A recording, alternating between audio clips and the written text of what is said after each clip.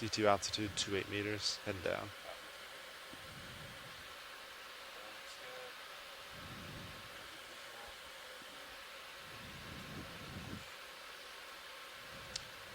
Yep, tether's blowing. Let's see. Off to the side, that looks good. Delta 19 looks great. Understood. Video has bottom. D2 altitude, 18 meters. Matches blue view.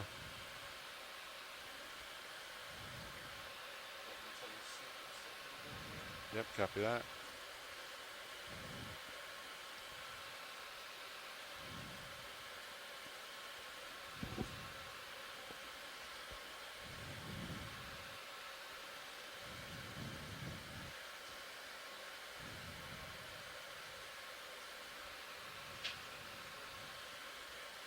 I'll just hold this for a little bit.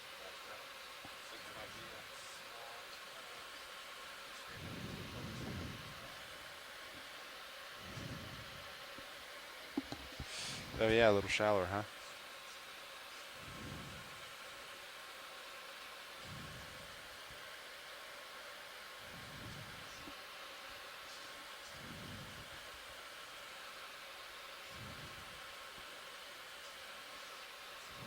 About 8 meters there, altitude.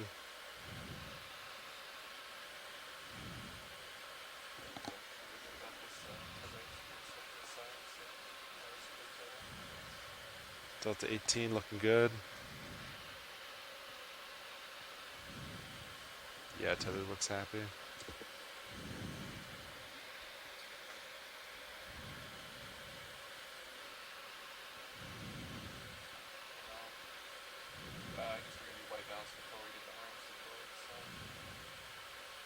Copy that, yeah. Yeah.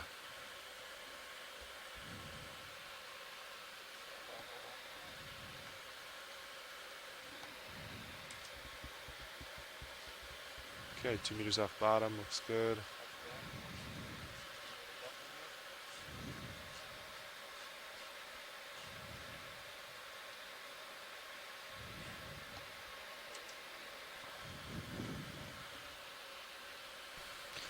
You know, I forget what movie it is, but there's a wonderful quote that says, "Don't you love it when you go to the bathroom at a restaurant and you come back and your food's on the table?"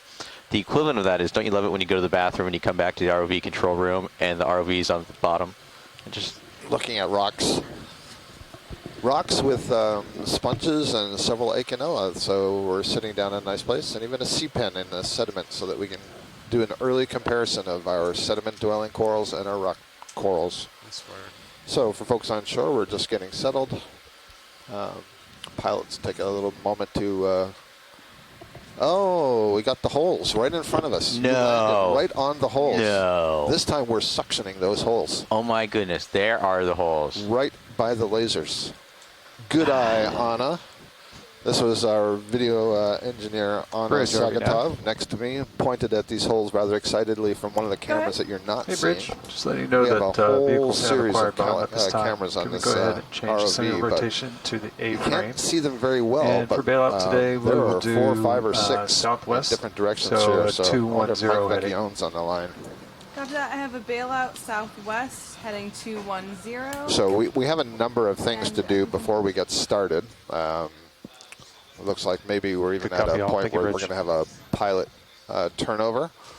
I'm seeing a lot of chatter going on in the front row. We usually get a sit rep as one pilot, and navigator and co-pilot comes on. They're updated on the total situation, how the vehicle is responding, what has been the science discussion, etc. So we will let that play out. I'm not sure if the camera balance has been done, the white balance, so we may have to do that. But then we'll get on with our dive, have a look at our fauna. But there's been a lot of excitement about these holes that we saw. Actually, I don't even recall what dive that was for. Our EC is here, Derek Sowers, expedition coordinator, and he's been paying a lot of attention to all the interest in these holes as well. So dive 4, we saw these linear progressions of holes, and here I'm seeing some linear. A lot of them are actually curved and over one another, so this is kind of interesting. And this is considerably shallower than the ones that we saw, which were at about 2,500 meters. And in the paper that Mike Vecchione and his colleague wrote, they were at about 2,000 meters, I believe. So we'll have a look at these ones. And Mike, it's my opinion that if we see any of these with really fresh holes, that we should suction in them after we get a good look. ROV, when you have a chance, can you turn the lasers on, please? They are on. They're up front there, yeah. Oh. Yep. We're about to conduct our white balance. Copy that, Take pilot. a couple minutes. Yep.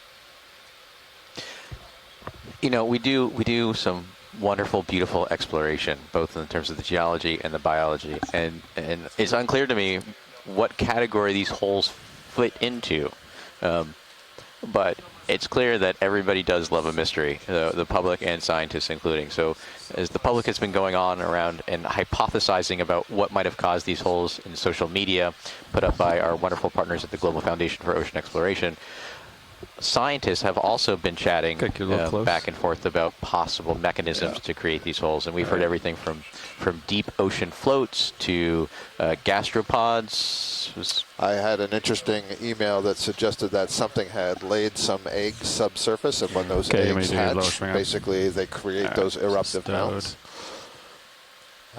Whales feeding in the bottom, beaked whales specifically that have a little bit of a quadrate sides to the beak. I'm going to bring this and they probe it into the sediment. Inboard a little bit. But of course, one of the things we're all interested in is how almost perfectly aligned these holes are, and the regularity of the spacing of the holes and the size of the holes themselves. And the shape of the holes. I will still say the angularity, the rectangularness. Right, I agree. I mean, my first thought also is that looks something man-made. But as Mike Vecchione has pointed out, and they did plenty of research when they were publishing their papers, if you look in the fossil record, there are also indications of similar sorts of features. And so this suggests that there's an organism that has been making these sorts of features for a very long time down here in the bottom of the ocean. Yeah, and that's important to appreciate. You know, we've just seen these over the last week and just kind of are, you know, espousing kind of our hypothesis. But Mike's been thinking about this for a long time. You know, he's been observing these for, what, 20 years?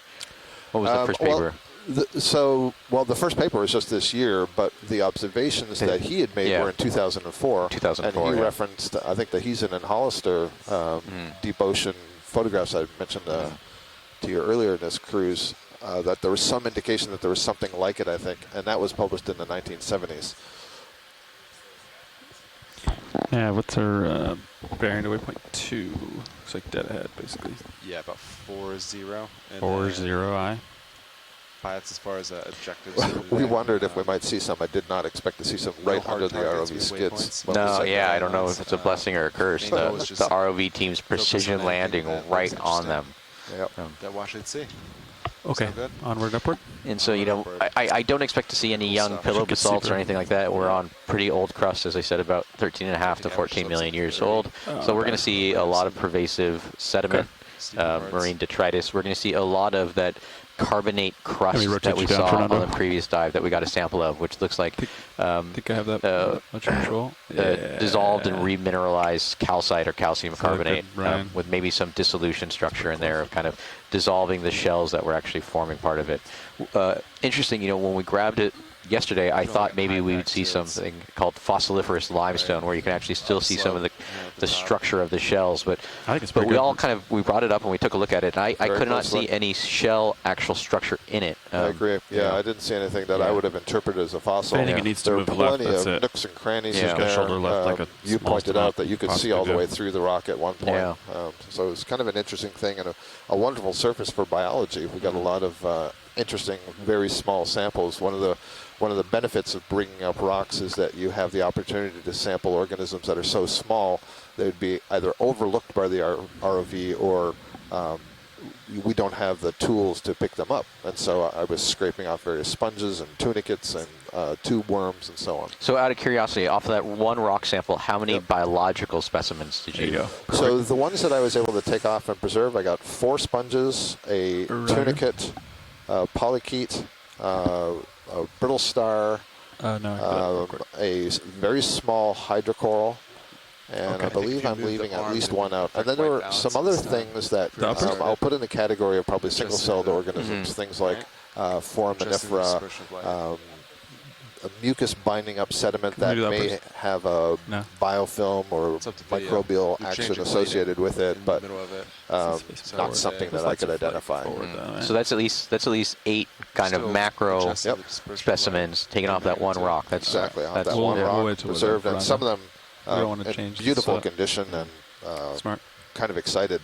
And one of the things I would love to be able to get is feedback later on what exactly was that? Is that something that grows into one of these larger things that we see, or is this a whole set of species that is very small?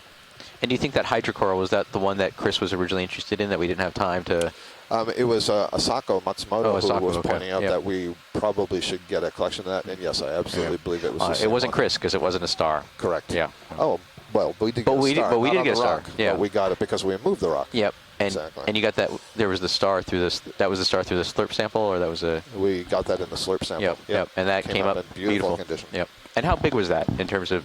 That was about 2.5 inches wide. Oh, wow. Also, the slurp sample, we picked up the rock pin, speaking of things on rocks. Yeah. And that came up in terrific condition.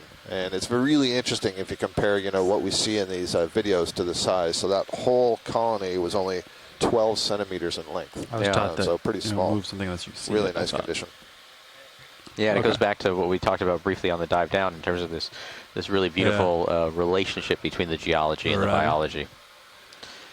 6 knots a Agreed. wind today.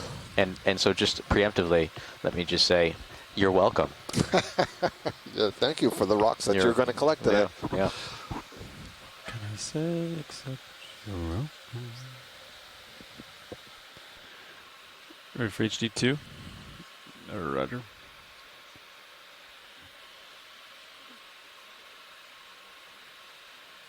It's the roll.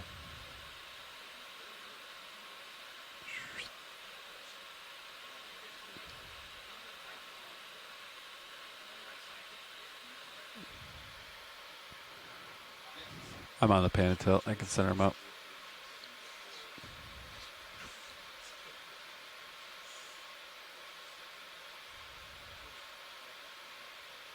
Yeah, I'll center you up as you get closer.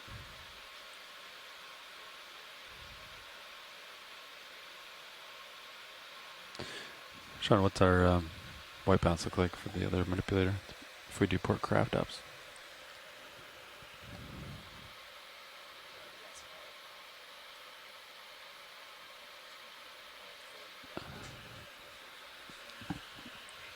Is that good, Brian? Okay, I'll leave it there.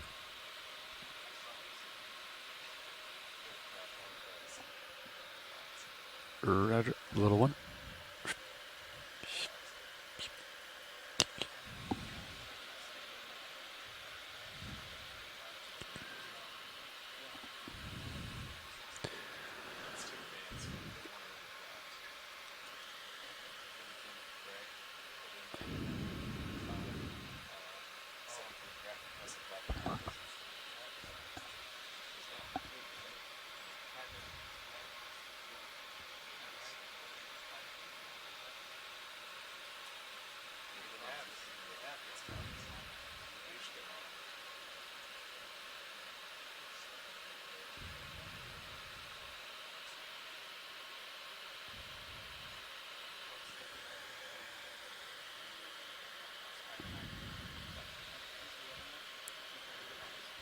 Yeah.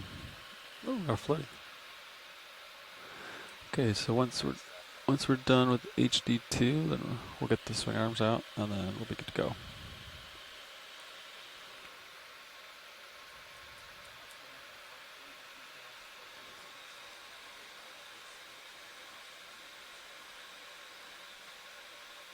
Roger.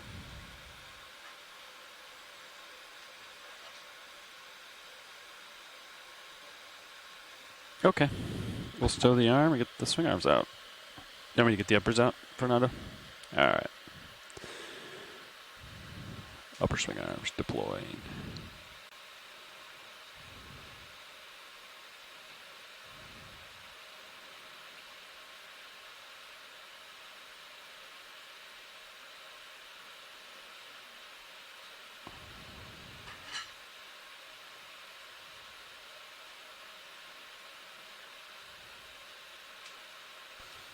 Now you can see all that dark black coating that's on that carbonate crust that we see. You know, originally I was thinking that was primarily iron manganese precipitation on that, but when we got a good piece of that back into the lab, I think it's actually kind of a mixture of degraded and biogenic ooze and decaying of some of that. Looks a little hot. That actually that organic organisms, that life.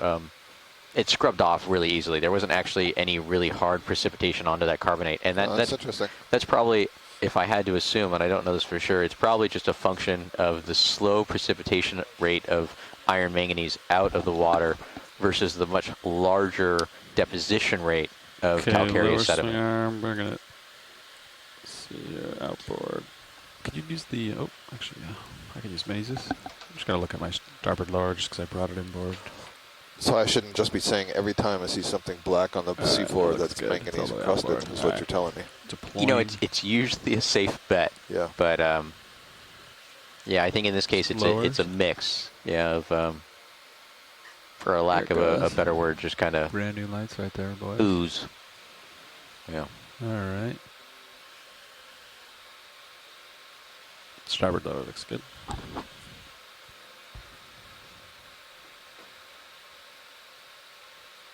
Yeah, I guess we can think about, you know, when one of those, like when one of those bamboo corals dies and falls over, right? It's got that internal calcite structure, right? But it's got that exterior organic layer, right? And that's going to attract bacteria, decomposition. Yep. One of the things we never. Yep. Go ahead, co-pilot.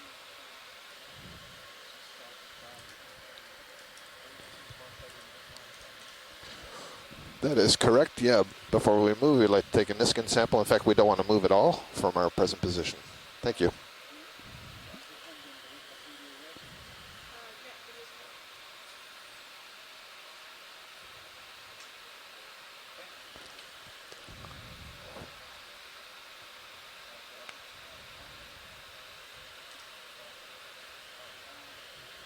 Oh, sorry, I just didn't disable. No. There you go.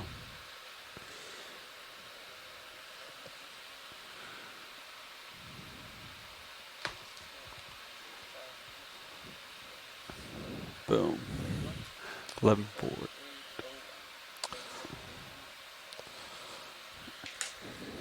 Water sample number 2 collected. Roger. Thank you. So pilots, you probably heard there's an awful lot of excitement about these lines of holes in the substrate. And what we're looking for, well, we want to just first let's survey it well. And then what we would like to see is if this line of holes, if we can tell that there's a fresher end, and if we see some holes that look like they're quite fresh, and by that I mean they're not infilled with some of the detritus that Ashton was just describing or settling from the water column, then we'd like to do a suction in it. ROV, do we have the ability to do a near downward looking kind of photo grid survey of a small patch of this area? Or this is as far down as I go. Okay. It's like at 47 degrees so down. So this particular one looks more curved than some of the others. I'm looking at the one, yeah, there's a couple of different lines. The laser, so are the lasers back on, pilot, or are they just off they're frame? just obscured because I was going. They were there? Yeah, here we go. Thank you. So, kind of walking down the line here. Yep. And again, you kind of just see how sharp and rectangular some of those holes are, and then it looks like, you know, they kind of fall, the surrounding sediment falls into them. Collapsing, and rounds them out. So I think, you know, there's a couple of things here. The fact that they're collapsing these ones says that they are relatively old, I think. And there's probably also a difference on the nature of the sediment, right? About how easily they would collapse versus how easily they would keep their shape. Scott, do you like this end here or the other end? I don't really like either end because they look a little bit degraded, but this one looks a little sharper to me. Would you agree, Ashton? Maybe we could zoom in on 1, 2, 3, like the fourth one down, the second one up from the skid or the bottom of the screen. Roger. I'm just trying to look at a fresh one that has nice sharp sides. Let's get a good zoom inside there. Okay, coming down. I'm seeing a number of other tracks also in the sediment that tells me there are other organisms that are moving about the top of the sediment surface. About to be some D2 tracks here.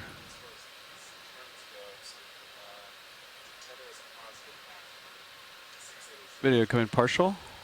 Let's see what we see here. Yeah, I mean, go look at these holes.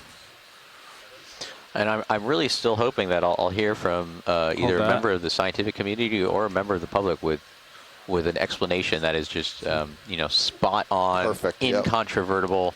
Can't be disputed. Yeah, it just makes complete sense because we've had a number of them, and they all, well, not all, but a lot of them have strong merits to them, but none of them are what I would say conclusive. Right. A little bit of weakness in various parts of them. Okay, these ones don't seem fresh enough to me to really give us that valuable information. So let's just sort of scan this whole area, right? Come out. See what we see. Some of those middle ones looked pretty sharp, but that's right. We don't know anything about these, so we're already starting with the assumptions that we think that it's making it in a linear track, but we don't know whether that it's starting at one end going another. We don't know whether it could be two of them meeting together in the middle. Yep, or starting in the middle, moving out. So. One of the things that was discussed in the paper that Mike Vecchione and his colleague write, I think it's Bergstad, and I apologize to the co-author, I really need to call that up so I don't keep saying just co-author, was that in the fossil record these holes were connected subsurface by a linear line. Maybe that's Mike calling in now because he can describe it much better than I can if it is. Yeah, I decided I couldn't stand it anymore. Yeah, there you go. It anymore, and I would go ahead and call in. Go for it, Mike. So we're going to turn this over to you. Please. Well, I don't think I have anything to say that you haven't already said, except that it's remarkable that you landed on them today. We're just that good. I've seen a whole lot of guesses as to what they may be, and actually some of them parallel what I actually think is going on here, which is I suspect this is something burrowing under the surface and periodically poking up, perhaps to get fresh water into the burrow as they make it longer 10 meters and longer. Just to get serious a little closer. Sure. Sounds good. You're looking So at, if we could find any kind of evidence of what's doing this, it would be really interesting. Now, some people have commented on the fact that the fresh ones have such well-defined sides around the holes. And I think that is an important characteristic also. But when we were talking about this the other day on the chat room, somebody, it might have been Les Watling, suggested that Alphaeid shrimps make openings to burrows that look very much like that. And so I Googled the shape of Alphaeid shrimp burrows, and I agree with them. Some of them have very well-defined sides where they poke out through the sediment. But of course, their burrow doesn't look anything like this. But I think that something under the surface that's burrowing and occasionally or periodically poking up to the surface makes a lot of sense. And there are a lot of burrowing animals in fauna out there that make traces involving holes that poke up through the bottom to the surface. We've seen these rings of holes, for instance, which I think also we don't know what makes them. But there's things like spoonworm tracks where there's a hole and then there's several traces in a spoke-like pattern around them. So, I know one of the things they do in shallow water with. Sorry, Mike. One of the things they do in shallow water with the thalassinacid shrimp, they will pour a matrix down into the burrow to harden and see what the burrow system's like. And I think Ashton suggested that wouldn't that be a great idea? Be able to have a subsea latex that we could inject into the hole to see if they are connected subsurface. Yeah. Do you happen to have any latex in the ROV's back pocket? Not today. We weren't anticipating this. But Mike, do you think it's worth to try and take a slurp sample in a hole if we can? I think it would be a good idea to try to suction up probably whatever you see as the freshest end of one of those lines of holes. That would be a good thing. Well, you're seeing some nice fish right now. Yep. And also there was a big shrimp as well. We settled on a good location. Yeah, I don't know if it would be successful, but I think it'd be worth trying. Yep. I was sort of kicking myself for not suctioning it the other day. I didn't realize the interest this was going to generate. And Well, we've been given another opportunity, so yeah, probably got to do it. Poseidon provided you another possibility. Right. So we got to find the yeah, and the it freshest turns one. out these are very common in some places. So it's not just a mystery. It's a mystery that's probably important, at least locally important, to benthic ecology in the area.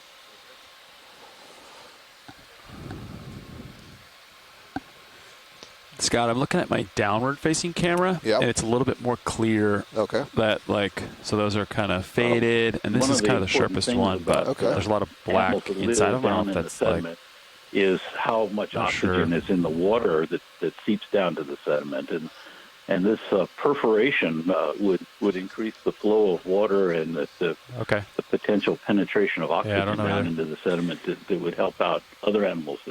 To me, it looks like it fades off down here. Yeah, that's an interesting the upper comment, and we do have CTD measurements of dissolved oxygen in the water, and so we could do a comparison of the oxygenation of the water at the places where we're observing these and where we're not observing these. I don't know if it would lend any insight, but it is another environmental control that at least we have. And we're looking at. I suspect that where we're seeing these. Sorry, go ahead. Oh, I was going to say we're now looking at another camera, and we can see what looks like maybe some fresher ones. So maybe these would be a good one to try, Scott.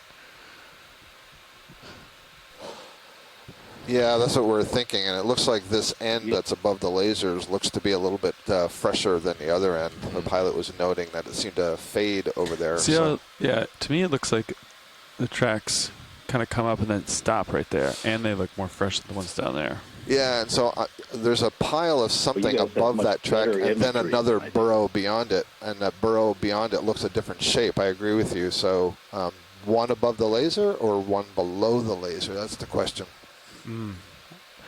Roger. Right? I think that's something that's just has drifted in and is sitting on top of a hole, right? Yeah, so I could reach above that one, and then kind of dig down and kind of scoop both of those two holes and kind of just vacuum both those holes, maybe. Yeah, the thing that's just above the laser. Yeah, I think I saw. Yeah, I think I saw a cnidarian on it, a polyp on it, and I believe that's something that's sort of drifted in. Yeah, so we can avoid that. So it's not part of the hole. Yeah. Yeah, that thing. So I'll go above that. Yep. And then dig down and kind of dig in that hole right behind it, and then kind of keep pushing through the sediment into the second hole behind it. Okay. Maybe. I can't believe that I just said don't collect that cnidarian. I know. Okay. So you got hydraulics up. I want this is what the holes will do to people. I want there to be a completely geological explanation for it. Like there's a. I'm just expounding wildly, but a subsurface crack in the crystalline basement, and then there's a fluid flow through it, and the spacing of the holes just so happens to be on the frequency of the wavelength of the fluid flowing through it. Copy. But that's me just trying to feel like I'm part of the conversation. Yeah, it would have to be something that occurs in many places. Canister one. Yeah, I imagine the sediment's going to kind of clog the filter, and then either we probably won't get anything. Bubbles. Bubbles would be another thing that could do that sort of thing. So you have to be quick. But they wouldn't create these kind of holes. Things. The other biological explanation is something that's going along above the surface and then poking down, perhaps feeding, like a shorebird does, poking its bill down periodically to try and catch things under the surface. Increasing to but I don't see any indication of tracks alongside these holes or Sulak suggested it might be a skate or something like that, which could swim along just above the bottom and not leave tracks. So that's still a possibility, but when we draw in, I think I'm going with the idea that there's something. There's probably a tunnel connecting these underneath the surface. Yeah, because the area around it, the area around it is otherwise so clean that it's hard to picture something moving above the surface that could be so perfectly aligned and not disturb any of the other sediments. So I tend to agree with you, Mike, unless it was a float. you know, Yeah, something bobbing, I can see that, but they're so perfectly spaced. I mean, why would it always be that spacing? I said it sarcastically the other day, but I think, I'm now really interested whether we could build a device that does, sub-seafloor casting, Pogo sticking like this? Well, no, I mean, like, can we build a device that does like a plaster injection into that? Because we do that terrestrial to model burrows of insects and small animals. You've seen those casts of ants and things like that. But I'm not aware of anyone who's tried it in the deep sea. Right. Grip force 8, but I did not grip force like full force on it. Just while we're getting set here. The problem, Test. Go ahead, Mike. Another problem with the pogo stick kind of thing is that these are not round; they are elongate, and the long dimension is always lined up with the direction of the hole, of the line of hole. Here? So if something, perhaps a man-made float or something with pogo sticking along, it would have to do it without any rotation at all, and it would have to come clear out and then go back down pretty hard, I think, to make the next hole. A lot of ifs involved in that explanation. Yeah, the pogo sticking of the float. To me, it would be that it's got kind of a spade-like end, and that might align with current direction. Right. But that's actually, I think, the antenna. So it would actually have to be inverted from the float. From the pictures of the floats I see how they float through the water column. So it would actually have to turn upside down, maybe, and then poke its antenna in, which is a little harder for me to understand how it would possibly do that. So. Okay, Scott, here we go. We're ready. So we're watching. We have 1,000 suction. Okay. And I'm going to go just aft, past that. Yep. And then I'm just going to kind of dig into there. Yep. You can see how loose that sediment is. And here on board, we're also watching a canister, and we're seeing that fill up now like a little dust storm. So that was the kind of the first hole there. I kind of dug in and vacuumed. You could stop the suction. I'm going to drop that chunk out. Is that the chunk that was sitting on top? Yeah. Yeah, that looks like an old coral skeleton. Yep.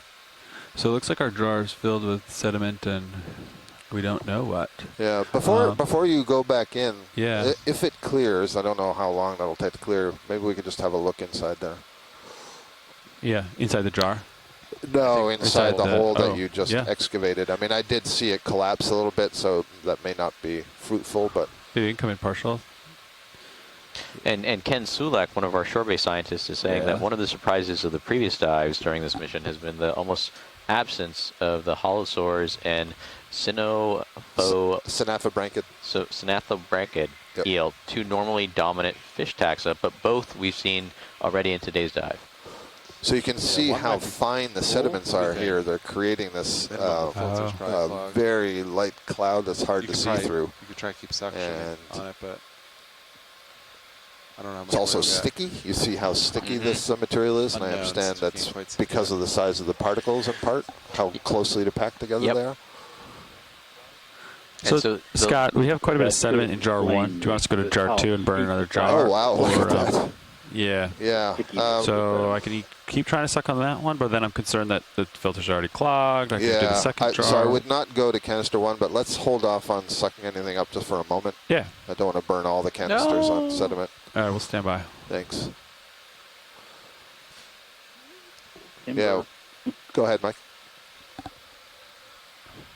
Oh, nothing. I was just watching the side collapse. Oh, timber, you say, yep. Yeah, just that short suction there. We filled one of the canisters, and I don't recall ever filling a canister. That's you can see the layer impressive. of sediment kind of building up on the bottom of that canister. Yeah, I think it's going to be difficult to answer the question this way. I think it's going to require just luck and seeing something poke up when it happens. I'm sure there's some biology. Maybe we will. Right. It's a good question, and I wasn't even thinking it was a sample. I haven't labeled it myself. I think we now have the ability. Yeah, we have a geology pull down, so let's just call it geology sample. Yeah, Mike. I definitely appreciate it. It's going to take a bit of luck, but I would argue we've been lucky already in that we dove right on one. So let's. Sure. We're not on land. We can't buy any Powerball tickets. But we've got our own geological, biological lottery right here. I'm certainly not seeing anything move out of this area where we just suctioned. There's probably not as... We're gonna exhale on jar 6 to clear the hose of what was in that area. Yep. That's a. And the other assumption we're making is, we say these look fresh, but we don't have any real time process or time scale in terms of what fresh is. Is fresh something that was in place a month ago, a day ago? I think the current might clear.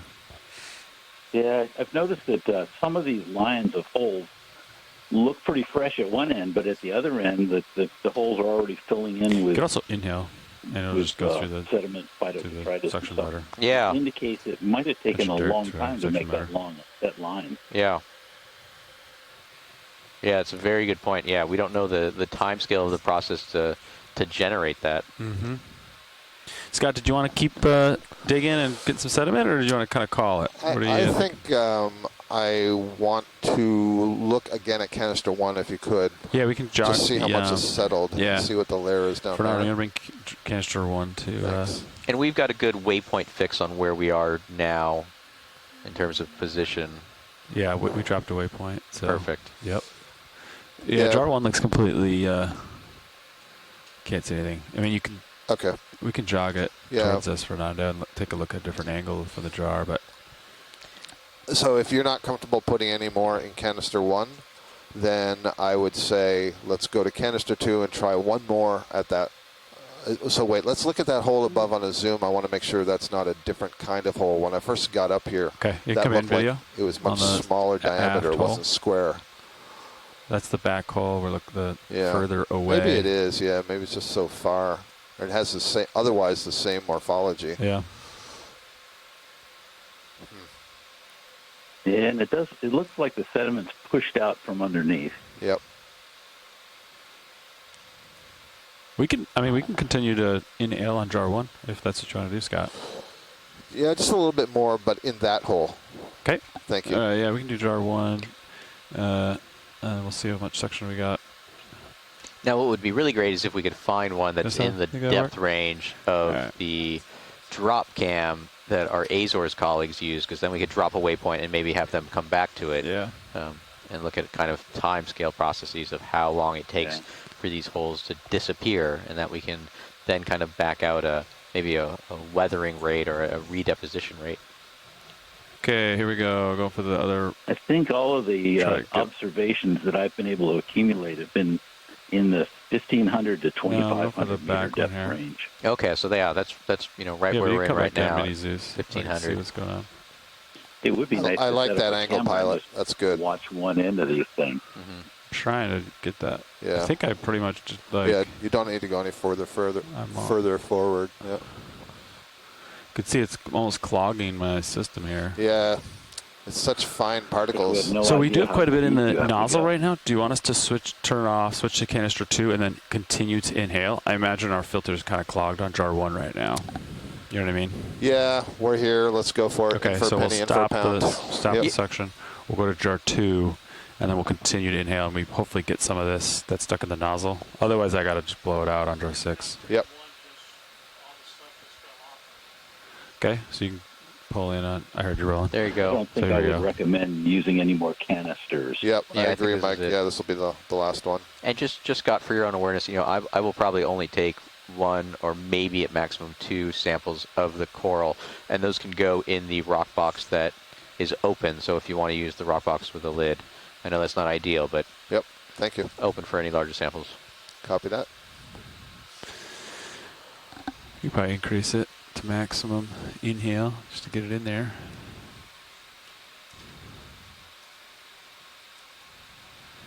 We really made a mess of our suction system today. I was going to say that suction sampler's been through a lot. Yeah. Okay. I don't want to hog the dive, but I think probably secure the suction and around much longer on we'll this. go to jar 6. Keep an eye on these things. Are you going to come in when they're around I guess, and look for any kind of activity that involves them? That would be okay. Will do, Mike. Yep. Approach at this point. Yeah, I think this is time that's been well spent. There's been a big interest both from the public of it and also just the scientific inquiry. So this is exploration, Sure. definition. Okay. And who knows what we'll get in that sediment All right. sample. We're going to clean out the suction hose, so we're going to get a little bit of. We're on jar 6. We're going to clean it out, then we'll move on. Copy that. All right. Yeah, I don't envy you tonight digging through all that muck that's in the I don't envy Scott either. Well, digging it's through all that okay. I muck. recorded as a geology sample, so it's Oh. Ashton's problem. No. Yeah, too bad there are no sedimentary Okay. geologists at Watchlake right now.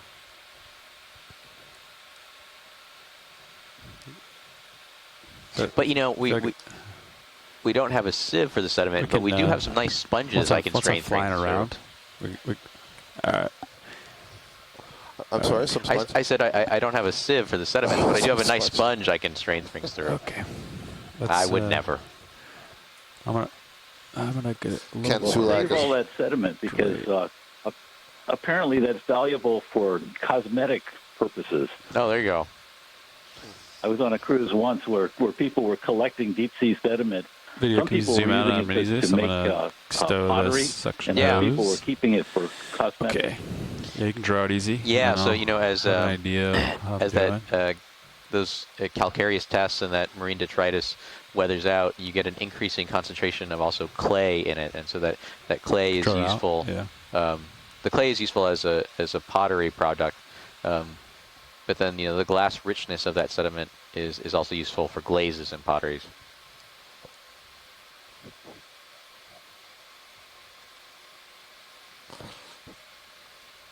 Well, stoke the mystery a little bit more. Well, thank you for trying. Oh no, thank you, Michael, for chiming in. And I think we're all curious what's in jar number 1. Yeah. Yep. I feel like we can all take bets on what's in jar number 1. Clay. I think I'm going to hang up at this point and just go back to the chat room. all right, All right, thanks, Mike. Maybe we'll get a cephalopod later. All right. Okay. I'm looking forward to it. Arm is secure. There Co-pilot. goes a bristlemouth. Okay. Yeah, there's Onward. plenty to see around here. All right. Bye.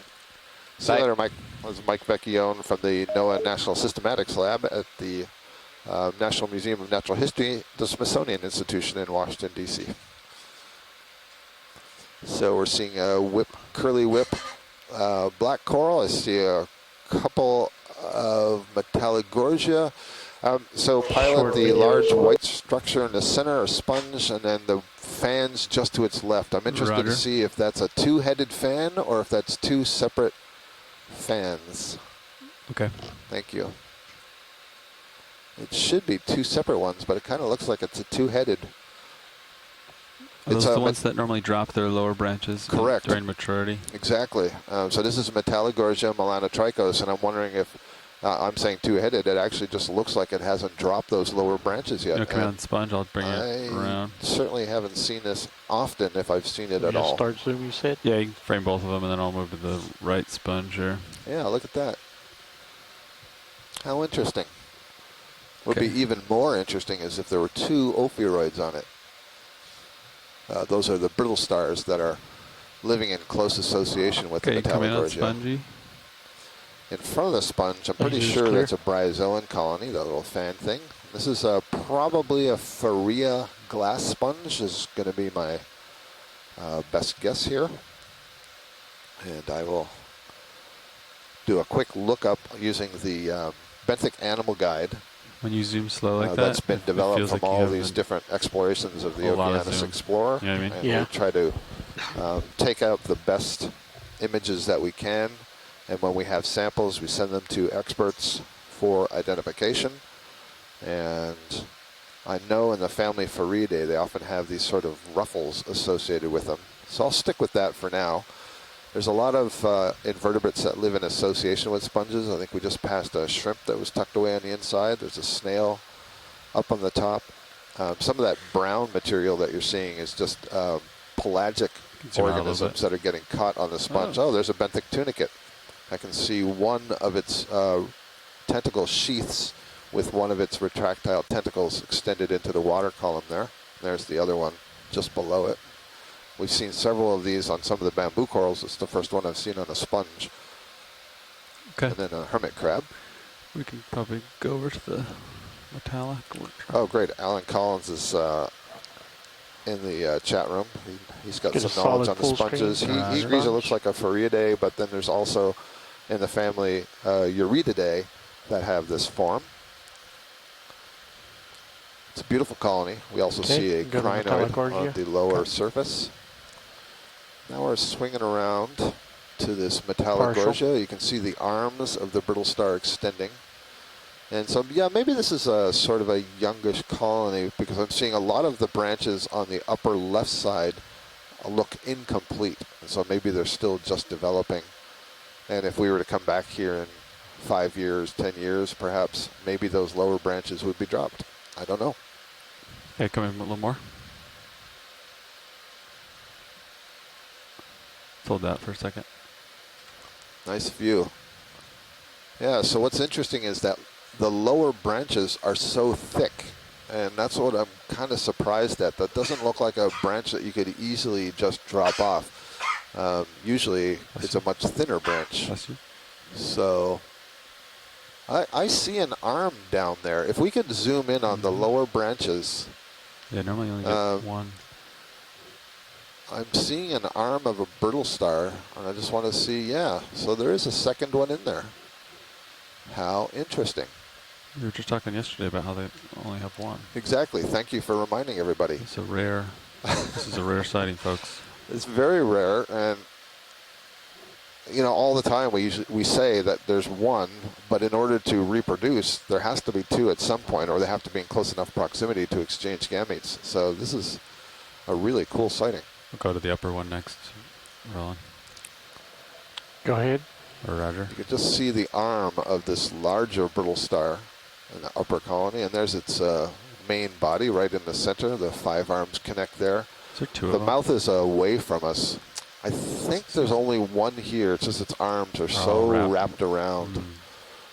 Just seems like a lot of arms. And another thing you see here, there's a lot of skeleton sticking off to the left with very few polyps, but there is a coating of tissue on them, so they're not dead. Can you slide so any more I'm just left? wondering if they're still developing.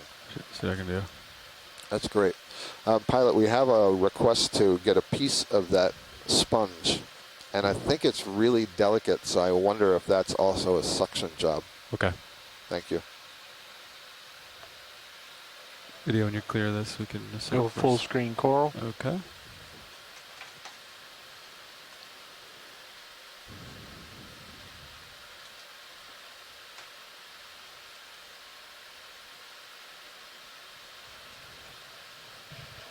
Okay. Roger. All right, I'll set up for, said it was fragile, so we might be able to use the suction nozzle to... Video swapping back. Okay.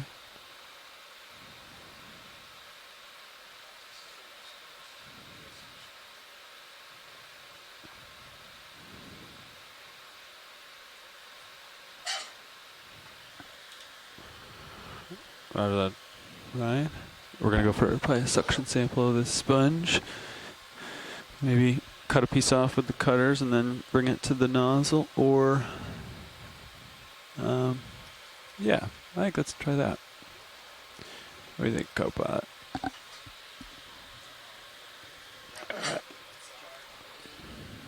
And then if it doesn't work, then we'll use the nozzle to break it. But all right, how do I?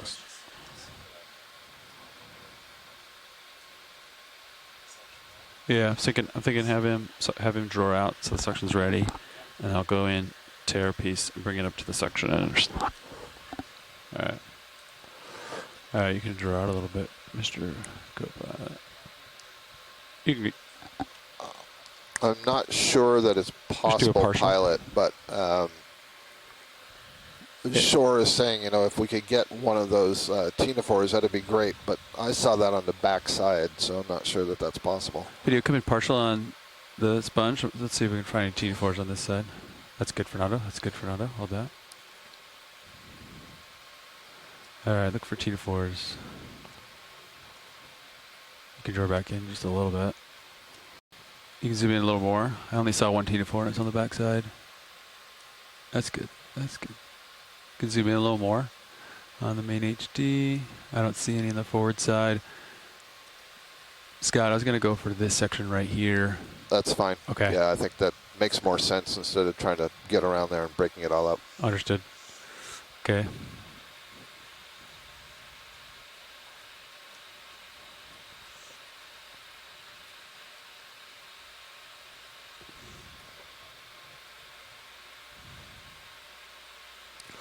Les Watling came on the chat room, and he also says 2 heads and 2 brittle stars on that Metallogorgia. Crazy. Manuela Ramos also says exactly. Never seen a Metallogorgia like that. Yeah, let's zoom out a little bit so I can kind of see what my draws are doing. Yeah.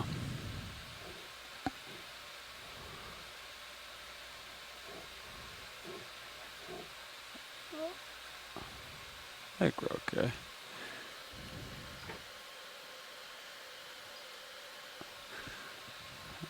Do a grip test here. Yeah. Just gonna go get some of the tag on and then bring it up to the suction nozzle.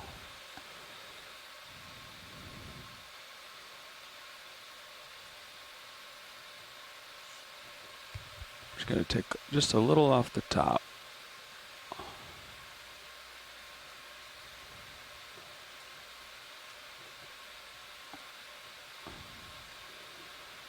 Tina force back there. We'll see if it gets it.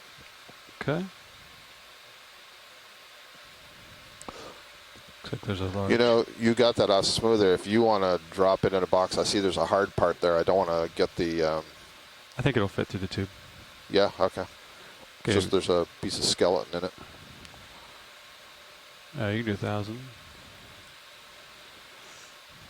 All right. So I'm just gonna get really close to the end of the tube and then give you to 1,200. I don't think more suction is gonna hurt anything, so I just don't want to lose it. All right, I'm gonna easy open here and see if it comes in.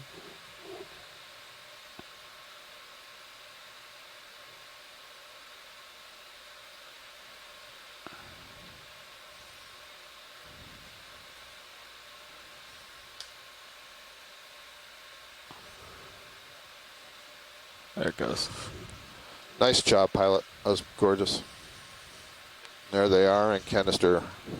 3. Right. Okay, we took 2 sediment samples. Did that big chunk make it in, Sean? All right, good.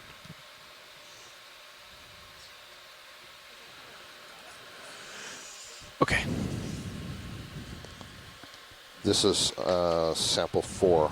The 2 canisters were both 3. Thank you. You can draw in when ready.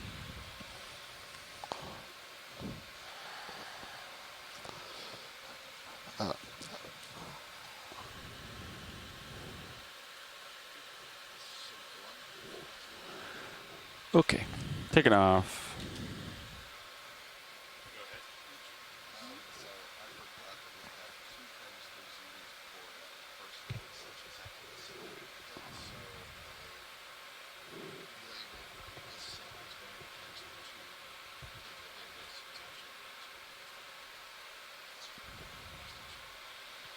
Pushing ahead easy. The Metalla. Okay, so let's get just a quick view of this coral that's just coming in below the lasers right now. Lasers are on it. I think that this is a black coral Leopathes, but we'll just verify that with a video can snap to verify view. ID. And sure enough, one of the things I look at is it's kind of this wiggly, thick main axis to the skeleton, and then very small side branches, tiny little polyps. And coming in closer video. Unlike a lot of black corals, this skeleton is actually quite smooth. That is, the spines are quite short. Remember, black corals are also called thorny corals. The spines are quite short, and they're prevalent on the small branches, but on that main axis, they've been. The number of layers have been put down for whatever reason. That axis becomes quite smooth. Thank you for that, pilot. Yep. Okay, we can let it go video. Keep moving.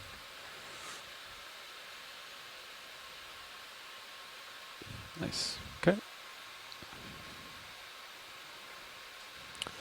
And this is a really old sponge. I'm not 100% certain, maybe the sponge folks I'm sure can help me. I'm not 100% certain if that's two sponges, a yellow one growing on a white one, or if it's one large yellow one where the whitish brown is dead. So I'll have to get some input. And there's a crinoid growing on the top of it. We've seen this crinoid now several times. This is a stalk crinoid, so it's in the echinoderm, related to the sea stars and the sea cucumbers and the brittle stars. And this particular type of crinoid grows on a stalk that it produces itself. And each time we've looked at it closely, there have been other organisms that are living on the stalk, basically fouling. And I can already see it's kind of fuzzy up towards the top. And once again, it's covered in this hydroids that I've been referring to as snail fur. I believe that's the family Hydractinidae. And for comparison, I believe there's another crinoid, and I can't tell if the crinoid is on the rock face or it's on the lower part of the stalk of the stalk crinoid. Now we're looking at the sponge. Zoom out a little bit. Let's find the white interface. Should be to the right. I'm going to bring her over. Yeah, so you can see all this, the brown stuff is the sediments that are moving through the water column, maybe being stirred up off of the bottom. There's mucus that the sponge produces, and so the combination of the mucus and the sediments and then all the gelatinous organisms in the water column get kind of caught up on the sponge. And if it can't wash it away, you know, those cells will die. So here we have a nice interface between the white sponge and the yellow sponge. And the question is that two sponges competing for space, or is this one sponge that has two different color morphs? My left toe stirred up a bunch of dust, so yeah, we'll let it go. Next video.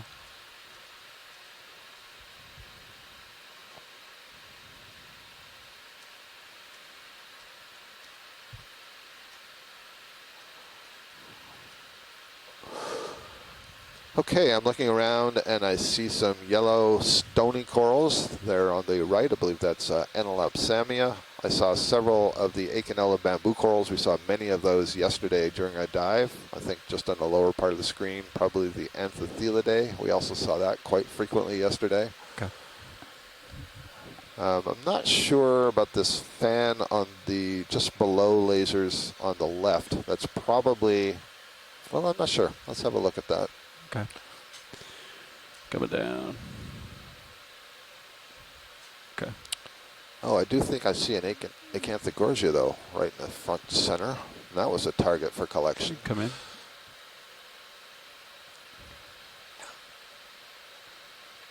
There we go. So this is another scleractinian, which means it's a stony coral. And the top of it is dead. There's some other colony that's growing out perpendicular to it. And then the color of this colony, I'm not exactly sure what it is. If it's a different species of Enelopsamia, that's quite possible. All the polyps are on one side of the skeleton, and it's very flattened skeleton, planar. And so that's entirely possible. The yellow stuff looks like, I can't tell if it's hydrozoan or if it's bryozoan. I think it's bryozoan. So I think the yellow is a bryozoan colony that's growing off of some of the dead part of this colony. Rian Waller, who knows a lot more about scleractinians than I do, says that this is a sickly-looking Enelopsamia, where Enelopsamia is the genus name. And there's a very small crinoid there. This is the other type of crinoid, the feather stars, the Cachalotes. They don't have a stalk, but they feed in the same way, orienting those arms up in the water column to capture food particles. And then Pilot, before we came in on this colony, there was another one in the foreground, much smaller, wispier, right there. Bingo. That sort of brownish one. Roger. Thank you. I'll center it up.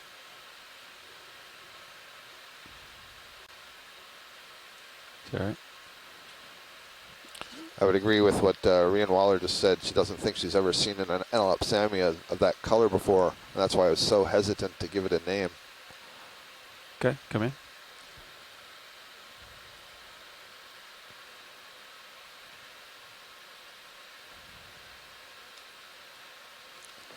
Yeah, so this is an Acanthogorgia, and you can see around the tops of these polyps, they look kind of spiny, and that's the characteristic crown of thorns. So this was a collection target the other day, and we also heard from James Aubrey that there may be 2 different species here, and that none had been collected at this depth in the central part of the Atlantic, I think is what he said. Maybe they were collected from shallower in the northeast Atlantic. So, pilot, if we can get a snip of this. Roger. Thank you. This is another one I think that would lend itself well to a snip and slurp if you want to do it that way. That sounds good. Thank you. James is in the chat room now, and he said this actually may be a 3rd morph compared to what we've seen in our earlier dives. Looks like your hydraulics up. All right. And get the jar ready.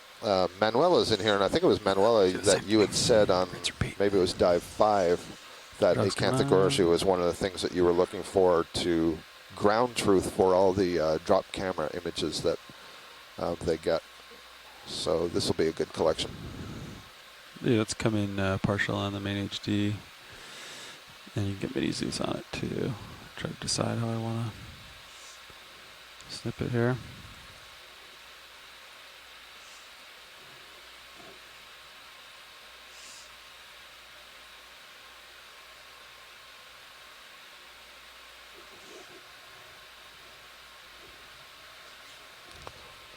James is saying yeah, that you come a little tighter. Much smaller colony than I thought.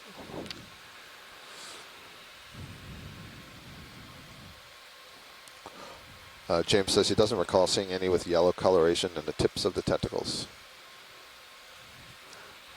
Let's see. Scott, is it worth sampling what it's attached to and then kind of leave it more intact and put it in a bio box with all the... If that's easier for you, that's a real bonus for us because... I can bump what it's attached to and kind of see, get an idea if it moves. Yeah, if it's something that... It's a lot smaller than I thought when I first saw it, so... If I just take the fingers and kind of very gently touch what it's attached to, might give me an idea for... might just be like a rock that has business. Just a rock? Yeah, I think it's a rock that has stuff on it. There you go. Okay, so I could. Yeah, let's make sure that it's on that piece you just dislodged and not behind it. Okay. Now that rock is significantly coral-like. Yeah. And lighter and whiter and not covered with kind of the decomposition of organic material that we see around it. And if I crush it and it drops, then I can just pick it up and suck it up. Understood. I'm going to try to keep it intact for you, Scott. Thank you. I'm going to guess that rock's pretty hard. I'm also going to guess that it didn't come from I'm trying here. to go first 3. All right. So if you want to prep the port side for me, Fernando. No, not yet. Okay. So I'm just going to try to get my jaws under it. And then easy close on it. It might be really brittle and it might just crush. But it's just such a small colony. And it might be so small it falls between my jaws even. But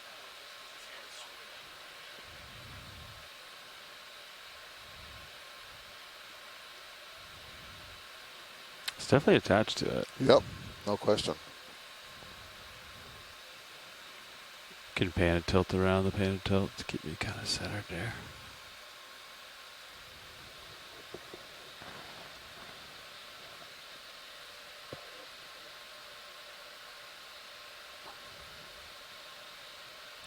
You can probably see. You can open the drawer if you want. I think jaws are opening.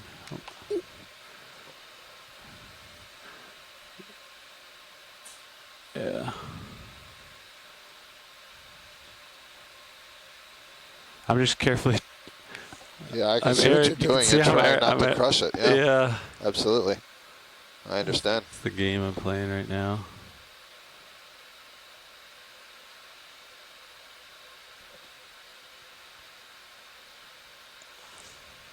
You got port side ready to go?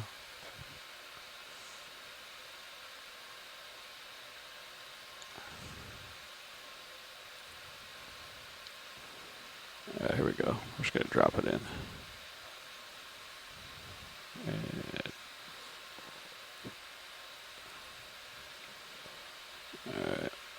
that was beautiful, Sean. Nice work by pilot there, and it testifies to all the hours that they spend working with this manipulator arm. I've seen them on the deck picking up little cups of water and tennis balls and various other bits and bobs. Great collection, and so we actually got multiple corals there, which will be really nice for future identification. As I said, the scientists at the University of Azores are doing a variety of studies on the communities that live on these seamounts and island slopes, and very often the tools that they're using don't have the capability for picking up samples, and so we make our best guesses that we can, just the way Ashton are doing from what we see on the video, but having a sample on hand means a lot. It means you can put an actual name on it, and then you can go back to the video and more accurately quantify the biodiversity. Scott, did you want this kind of bluer one here? You can snap it. Just kind of caught my eye. Yeah, so we've seen this now on a couple of the dives, I guess 3 dives at least, I think, that have been in this depth range between 1,500 meters and 800 meters. And it's really interesting. We know it's in the family Plexauridae, so it's an octocoral. You can see that is a colony. It has several polyps. Each of those polyps is a set of tentacles, and there's a mouth in the center of those tentacles. So each of those is a feeding structure. Each of those is also capable of reproduction. The interesting thing is that it is unbranched, and we are not used to seeing plexaurid octocorals that are unbranched. I believe it was dive 1, not certain, but there was an earlier dive. We saw a plexaurid of this color that had a very long stalk, and then the branches came out near the tip. So my suspicion is that this is just a younger stage of that coral, and we did make a collection of that, and now we've been seeing them several times, and so we know that it's not uncommon. Very interesting set of tubes on the base there, probably built by a worm or possibly an amphipod, which is a small crustacean. I'll get you a full specimen video. There you go. It's a beautiful color, of course. Can I get 10 meters towards waypoint 2? If you're good with it, co-pilot. All right. Copy that. That would be. Go ahead, survey 050. Yeah. Okay, we'll do.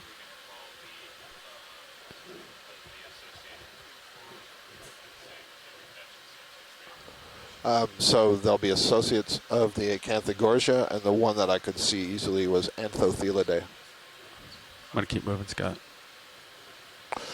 Let's have a look at this tall colony, the bottle brush, on the left side. So this is going to be a Chrysogorgia. I'm not sure that we've seen... Oh, all right. Oh. Cue the shark. Yeah. We saw a cat shark yesterday. Yeah. Can't tell if that's the same or if that's something larger. Has that same sort of really pointy snout. All right, let's go for shark. Here we go. Dum, dum. Dum, dum, dum, dum, dum, dum, dum. Oh, he's coming right at me. There he is. He looks like a happy little shark. He does. You have any splash lasers on him?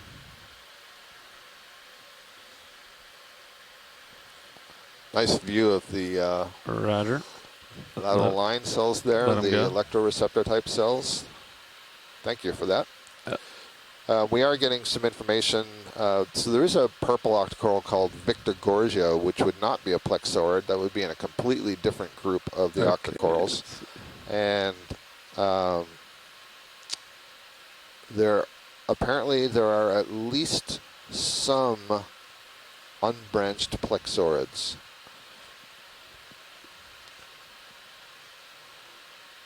So we'll have to learn more about that, get some more Oh, information. you're watching the shark?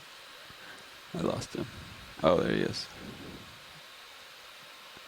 Yeah, shark's playing with us. He's up there somewhere. We'll let him go. We'll go to the bottle brush.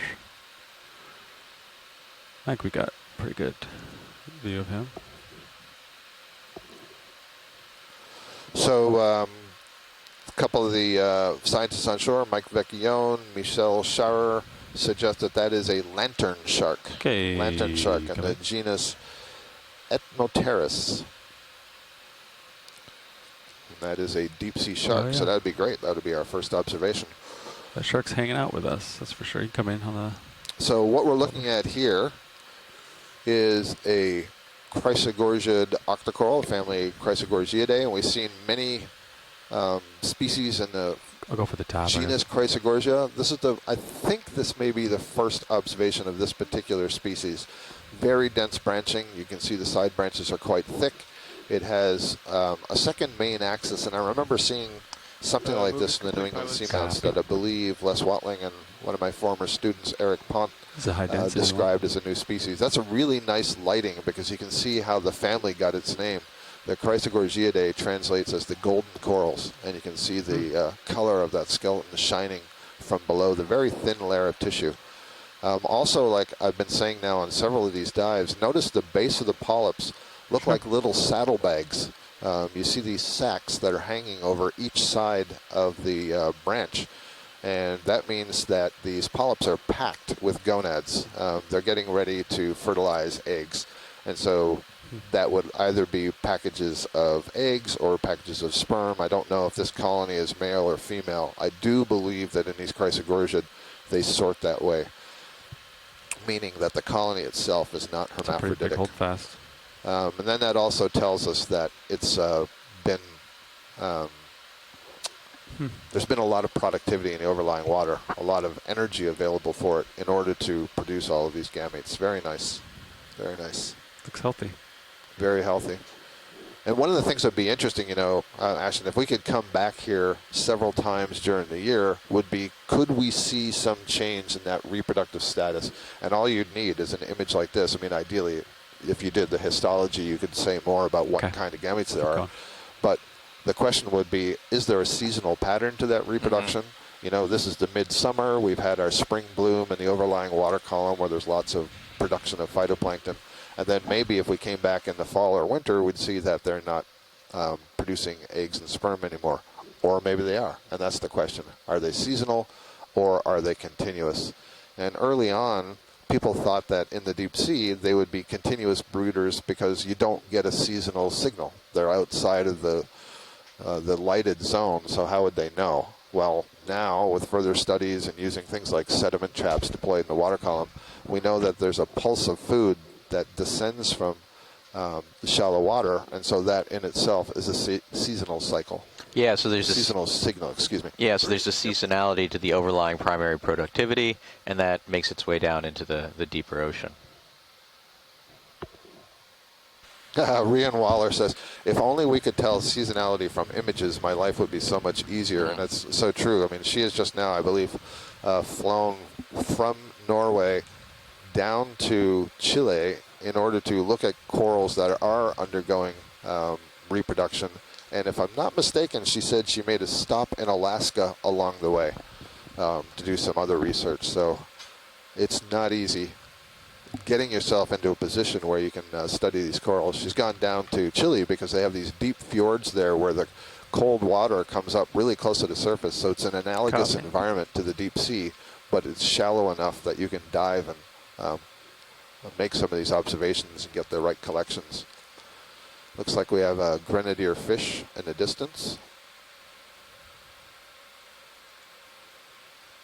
Yeah, and I just want to specify to everybody that I'm offering hypotheses and making predictions. I'm not saying that there's seasonality here. I'm saying that if we had the tools, we should come back more often to find out, is there seasonality? Or is it just a continuous reproduction? Or is it just, maybe it's aperiodic. It's when we can get enough food to make the gametes, we will. Maybe we can have a look lower left. There's some kind of feathery-like, kind of sad-looking colony. It looks like a Bathypathes from a distance, but also very pale in color. I'm pretty sure that's the same grenadier that we have been imaging on several, the fish I mean, several dives now. It's got that really pointed snout. Partial zoom video. I think it was a Coryphaenoides. Are we looking at the one on the left? Yeah, the one on the left. Okay. So it's actually an Iridogorgia. It does not look healthy. The color is just not right. And I'm wondering if there's not even any polyps left, or I can see actually a few. So that's the size. Let's come in video. Actually. Yeah, this is an Iridogorgia that's on the way out. Okay. So it's mostly dead. You can see the skeleton is there, and it's kind of shining. It's sort of gold color. It belongs to the same family, Chrysogorgiidae, as that Chrysogorgia we just imaged. But it's mostly now covered in this material and sea snow that's drifting through the water column. And there's only a couple of side branches that actually have live polyps on them. So there you get a good idea of what the skeleton looks like when the tissue is removed. There's one amphipod there. And if you pan upwards, pilot, you will see that there are a couple of branches We go up video. that have living polyps on them. Copy. There we go. There's some right in the foreground. So 1, 2, 3, 4, 5. I only see 6 there. And then notice these do not have those large saddlebags on the side, so these don't seem to be undergoing reproduction, and that's not a surprise. They're probably just trying to hang on and survive. And if we go a little bit higher up and on the right side, I think you'll see a couple of other branches with some polyps. Copy. Going up. Yep, there's some more. Yeah, right so there. just a scattering. So, you know, this may be a senescence thing. We don't know how long these corals are able to live.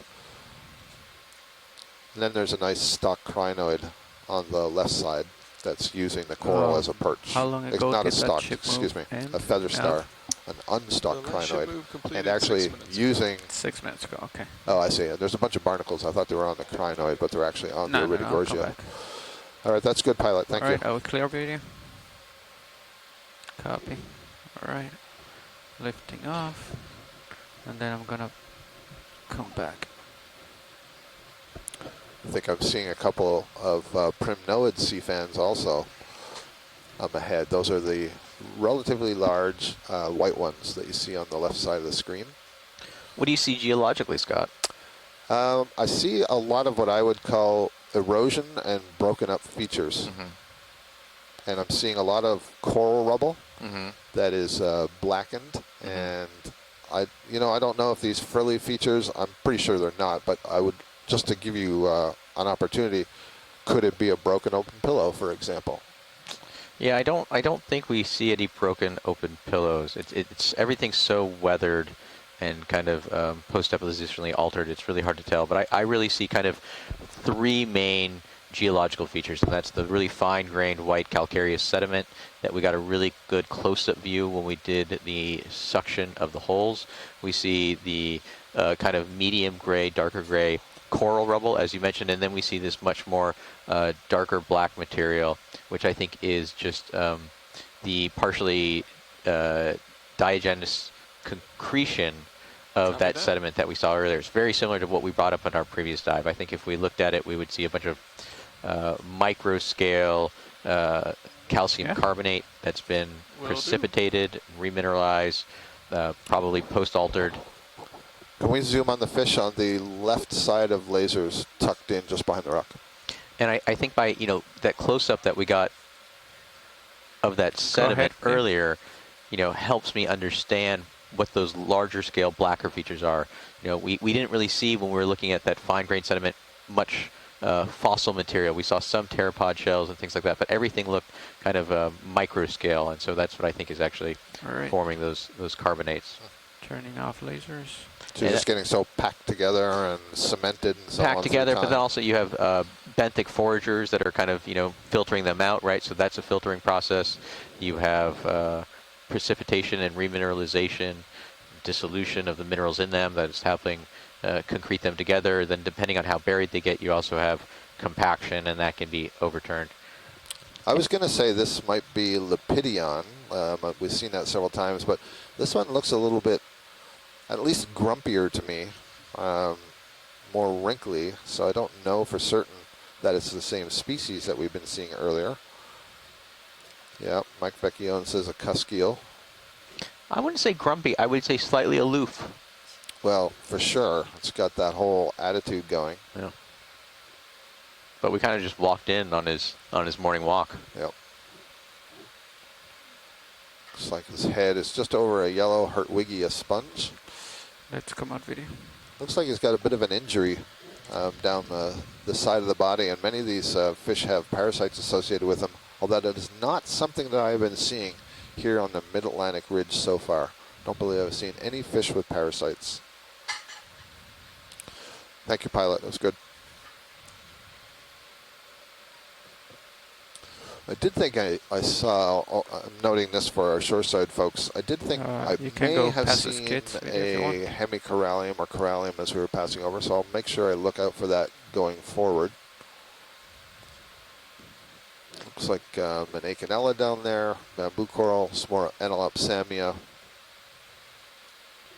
So I should note, we landed basically on a small ridge on a bigger, what would you call this, a mound, topographic high, part of it. Sorry, I'm looking at the 3D perspective. So if you look at the overall dive track, we're on kind of a cone. And we're on a small side ridge on that cone. And when we landed in a relatively flat spot. And as you can see, the slope is increasing. And probably 100 meters or so upslope, it's going to get even more steep. And so it'll be interesting to see if there's a transition in the community. So let's get a look at this upright stick, this whip right in the center, please.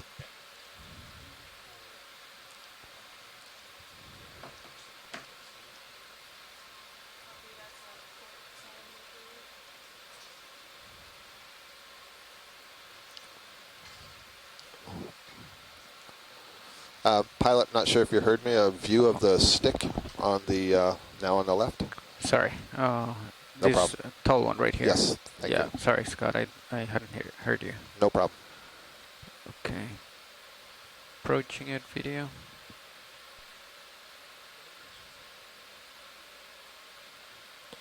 This is almost assuredly a bamboo coral, unbranched, or at least so far unbranched. I've talked about this several times during this expedition. I think there's also a bramble in the foreground. We'll look at that next. But the question, of course, is these are all snapshots in time. Okay. And so it's possible this could begin branching later in life. They live for a very long period of time. And turning off lasers. Our best understanding is that there are some species that never branch. Okay. And the difficulty is sorting out what are we seeing, young versions of ones that haven't branched or actual unbranched ones. And so you have to look at other characteristics besides just the gross level of there's a unbranched bamboo coral. You need to look at some of the details of the polyps. So they're at least very dense, these polyps. I can see some very prominent needle-like spines between the tentacles, and the tissue itself is relatively opaque. It's hard to see through, so that's a good characteristic. In fact, as we go up here, I can't see any of the nodes because that tissue is so thick. Oh. So that's good. Thank you. I lost my footing. And then just in the foreground, lower on the rock, there's some very wispy, it looks like a tangle of very thin branches. To the left? Nope, just keep going straight down. It's right on the bottom of the screen there now. Yep, bingo. Go ahead, video. So I think this is another kind of bamboo coral, one we call the bramble bamboo, although that's just a sort of a descriptive name and covers several different species. But we'll just get a verification of that. It's like right between my toes. So yeah, it's pretty small. I can already see that it appears to be branching at the nodes. Yeah, if you can tuck down any lower on it, that would be valuable. okay, Polyps are retracted, so that's actually pretty good. I'm Let seeing me back that up it a looks little like 2 of these sclerite needles are longer than the others.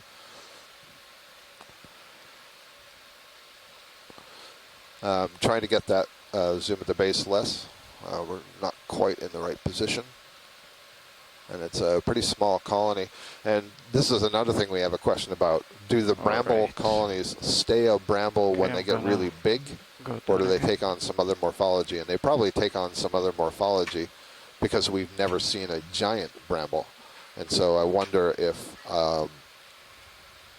some number of branches become the dominant growth axis. Okay, go in video. I suppose another alternative is they never grow large. They always stay in these small little tangles. And then where exactly do you want to zoom in? To the right, and just sort of go into the mass. So not the tips. Yeah, keep going like that. Maybe a little bit higher to the right. Okay, that's good actually right there. So let's go in a little bit more. Just go a little bit right and stop there. Don't zoom anymore. A little bit right.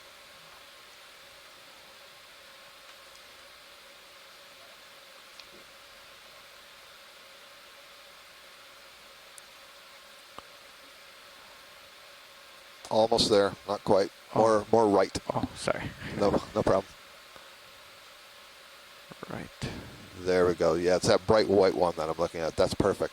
So that is definitely branching from the nodes, really thin. You can see that different branches appear to be anastomosing, which means when branches come back into contact with each other, they kind of merge, the tissue merges, and so you get this weird branching structure. And I'll just point out while we're here that the white thing on the far right is a bryozoan colony. And I'm pointing that out. We're done here, pilot. Thank you. One video's happy. I'm pointing that out because the bryozoa is a completely different phylum from the Cnidaria, and yet it has very same growth morphology. And all these organisms are responding to the fact that they are getting their food out of the water column, and there are some, how would I put this? There are some morphologies that are well adapted to getting up off the bottom and getting a current flow and being able to capture that flow. And one is to create a fan, so you can spread out those feeding structures. You create a baffle, so as the water passes through it, it sort of spins back on itself and slows the current down so you can grab the food. And then having some tentacular-like structures that you can reach out and grab. So that's one way of doing it. Other organisms may put out a mucus net. And then there are things like fish and whales that swim through the water column, open their mouth, and basically create that filtration system inside their mouth.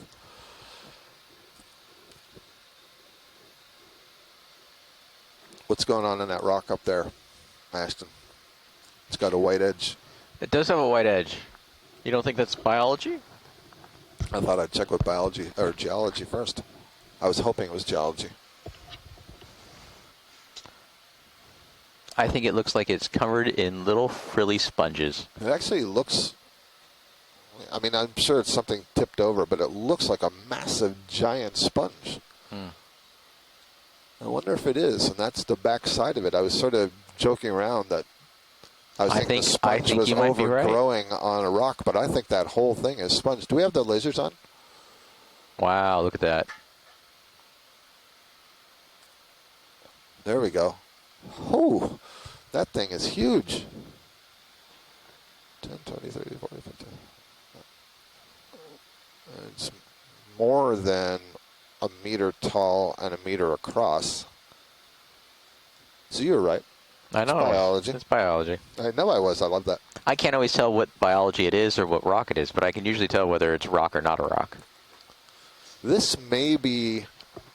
No, it's probably not the same as the one that we sampled earlier today. I don't think. Full specimen right here. I don't know if it's the same. I don't even think it's the same as the amphitheater one that we sampled earlier. Like, video of the. And is that secondary organisms encrusting the inside of it? Yes, it is. There's lots of stuff overgrowing from other kinds of sponges to octocorals to stony corals. There's maybe even a large snail in the center. There's several echinoderms, both cyanoids and ophiuroids. Is the snail that spheroidal? Yeah, the spheroidal kind of brown gold color. I'm gonna try to do it. Brian Waller says this sounds like a game show. Rock or not a rock? Rock or not a rock? Ready for some fog lights, pilot? Yeah. Fog lights coming on. Even an Acanthogorgia up on the top. Fog lights. And it's amazing just how delicate those exterior structures are. I mean, just slightly. You would have thought that this was rocky as we're going. And look at the wave. You described something the other day as sheet-like, and that's kind of what it reminds me of. The sponge? Yeah. Okay, sorry, video.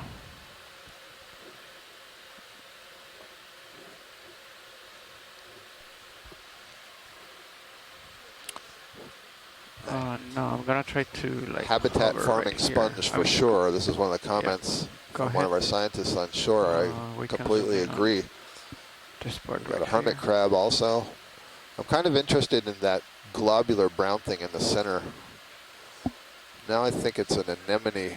Oh no, it's a sponge. It's another kind of sponge. How about that? Here's some dead cup corals in here. I mean, this has been growing for a long time, so it's probably a mixture of stony coral and sponge together. So I don't think the whole thing is a sponge. You can see how diaphanous it was. I don't think it would support all this other stuff. Yeah. You can see that all this branching. So I'm not sure if this is a very old Selenosmilla or probably that more likely that than it is Ophelia. But so the underlying scaffold is an old dead stony coral, and then you've got this massive sponge on top of it, and then you've got all these other organisms growing on it: crinoids, ophiuroids, the brittle stars, octocorals, hermit crabs. Just naming the things as they're passing by. Rian Waller notes that, you know, there are several cup corals in there as well. So we have solitary corals on top of the colonial coral. Here are some, there's an Acanthogorgia on the left. What's going on this crinoid? It looks like there's a couple of snails maybe feeding on it. That's interesting.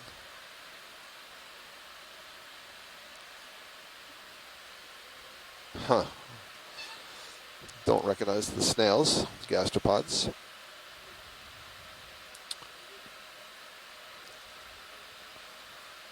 What else can we see on here?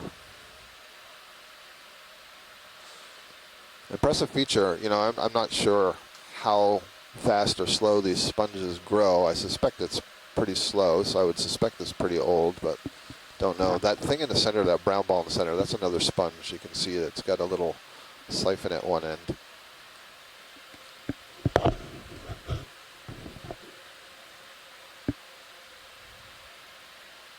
Oh, the lower, now it's in the center, but below the lasers, there's a very smooth kind of gray-blue object. I believe that's an Acestophyll clam. And I was hoping we'd see more of those. We had a request even before the expedition began that if we saw any on the Mid-Atlantic Ridge, it'd be really useful to collect because they believe there's a different species here, but they haven't been able to get a sample. Yeah, tucked in right underneath there.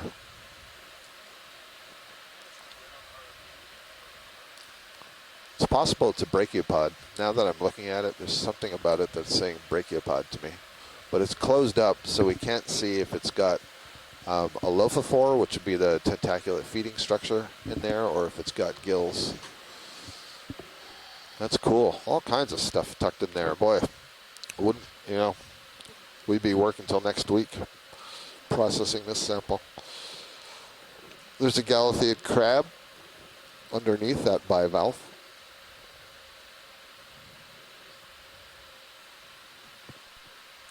Different kinds of sponges. Now I'm even seeing carnivorous sponges tucked in there. There's a stoloniferous octocoral. That's the one that grows kind of like a ribbon instead of having a skeleton. I mean, it's oh, and I think one of those large solitary tunicates just poking its siphon up from I'm gonna start lifting up behind on the left.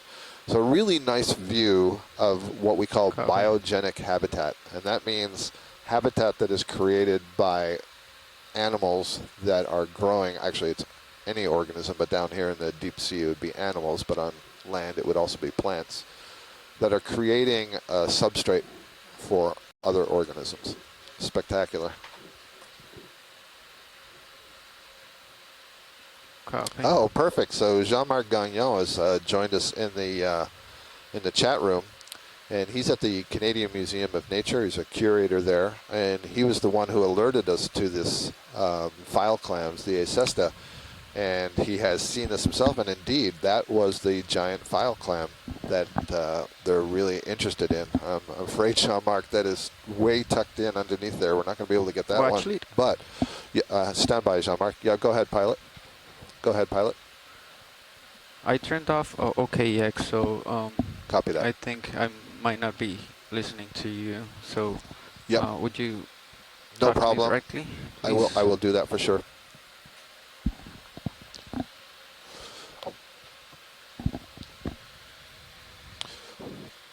And so that was a really nice view of that sponge. And I was just talking with a colleague on shore Watch lead comms who check. noted that that's the giant file clam that they're looking for. That thing was tucked in way underneath that feature. We couldn't get into it. But now that I have the there you go. knowledge of what it is, I will keep a good eye out and hope find another one.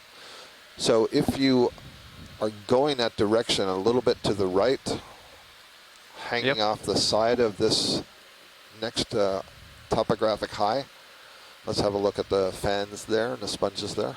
Copy. Thank you.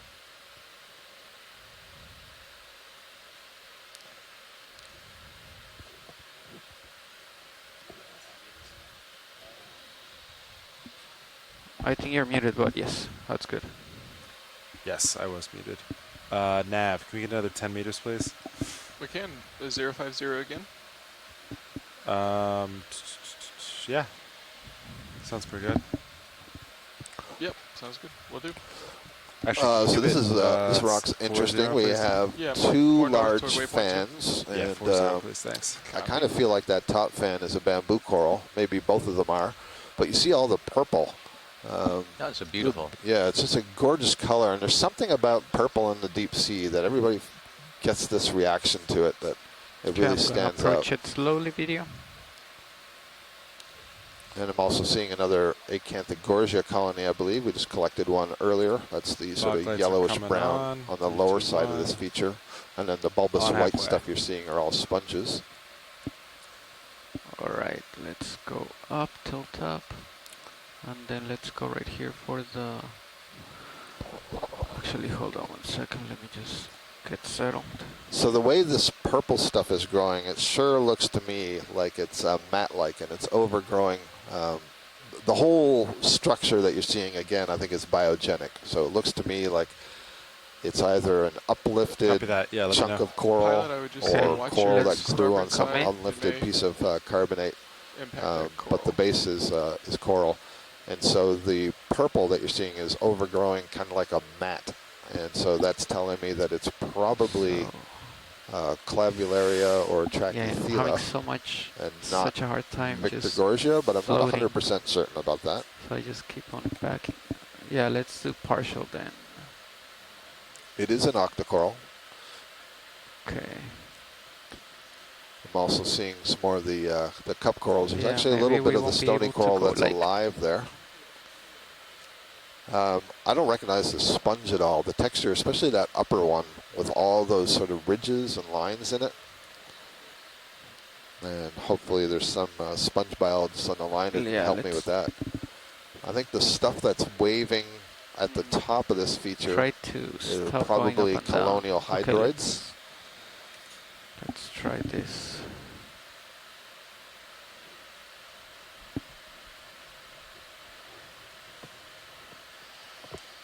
All right. Let's come in on the sponge. Yeah. Copy.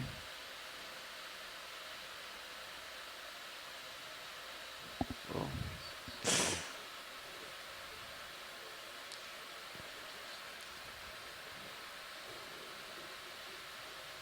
Okay. Tilt down. And once again, we're getting a picture of just how much diversity there is when you look at some of these surfaces. And you get a close-up look at the number of different species that are associating with these habitat-forming species. And so here we have sponge that's growing on top of coral that's serving as habitat for brittle stars and hermit crabs and worms. And all right. This. Then let's try the purple coral to the right.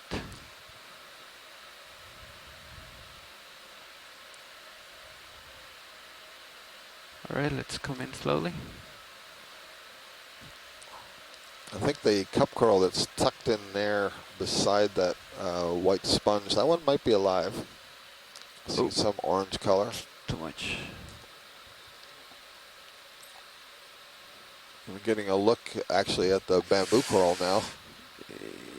Yeah, it's. Actually, first we'll look at this purple. So. Okay, trying to hold. Yeah, there. what do you folks think on shore? Is this a Victigorgia, or is this Trachythela? I can't tell if it's got its own skeleton. So Victigorgia does produce its own skeleton. This one, maybe it's doing so. Right there, that's good right there. It's a little hard to tell if it's just overgrowing something else or not. So here's the bamboo coral. This is almost assuredly in what we call the J3 clade, Senescence, or Dokidisis.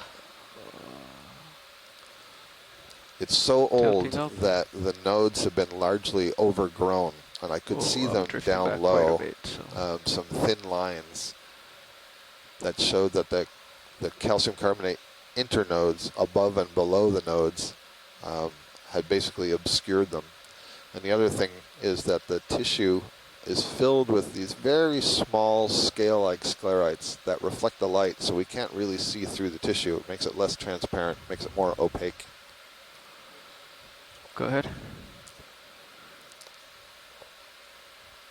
Not seeing too much in the way of associates on the bamboo coral. Is there anything else you want to take a look at? Watch lead. No, I'm satisfied here, thank you. Copy. And then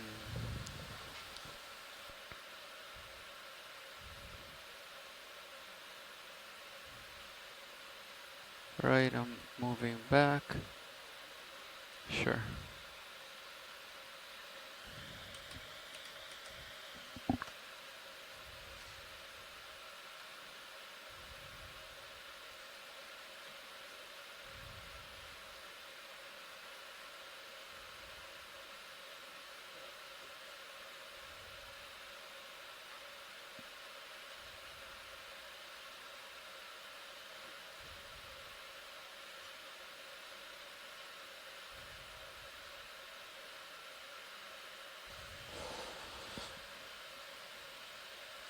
Jean-Marc Gagnon says, incredible assemblage of so many species. Right. Absolutely right.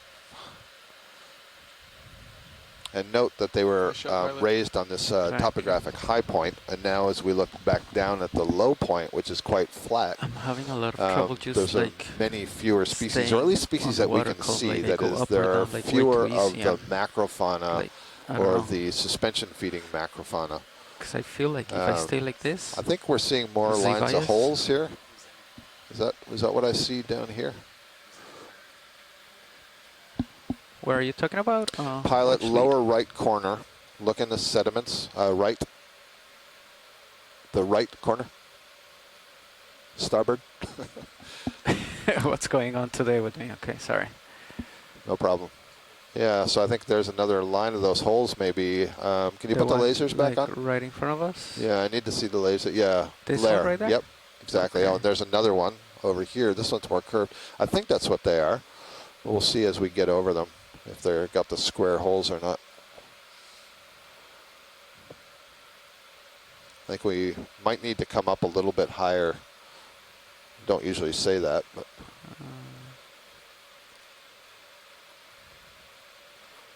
Yeah, I mean, so those ones I think are so old that they've completely infilled. You can zoom in on mini zoos. It's like right there in the middle of the screen. Yeah. Yeah. It's like a trail. It's like a path, but I don't see the distinct holes. Okay, can move on. Thank you. Okay.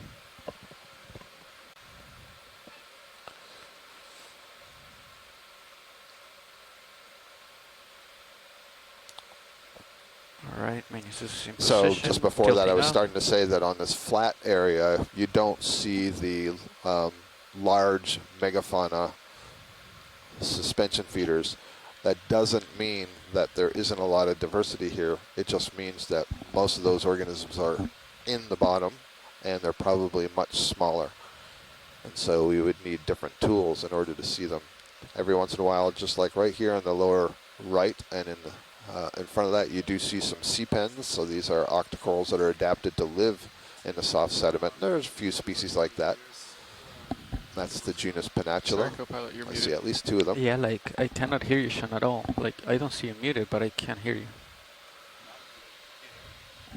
Nothing. Nothing. Try to talk on ROV.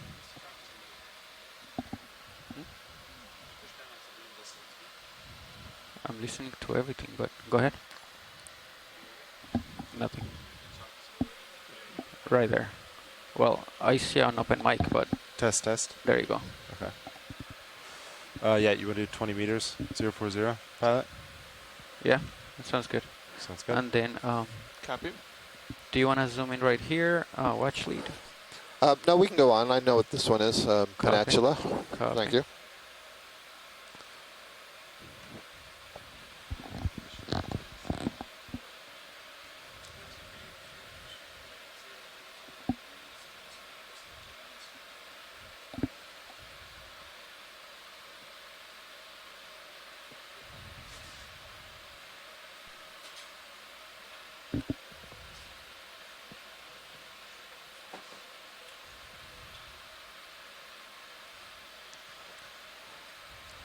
Well, if these aren't the same kind of lines, they're certainly at least individual pockmarks that are moving, so that's kind of interesting. And the shapes are now more varied from what we were seeing before. But we're still not, I haven't seen any single hole that I would call rectangular, but otherwise, sure looks like a similar feature.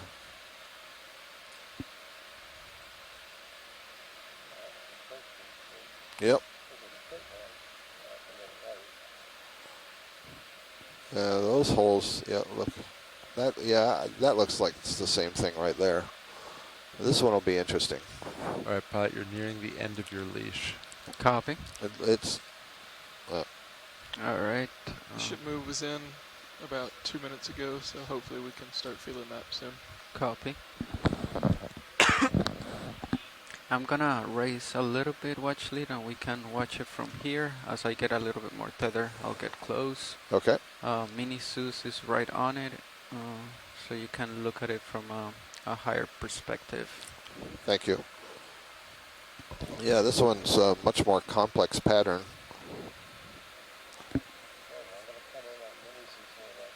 Go ahead. So here in the control room, we're looking at a second camera that's mounted higher in the sub and has a steeper angle to the substrate. So I'm gonna rotate. And Mini Zeus. again, these holes are largely infilled, but they otherwise fit the pattern.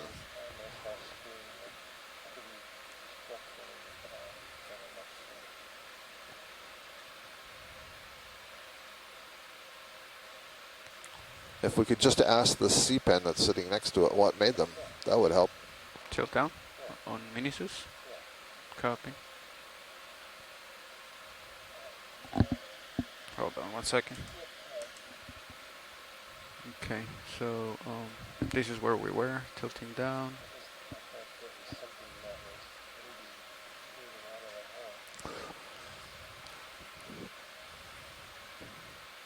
Yeah, part of the problem here is that, you know, Aston said this earlier, we don't know how old these particular holes that we're looking at are.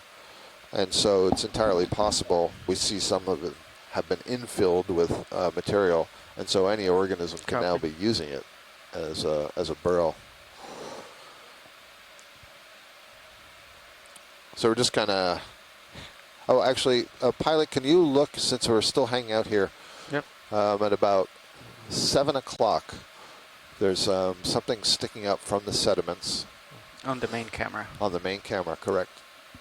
7 o'clock. Yep. I don't see anything. It's about halfway. You're getting close to it with the lasers. Right And underneath the right lasers? now, yep, between the lasers. Copy. Thank you. Let's zoom in. Yep. It's a black coral, I think. Yep, that is a black coral whip, and it's probably attached to a small protruding rock or a cobble, because this particular species, I don't believe, grows in the sediment directly. Thank you for that. Moving back and forth. Copy. All right. So, do I have a little bit more tether, Copilot? A little bit. Copy. So, from here, watch lead. Do you want to take a closer look at any holes on the main camera, or do you want us to? They all look pretty weathered to me. Copy. They don't look fresh enough to spend too much time on, but it's good that we have them on the camera. Okay. Last move was just complete a minute ago. Would you like another one? Let's hold on a couple minutes maybe. Copy.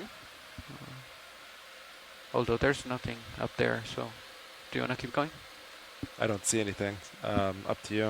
It looks pretty barren. So All right. Could probably keep moving safely. Copy. Another 20 meters, 15 meters. What would you like? You want another 20 at 040? All right, I'll do it. Okay, tilting up. I'm going to my starboard side.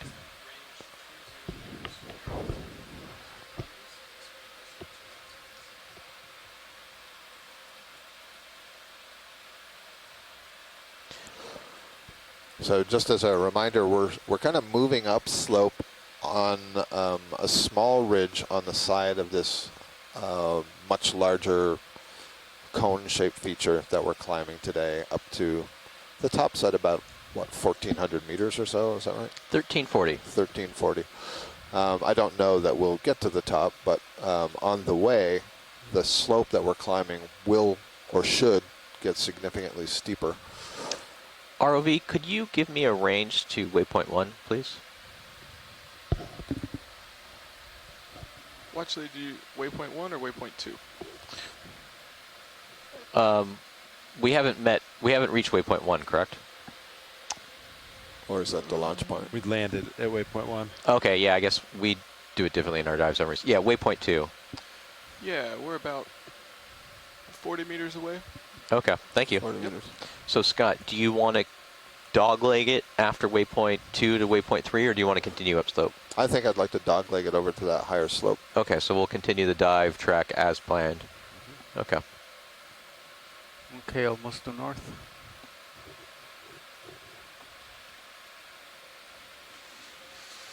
Yeah, first slope Sirius is picking up is about 50 meters out. Copy. Now, nothing too serious looks like ahead. And if RV, if you have the opportunity, if you could just do an occasional close-up on the sediment whenever you can, I'd just kind of like to get an idea of what actually makes up that surface. Copy. Let's hold on 1 second, video. All right, let's come in.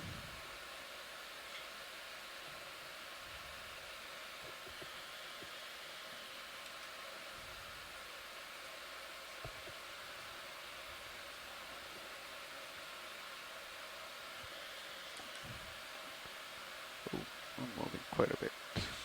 Yeah, so it looks, and look, there's the one purple octocoral. Yeah, it looks much less finer grained than what we were seeing earlier. Maybe a larger percentage of pteropod shells or larger scale concretions, and you can imagine all of this material kind of consolidating together and through biological and chemical processes, consolidating into kind of that black crust we see in other places. Okay, Hey, look what I found you. We can come up. I don't know what it was, but I pointed at something biologic and I I wanted to pushing get a out sense of what Copilot? the actual the Copy that. size of the detritus that we're seeing now, because it looks to be significantly less finer grained than what we saw on the lower slope. Are they pteropod shells and things? They or? look like them to me, but I'm no expert. When we start getting into these sedimentary or we won't find them here, but metamorphic processes, that's where my knowledge base really starts to get stretched out. Sure. Yeah.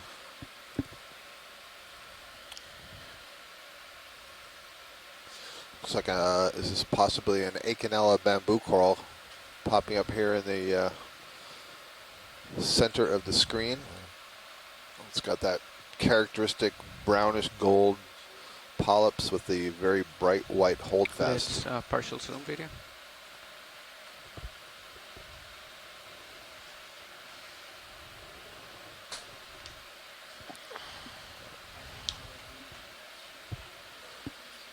Yeah, that's absolutely what that is. It's a bamboo coral. Looks like it has a shrimp in its branches. It's really common. Acanella, that's probably Acanella arbuscula, is one of the easier corals to be able to identify from a distance and in video. Metallogorgia is another one. Iridogorgia is another one. They have enough regularity in their shape and distinct enough from other corals that you can tell them apart, even though there is some flexibility in, the details of how they branch. Oh, what's that wiggly little thing? Comment right here on this dark subject video. What is this?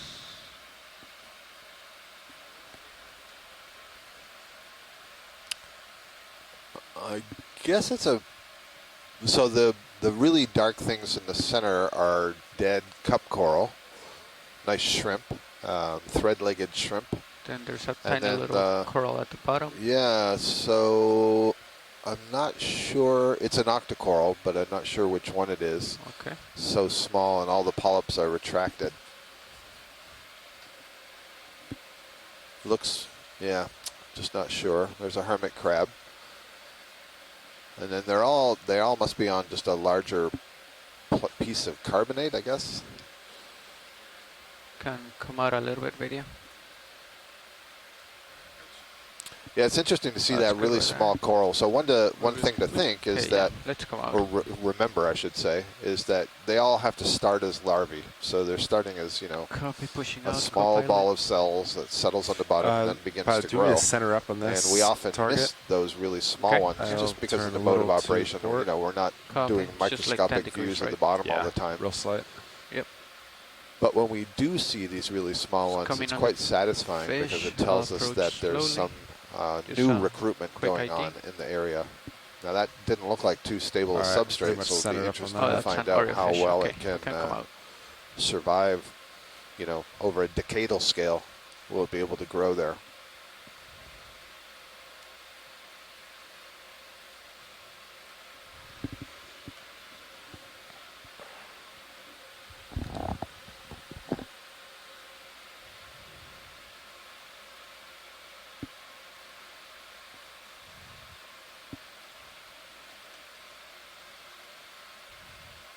Partial zoom on this black subject video. I'm going to guess this is a sea pen peninsula. Let's see what happens when we zoom in on it a little tighter. Okay, I'm still approaching it. Huh? Tilting up. That looks like a sea cucumber that is standing up and folded over. What in the world am I looking at? Oh, it is a peninsula that is bent in half. Oh, how odd. So this is a sea pen for sure, but it's folded on itself, and all the lobes are hanging down. I mean, to me, that looks like maybe what a peninsula would look like if it fell asleep on its feet or was dying. Yeah. Oh, that's really weird. So yeah, there's some on shore, people are also thinking that maybe it's dead, but that the tissue, it hasn't been dead so long that the tissue is, you know, disintegrating, being decomposed. I can still see the individual polyps and so on. It's kind of odd. So it's odd because these Peninsula have a single rod skeleton on the inside of the what's called the primary polyp, and it goes all the way to the top. So it's almost like it's snapped. So I wonder what would have happened to that. Huh. You see something new every day. All right, video. I think we're good.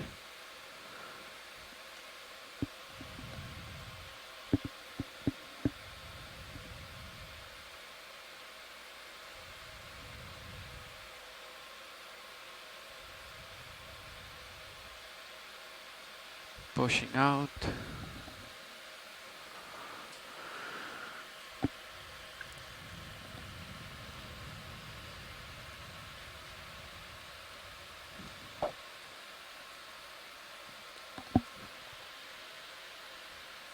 Is that what we're seeing, or do you think?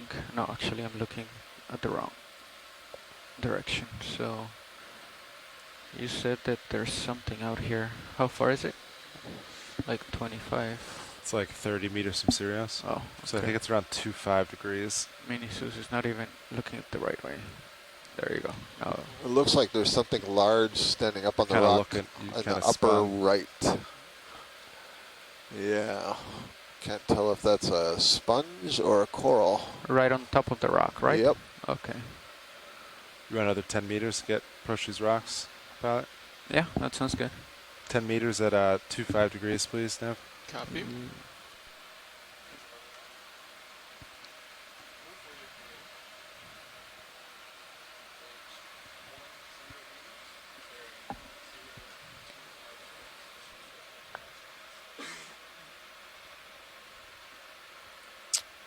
Are you interested in the big one on the right or the small one on the left, or both? Watch lead.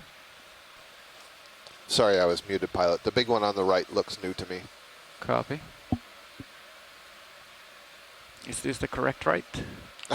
Yeah, this is the correct right this time. Okay, thank you. I see an Iridogorgia colony behind this. Oh, this is a sponge. So this is a large kind of, I describe it as a radar dish sponge. And you're approaching the end of your leash just a little bit more, pilot. Copy. We just called in a move, right? Yep. Okay. So it's still a little ways out in front of us, and just a reminder of the operations. So in order for us to make big moves over the seafloor, we have to have the ship do a move, which will pull Sirius, and then that will allow ROVD2 to move. As we're waiting here a moment, and I'm describing the operations, it's probably better for the GFOE team to introduce themselves and describe the operations. So why don't I turn it over to the front row?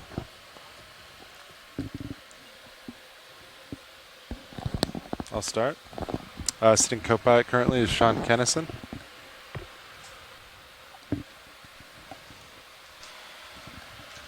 Sitting navigator is Jonathan Allen. Currently sitting pilot, Fernando Aragon. Broadcast control is Brian Doros. And videographer in the clipping chair is Anna Sugatov.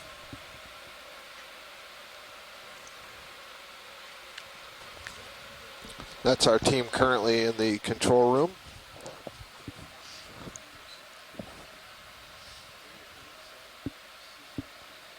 I haven't been able to dial in images. Z bias. This is a pretty large sponge. You can just see these two red dots appearing on the sponge, in the back of the sponge. Those are 10 centimeters apart. It's always going to, okay. It's always going to be variable. This sponge and the sponge we just saw earlier, those are the largest sponges I think we've seen on this. It's just going to auto I think you might be right. There you go. Yeah, which is interesting because we received from our reporter a list of questions, and one of them was, what's the largest thing you've seen down here? And I think the largest thing that I've seen in the deep sea is a sponge, about the size of the old Volkswagen minivans. The largest thing I have seen in the deep sea is a volcano. Let me try to hover right here and then come in. Or the seafloor.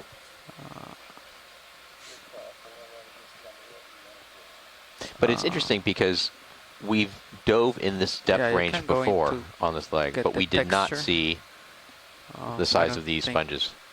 We'll get yeah, I much agree. more. Did we get up to 1480? I think so. Yeah, we did. Yeah. Okay. Move is complete. Copy now. I can't tell. This sponge to me looks to be dead. There's too much sediment on it. Yeah. I'm seeing a variety of these stick-like things. I believe they're Go ahead. either fan worms or hydroids. Let's see. Look like fan worms. So those would be little polychaete worms that are also suspension feeders. You can see, if you look closely, you see some of them. There's these little feathery bristles extending from the tubes. Those would be modifications of the head that allow them to capture food particles. But otherwise, the worms build those little tubes. Yeah, so yesterday we were in about 1240 to 1090. And then I think... We had another dive, we were at around 18 to 17 something. Yeah, 2 dives ago we were 1760 to 1640. So this is kind of right in between those two zones. Oh. Yeah, there's a rock to my port side.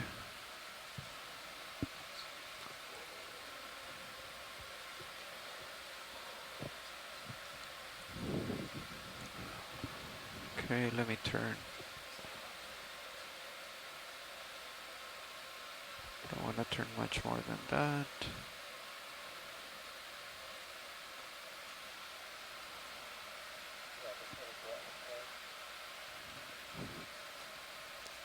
Okay. Copy. Looks like maybe a 5-arm crinoid, the purple one on the rock, and then a beautiful Iridogorgia octocoral in the distance let's go there. for the crinoid.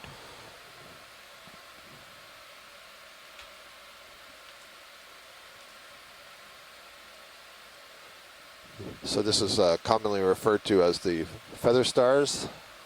The Cachalote crinoids, kind of echinoderm related to the sea stars. And unlike the sea stars, they move around with their mouth facing away from the seafloor. And they do have tube feet. The tube feet are really small, and they're on those little side branchlets. Those are called pinnules that are coming off the main arms.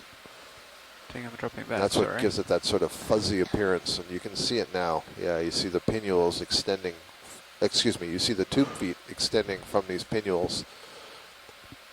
Tube feet are, when you look at them microscopically, are in these little sets of 3, and they will flick particles down into a groove that runs along that arm. You can see the grooves actually quite nicely in the arm, and they lead to the mouth, which is in the center of those 5 arms.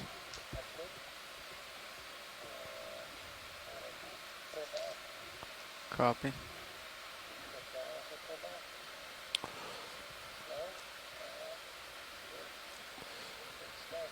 Pentametrocrinus is the name that I'm getting. All right, gonna lift off.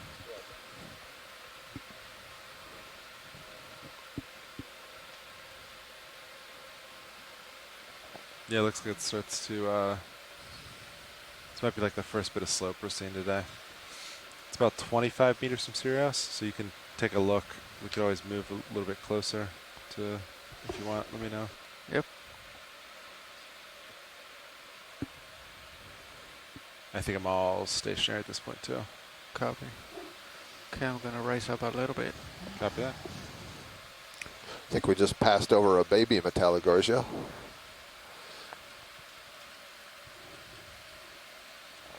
There's another Iridogorgia we're just going over now. A couple of sponges. This might be the Pheronema sponge in the center. What's it? Can we have a look? Oh no, that's a rock. It's not just a rock. Oh no, it's a rock. Actually, I think it's a can. Yeah. Just off screen to the left, looked like a rusting can. Yeah, that color of oxidation you do see on weathered Basalt glass, but that's a little too. Yeah. Now, if it's a bottle, it's always interesting. Partial zoom.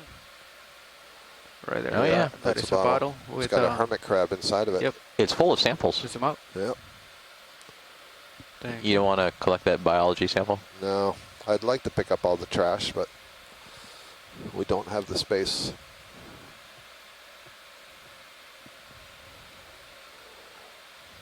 I'm not sure where you're looking. Oh, there? Yeah, maybe.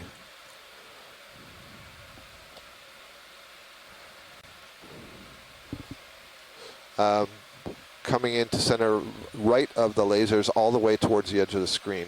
There's something very small and fan-like. Now it's below the lasers. The red one right here? Yep. Okay. Partial zoom video.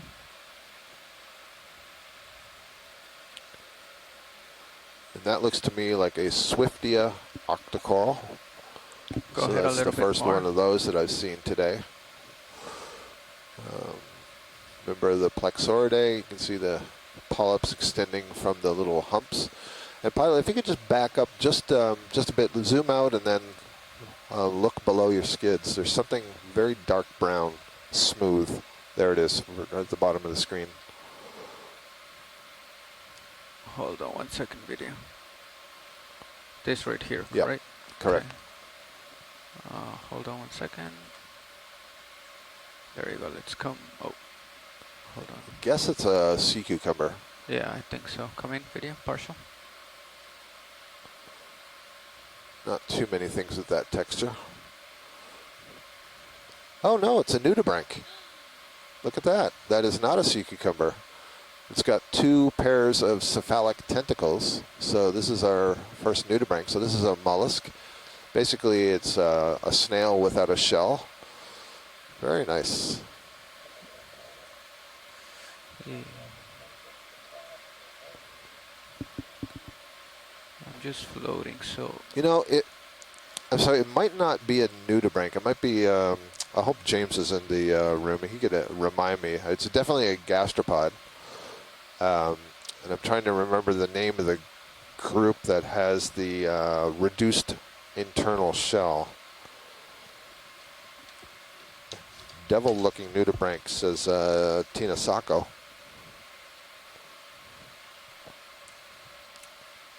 It's definitely a gastropod. I can be safe and say that. And so head end is away from us.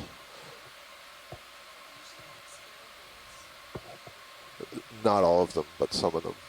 The nudibranchs, and that's why I don't think this is actually a nudibranch. A pistibranch, thank you. That's the name I was looking for. Go ahead. But more specifically, I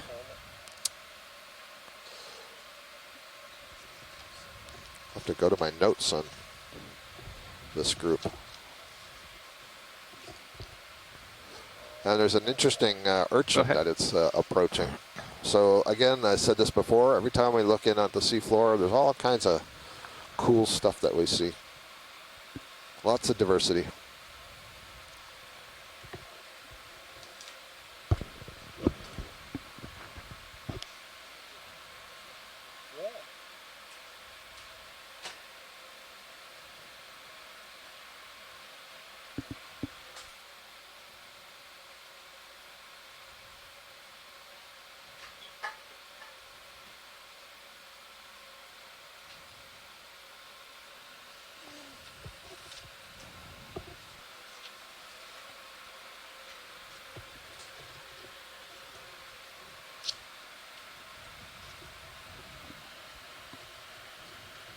There's a sea spider that the lasers just crossed over.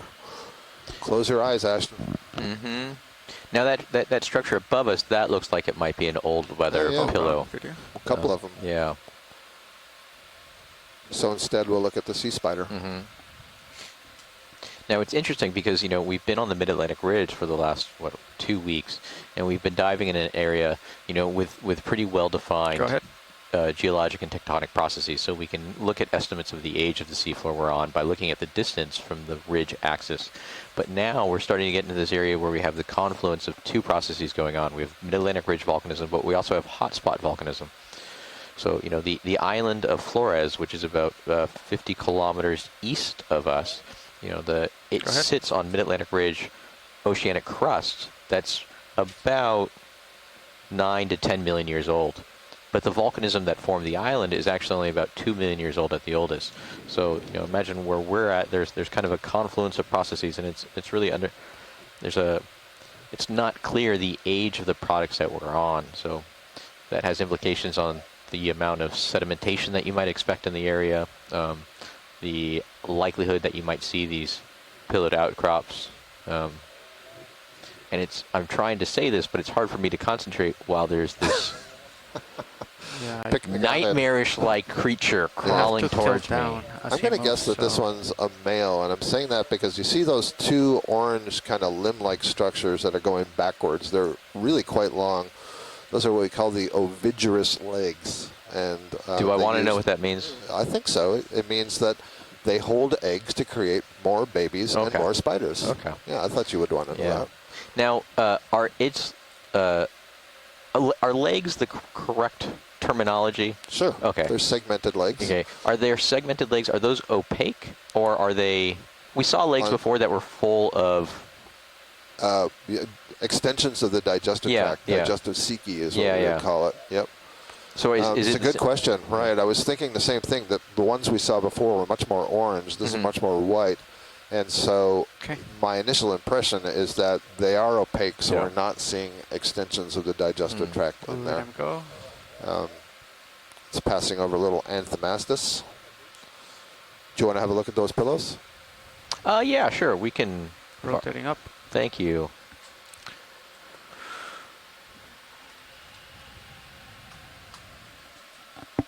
This right here, actually? Yeah, so that looks like an old pillow deposit.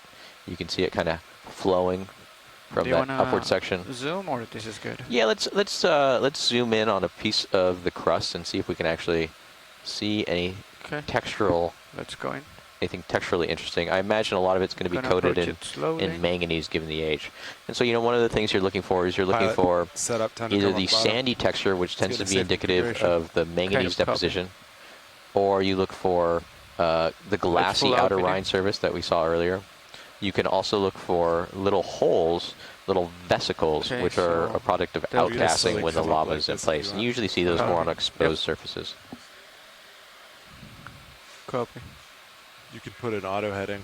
And we could just rise like this. And maybe we'll see some more pillows as we get to these steeper areas. I'm going to put my camera at 45 degrees. Yeah, we're getting pretty close to that second waypoint where we're going to jog over. My screen, I'm not sure what the orientation there is. Probably a little bit north. I think that's kind of looking west-southwest. Delta 18 looking good. Copy. All right, see if I try to do 15 meters a minute up. Yep. Copy that. So it looks like kind of northish. Jogs north. Do you guys want to stow swing arms? I see. Right. Yeah, we're on the southwest slope. Yeah, when you slow down. Jogs north, then we'll kind of now work on your swing arms. northeast. Copy. And then, is the ship gonna move? I just want to go into auto depth real quick. Copy. Right now? I don't believe the ship plans on moving. You're rising faster than I can keep up right now, so yeah. Copy. The port prop has been disabled at this time, but I don't think there's any plans on moving. Copy. And it's not drifting. Correct. He said the DP has not been compromised. Copy. And so then, what's the high peak right there? What is that, co-pilot?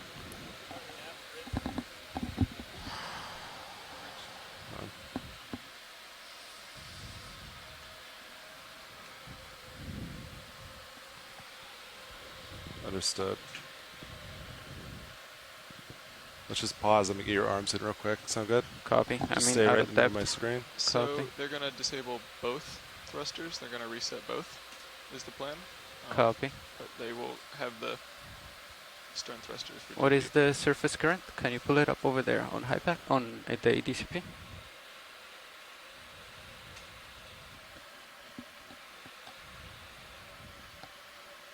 .2. Copy. Going toward the south. All right. Nav, can you ask how long it would take to reset, if they have an idea? Yeah, I can. And are we a safe distance off bottom? The bridge wanted me to let them know. Stand by for a little bit. Yeah, hold on get the arms second. in. Copy. And what would you like me to ask them? How long it would take for them reset. to reset? Yeah, the whole process. Copy.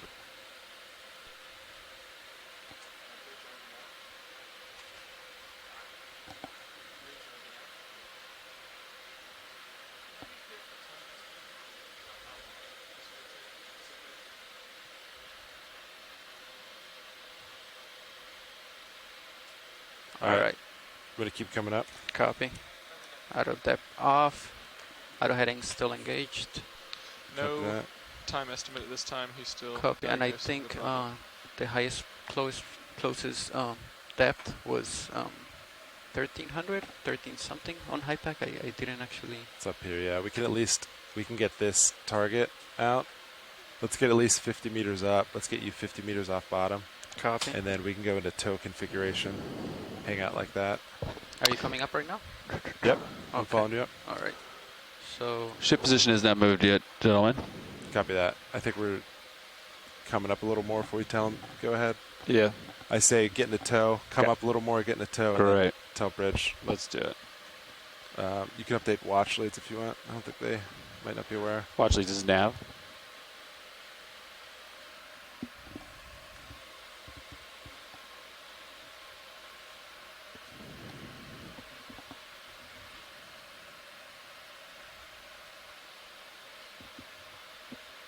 Yeah, watch these. This is nav. Just let you know we're coming off the bottom for a ship thruster problem we're troubleshooting. Yep, no worries. Thank you. And then nav, can you note pretty much wait at waypoint 2, so we'll remember that. All right, pilot. Yep. You're about 50 meters off. copy. If you want to maintain this, I can come up a little bit more, and then we get into tow configuration. Sound Copy. good? So auto depth is engaged. Auto heading still on. Yep, I'm pretty much looking where I need to, so you have a half turn. So all you need to do, you can back up and then rotate counterclockwise. That'll Copy. take that turn out, and then we'll get into tow like that. Copy. As you back up, I'll keep coming up a little bit more. Right now we have a delta 17, looking good. All right. And I'll follow you down. Backing up. 30% on the thrusters. Looking good. I'm going to follow you down with my camera. Copy. Delta 19, I'll come up a little bit more, looking good. All right, I'll hold this. All right. Camera's still coming down. Delta 21. And then I have to turn to port. That is correct, right? Yep. Copy. That's Okay. correct. Camera 90. I'm like right below you. Yep. All You're right. underneath me. So I'm going to start rotating. Sounds good.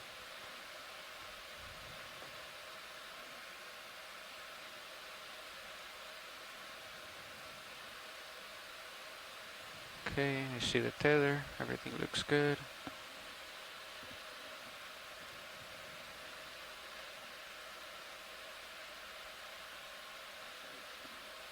Okay. Looking good. All right. That's it. Gonna start pushing out. Sounds good. I'll follow you. I have you on Titan. Copy. Should I keep out of depth until I see myself? I would push out a little further. Copy. And then when you start to stretch out, you can just start to come up a little bit. Copy. All right.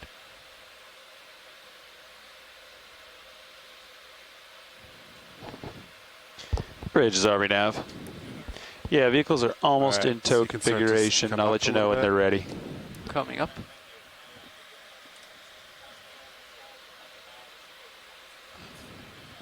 Roger.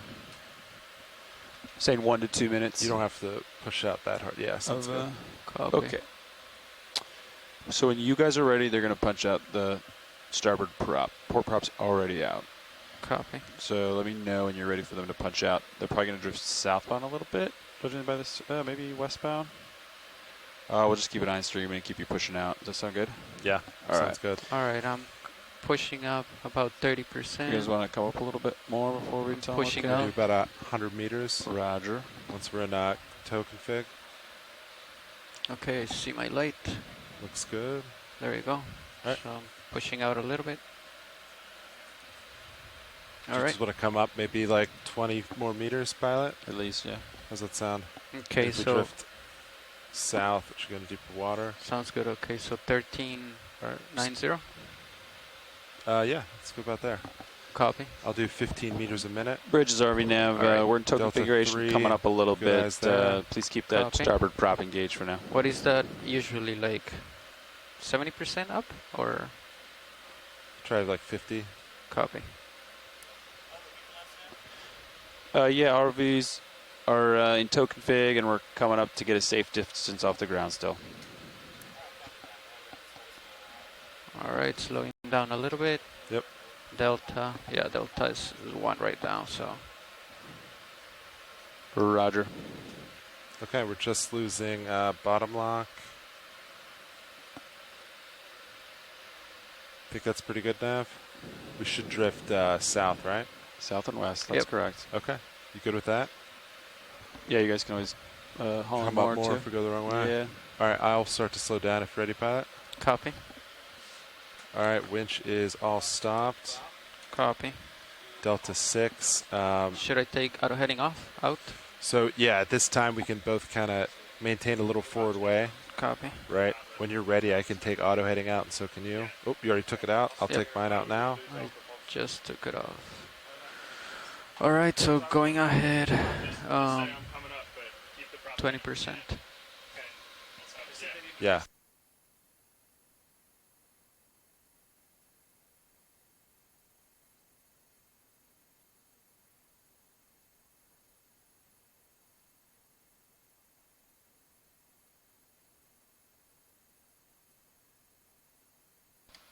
Bridge, this is RV Nav. Yeah, I got Chris Ritter's coming up there. Let's keep that starboard prop engaged if you can.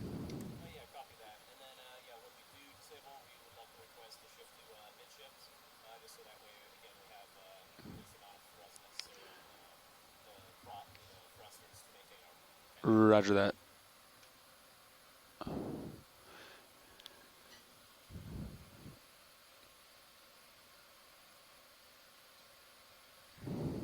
Turn your fog lights off. Probably don't need them right now, huh?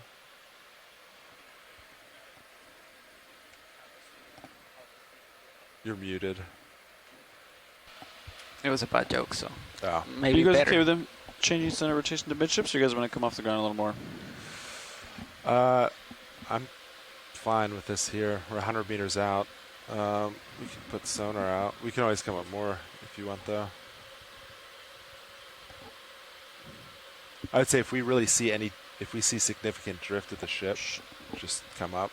Okay, so they can get center rotation midships now, you think? I think that's fine, I think yeah. that'll help them out. Yeah. Bridge is RV Nav. Yeah, you can change your center rotation to midships now. But the thing is, so if the ship actually starts drifting that way, well, I guess I'll drift this way. So yeah, I guess I'll push out. As long as you keep pushing out like 25 right now, yeah, that's pretty good. If the ship really starts moving, you can push then out you'll just more. clock whichever direction. Yeah. Yeah. Okay. Well, if the ship moves towards you, which is our whole move this morning was like that. Yeah. Then you'll just like pull up, right? Or what? If the ship starts to drift significantly at all, go ahead, Bridge. Come up more.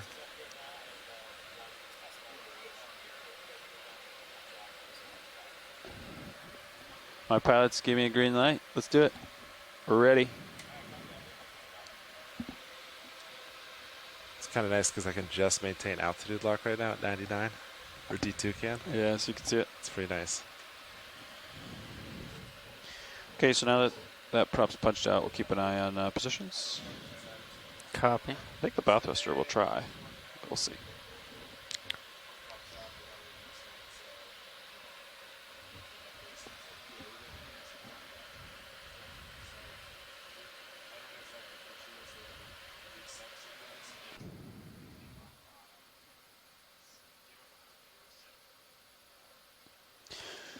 Should I set this to ascent? Or leave it? Just leave it. All right. Okay.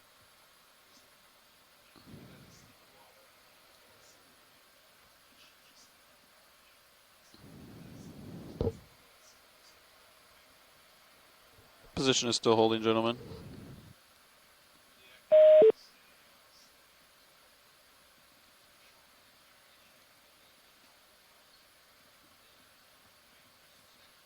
I can't hear you, sorry. So they're changing center rotation to midships right now. Port prop and port rudder are probably both disengaged right now. They still have two stern thrusters. They still have the bow thruster, and it's going to try to maintain position. It might fall out. I can hear things working. I'm watching the ship position right here. And once it starts moving, I'll let you know what way it moves. So I'm just keeping my eye right here. Did it drift at some point when they called out? No. No? Okay. No. All right, that's good. They just lost the port prop, and so then they called up.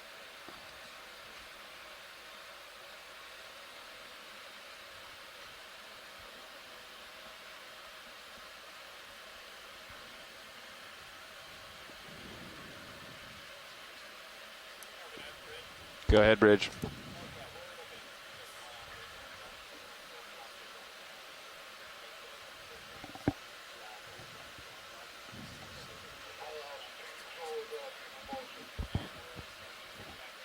Roger.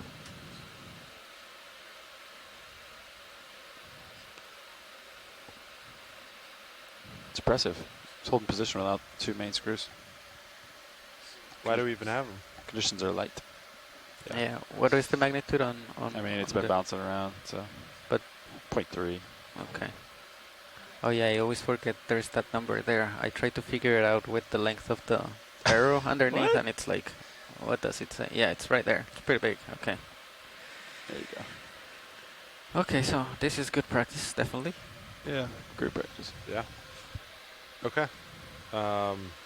Should we do a handoff, or should we wait until we're back in DP? We could probably do a handoff. All right. We could probably figure it out. Okay. I'll stay here for a bit.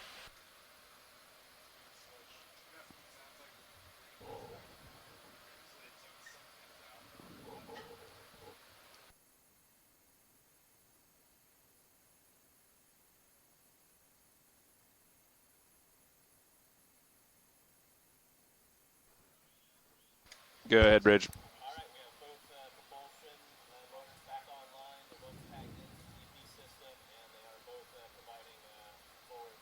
Roger that. We'll stay here and let them run for a couple minutes.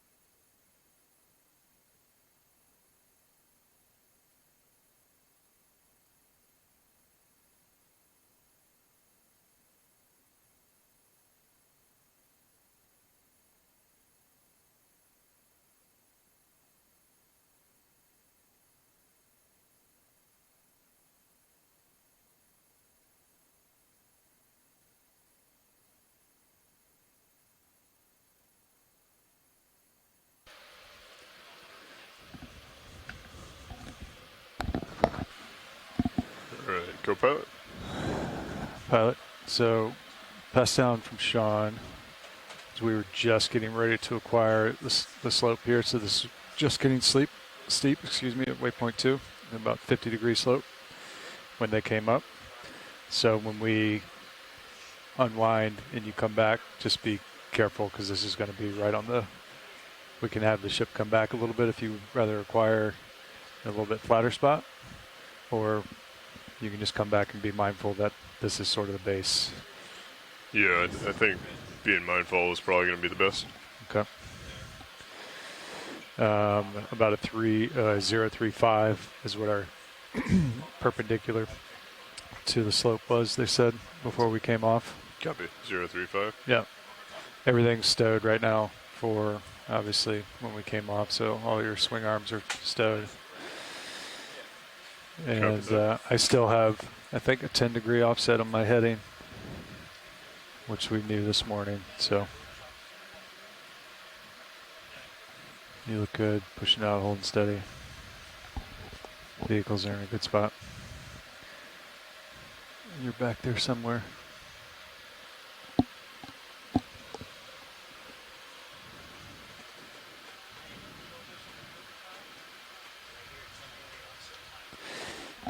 Yeah. So it was both screws that fell out? No, it was one screw fell out. They weren't using it really. But to reset, I guess they had to take both offline in order to reset. Gotcha. So we came up as a... How much did the shift drift during that? None. Really? They weren't, yeah. They were able to maintain position. Just from the bow thruster? Yeah.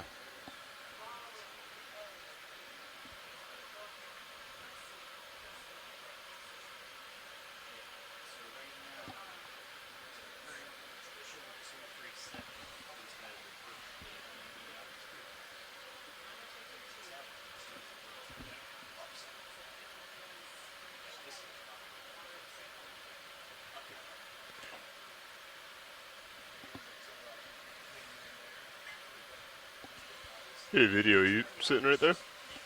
Yes, sir. Roland's sitting right here. We're actually pretty stable, if you want to come in on that.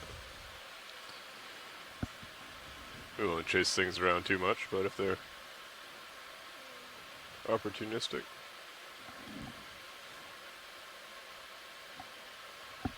Hey, Sean, Andy was just inquiring, is that offset, that 10 degrees, is that to starboard, or was it wandering on both sides?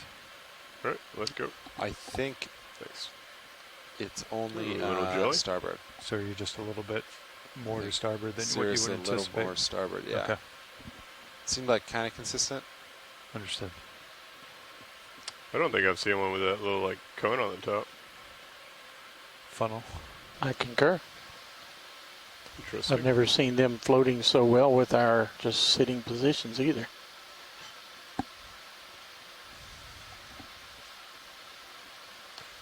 Yeah, current's pretty minimal right here. Coming up to just sliding off the center, got my view. Push forward again.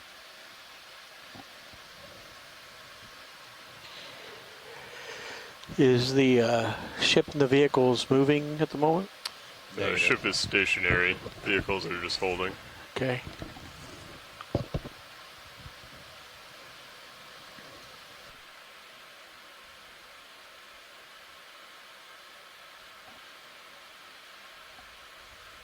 Go ahead and take a little squishy.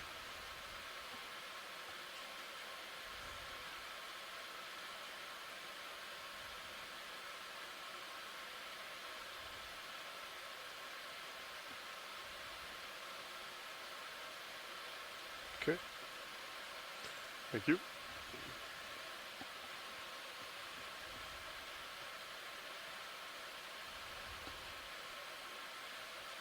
Jellyfish out in the distance, come to center.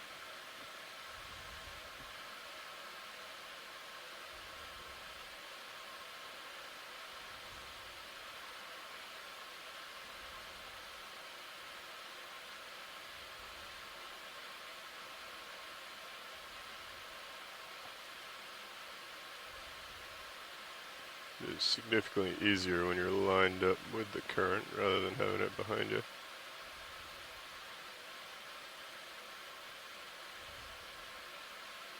Yeah, current should. I don't think there's much current at this depth right now, but no, it's pretty light bottom. Yeah. Coming back to center. So Sean, I'll ask you why Lars is jelly hunting. When you guys are doing either recovery or deployment, do you like to keep Titan stationary so you can actually see your movement, or do you want Titan to pan with you? Like, what's your preference? It's pilot. I would say pilot preference, but usually I like it, like keep me center. So pan with you, keep you center. Yeah. So, and you know relative your backing. You can kind of tell by the angle, yeah, like where you're at. Okay. Turn up your volumes. Mute your microphones.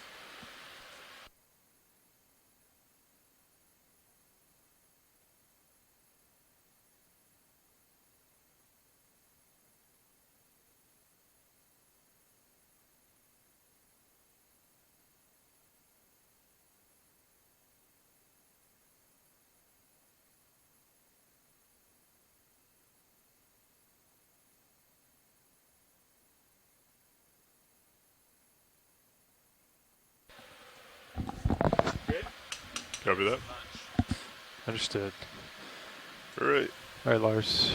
Let's have you come up a little bit more. And if you're just joining us, you might see a blue screen ahead of you, a water column. We were just diagnosing. You could drop down more in tow. Propulsion. I heard it was pretty steep. We're like 100 not meters issues, altitude, but right? Maintenance. And then as I come back, it's going to get back shallower. on board. Everything is going Yeah, I could say well. for reference, we got came in tow off at the like bottom 50 meters, just and for a little bit sonar targets for were safety off. reasons. While so we, if you want, you can do it here too. Switch over to a different let's propulsion just drop system. down to and that's 70 purely meters altitude just here. so Understood. And then when I come we underneath have you, that might situational bring awareness us of closer where to we the are 50 relative mark. to the bottom while we do that I'm gonna switch push over back out again. over Go into ahead and come propulsion out of the auto ship. heading. Understood. That switchover has been made. Everything is good, and we are going to be going back down to continue our dive along this Guyot and see some of the more of the amazing benthic epifauna that we've been observing. And I'll stop at 70 if you want to stay 18 to. We're slowly 19 ahead continuing our above me. transect up Understood. one of the lower pinnacles offshore of this Guyot. We started at a maximum depth of about 1,500 meters below sea level, and we're hopefully going to try and shoot to come up to around 1,340 meters. We're at about 1,410 right now. We're at a latitude of 39.373 north and 31.844 west longitude. Your blue view is pointed up too. If you We're about 54 kilometers west of the island of Flores. That's one of the northwestern islands of the Azores archipelago, Flores and Corvo Island. Now it's interesting where we are because for the last few weeks we've been diving on areas of the mid-Atlantic ridge or off of the ridge axis. I think as far away as we got was one of our last dives, which was about 30 kilometers west, 40 kilometers west of the ridge axis on crust that was about 2.2 million years old, and we dove on a submarine volcano that had been bisected by a normal fault over, which in is that area. super flat. So it's not. It's right where like now where we are. Two, we're kind of getting into this area. where, we're like, in the confluence of both the Mid-Atlantic Ridge, but also 70, you're 18. hotspot volcanism that formed the Azores Plateau. And there's a little bit of a debate in the scientific community about how hot that hotspot actually is. Is it really driven by a thermal input, or is it more water-rich material in the mantle that's causing some type of thermal buoyancy? Coming aft. What's interesting to me as a geologist is that the crust we're on that was formed through mid-ocean ridge volcanism, and that's from the Mid-Atlantic Ridge, the crust we're on is about 9 to 10 million years old, probably. The Flores is on crust that's about 9 to 10 million years old. But Flores Island is really only about 2.2 million years old at the oldest in terms of when it first started submarine volcanism The subaerial portion of it is significantly younger than that. And so, being 50 kilometers west, we're on even older crust, probably about almost 14 million years old, but it's unclear to me the volcanism that likely forms the base of this Guyot, the seamount underneath it, how old that might be. I saw while I was eating my lunch, you were looking at some pretty cool jellyfish there. Oh yeah, that was 100% not me. That was our amazing crack ROV team who was troubleshooting and multitasking and looking at beautiful jellyfish and our video engineer. I also noticed that I think both pilot and video noted that jellyfish with the little nubbin on top had not been seen before, and good eye to them. And I realized that I should be asking you in the front row more often, is this a new coral? Because they see more than we do. Well, they certainly see way more than I ever do. Yep. Always willing to share our opinions. Thank you. Our technical opinions on what species it is. Gotcha, man. They're welcome. Copy. I'm going to go ahead and spin to starboard. Understood. Looks like you're pretty close to lined up. Yeah, I'll come just a little to port. Copy. If you can follow me to 90. Yep. Yeah, the slope is at 25 degrees for reference. That's at 90 right there, Lars. Copy. Yep. Swinging around. You're looking up too a little bit. So it's understood. So you said 035? 035, I believe, before they started. I'm staying here until you're ready for me to turn. Understood.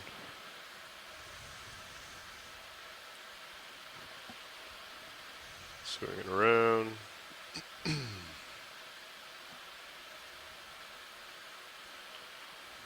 Locking in there. 035 roughly. Looks pretty good.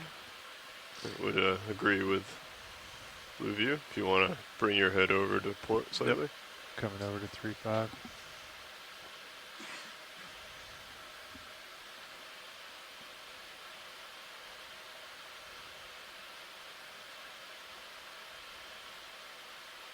Okay.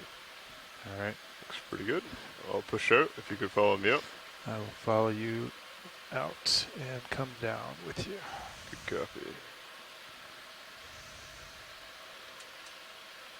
You ready to start descending? Ready when you are. Okay, let me get to about 55 and then we can start coming down. Understood. I'll hold you at 55 and then when you center up. Good copy. All right, that's 55 there. Understood.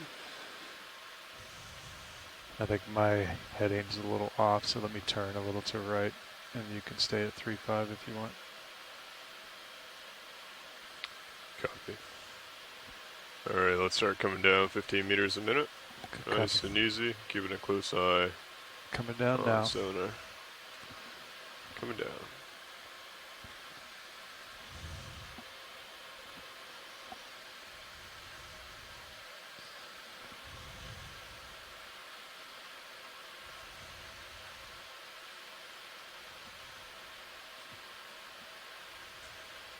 We may need to keep a relatively healthy delta here. Yeah, I've got you at 18. Good copy. All right, Blue View's coming in. It's going to be coming on 30 meters. That's at 47 altitude.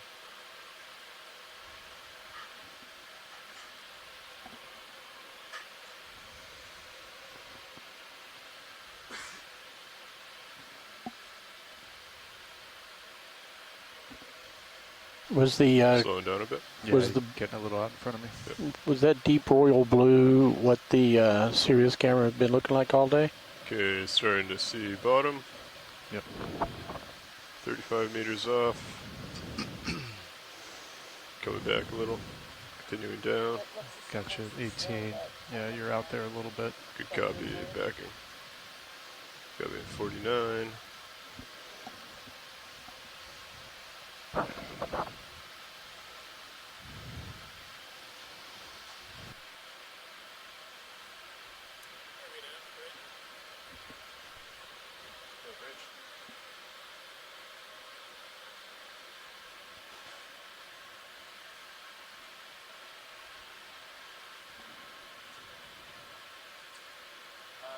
We're just about on bottom now. We're just 10 meters off.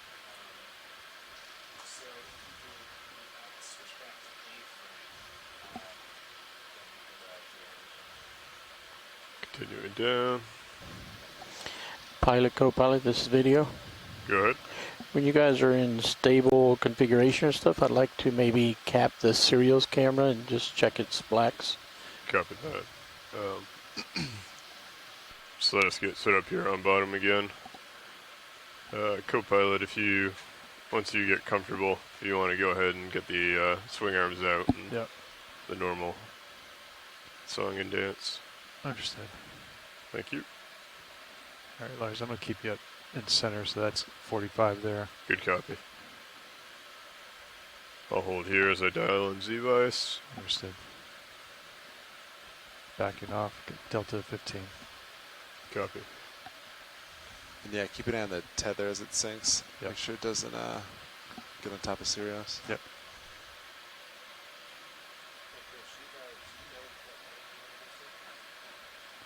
I'm just going to come up and look at the tether, Lars. Copy.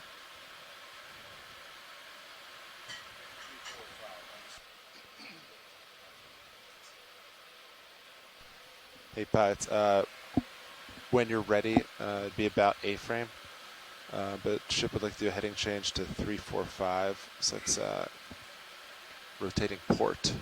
So when you're ready, just let me know. Yeah, that should be fine if they're about the A-frame. All right, Lars, if you're ready, you want to come down a little, I'll get swing arms out for you. Yeah, go ahead. Understood. Backpacks enabled, HPU up.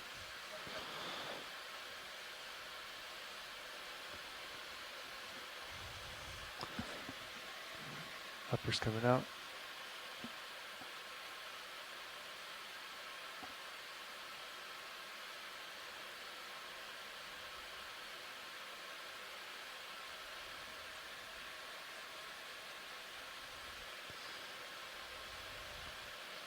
Did we get any rock samples? We have not collected any rock samples thus far. Feel a little heavier today. Hey, Watchlights, we're pretty much at waypoint 2 now. Is the at this point, do you want to go north to waypoint 3? Yeah, we'd like to get over to waypoint 3. The slope should be steeper over there. That should be okay, fine. understood. And right, yeah, lowers are yes, deployed. thank you. Securing hydraulics. Hydraulics secure. I'm seeing All right. a couple of Chrysogorgia colonies down here, and what I think are probably Primnoidae. I was telling Lars I was coming down. Pilot, if you're able to look at that fish, I don't know if we're stable yet. Which one? The one? Upper left. Upper left. Eel-like one. Thank you. Getting close to stable. If you want to go ahead and start coming in as I come over. We heard from Ken Sulak earlier today that so far on the previous 8 dives, we haven't seen any synaphobranchid eels, which are the cutthroat eels, or halosaurs, and those are very common deep-sea eels that we frequently see, so it's a little bit surprising that we hadn't seen any on any dives, and yet this morning, shortly after we arrived on the bottom, we saw both species, and I believe this is a synaphobranchid eel, cutthroat eel. Ready for more zoom? Yeah, go ahead and take it as you will. I'll follow it as it comes down.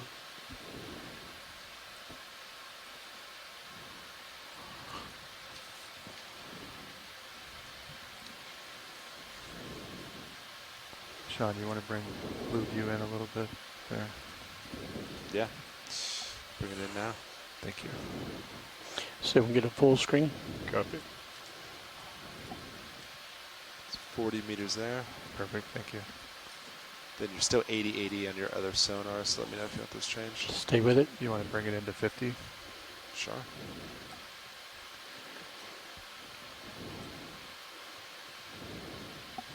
Go to 50. Thank you. And this lower frequency is working better for Sirius today? For seeing, Video's yeah, it clear. depends what you want to see. For seeing further out, yeah. Okay. Do you mind talking again, video, just so I can get a cut? Yep. Volume check. Video's clear. Copy. Thank you. All right. I feel pretty happy with Z-Vice. I don't think we've seen this large yellowfin lower right, so maybe just a quick look at that. Copy that.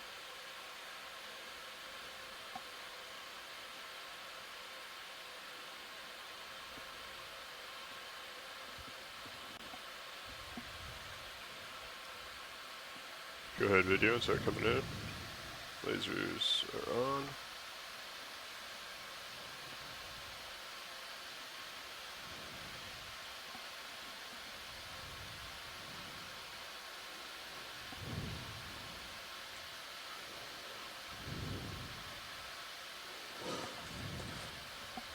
So this close-up, max zoom. Copy. We are looking at a plexaurid, family Plexauridae. It's an octocoral. And I find it kind of interesting that I'm not seeing any large snake stars in the branches. Can't say for certain what genus this is. I see several barnacles in the branches, the crinoid, a suspension-feeding echinoderm. This could be something like Paramyrcia, Plachygorgia, Muracetes. All of these plexaurids are a little bit difficult to distinguish in situ if you don't have samples and previous knowledge of the biodiversity of an area. But these are all reasonable suggestions that I mentioned. Lots of amphipods also, these small little crustaceans. They're kind of pink, and you see their white eyes are reflecting the light. Another crinoid. Let's go full screen. Copy. As we zoom out there, you see that there's this amphitheater sponge underneath with lots of crinoids on it. There's a hermit crab in there.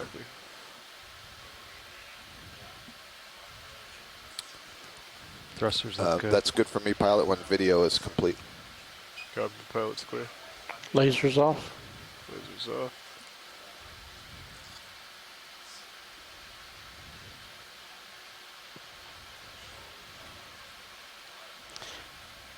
Video's clear. Copy. Full wide. Understood, thank you. Pilot, you guys stable enough that can work with Sirius's lighting? I think so, if co-pilot's happy. Yeah, if you're going to hang there for a bit, Lars. Yeah. Go ahead. Okay. All right, let's go ahead, roll it.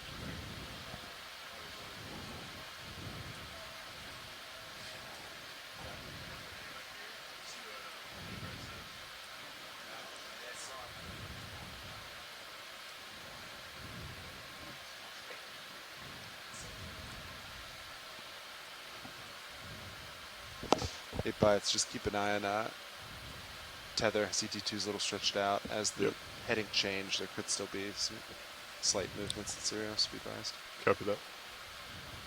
Take a nap.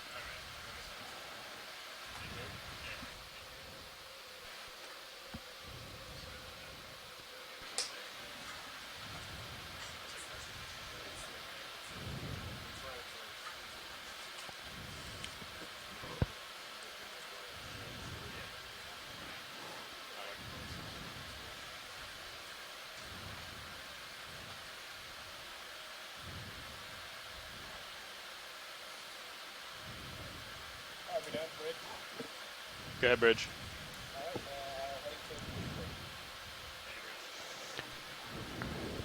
Heading change complete, pilots.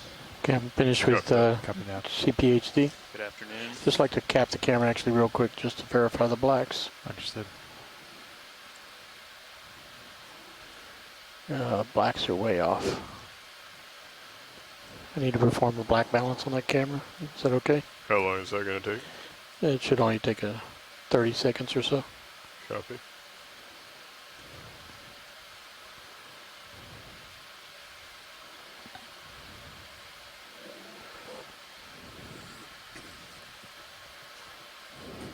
Did we reset the camera at some point in the dive, or? I think it was never, the CPHD was never color corrected.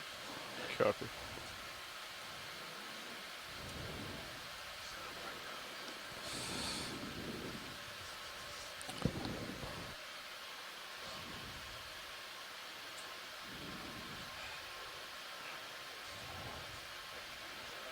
Since we have no pure white tight on this image, we have to do it by eye. But the blacks I noticed were significantly off. Copy. Just let us know when you're clear. Video's clear. Good copy. All right. I think due north, Lars, is where we're going to need if we're going to. They want to follow this ridge over. Yeah. Copy that. That was passed down to me as well, co-pilot. I think we're ready for a move. You want to come in on fish, eel?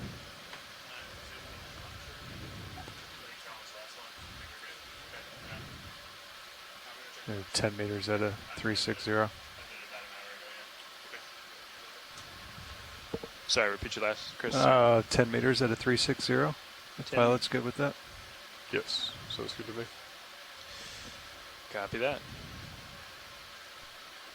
Full screen. Copy. Two.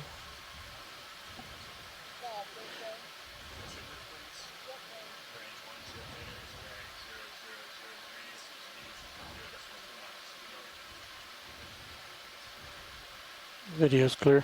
Copy. Pilot's clear.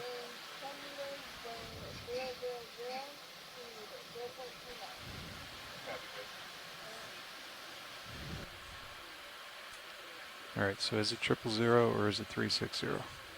What's appropriate? I think both. I always do 000 just because I think 360. I think just the 3 numbers in a row are easier to understand. Like you could say, like, I don't know, somebody might hear 3 something else 0. Understood. They're equally appropriate. Yes, I believe so. Naval terminology, lexicon.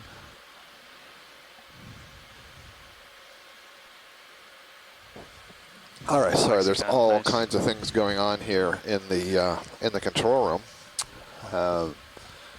Now, one thing, and I apologize if anybody was trying to get me. I was off the headset talking to our EC. There's still all kinds of crazy interest in those holes. So one of the things I'm seeing here, I think will really get Ashton excited when he comes back, because he was hoping that we might see some structures that look pillow-like, and this is pretty clearly pillows to me, I think. If we can look at the upper right, are we in a position, or are we still working on the camera? Yes, we can go ahead. Okay. Upper right looks like the end of a pillow is what I'm looking at, just to see. Yeah, they're so encrusted, I don't know that we'll see anything. What I'm learning from Ashton is if they're broken off at the end, you can see into the interior and learn a little bit more about their formation. He's said a few times that these are so old relative to the ones that we saw when we were right in the axial valley that not sure how much we can learn, but we'll try to get a good look here. There's somebody stuck on the inside there. Looks like I see a series of legs. Yeah, slight oscillation. I'll check the thrusters. Look all right. They look good to me. I'm kind of thinking it might be an isopod. Are we at max zoom? We got a lot more zoom. Yeah, let's go into that crack. I see what I think are long antennae and legs, and I don't light think it's up a the extra shrimp. lights. Understood. Probably end up at 70. Let's take it to 75. Lars, when you're stable, I can give you more zoom. 75. Go ahead.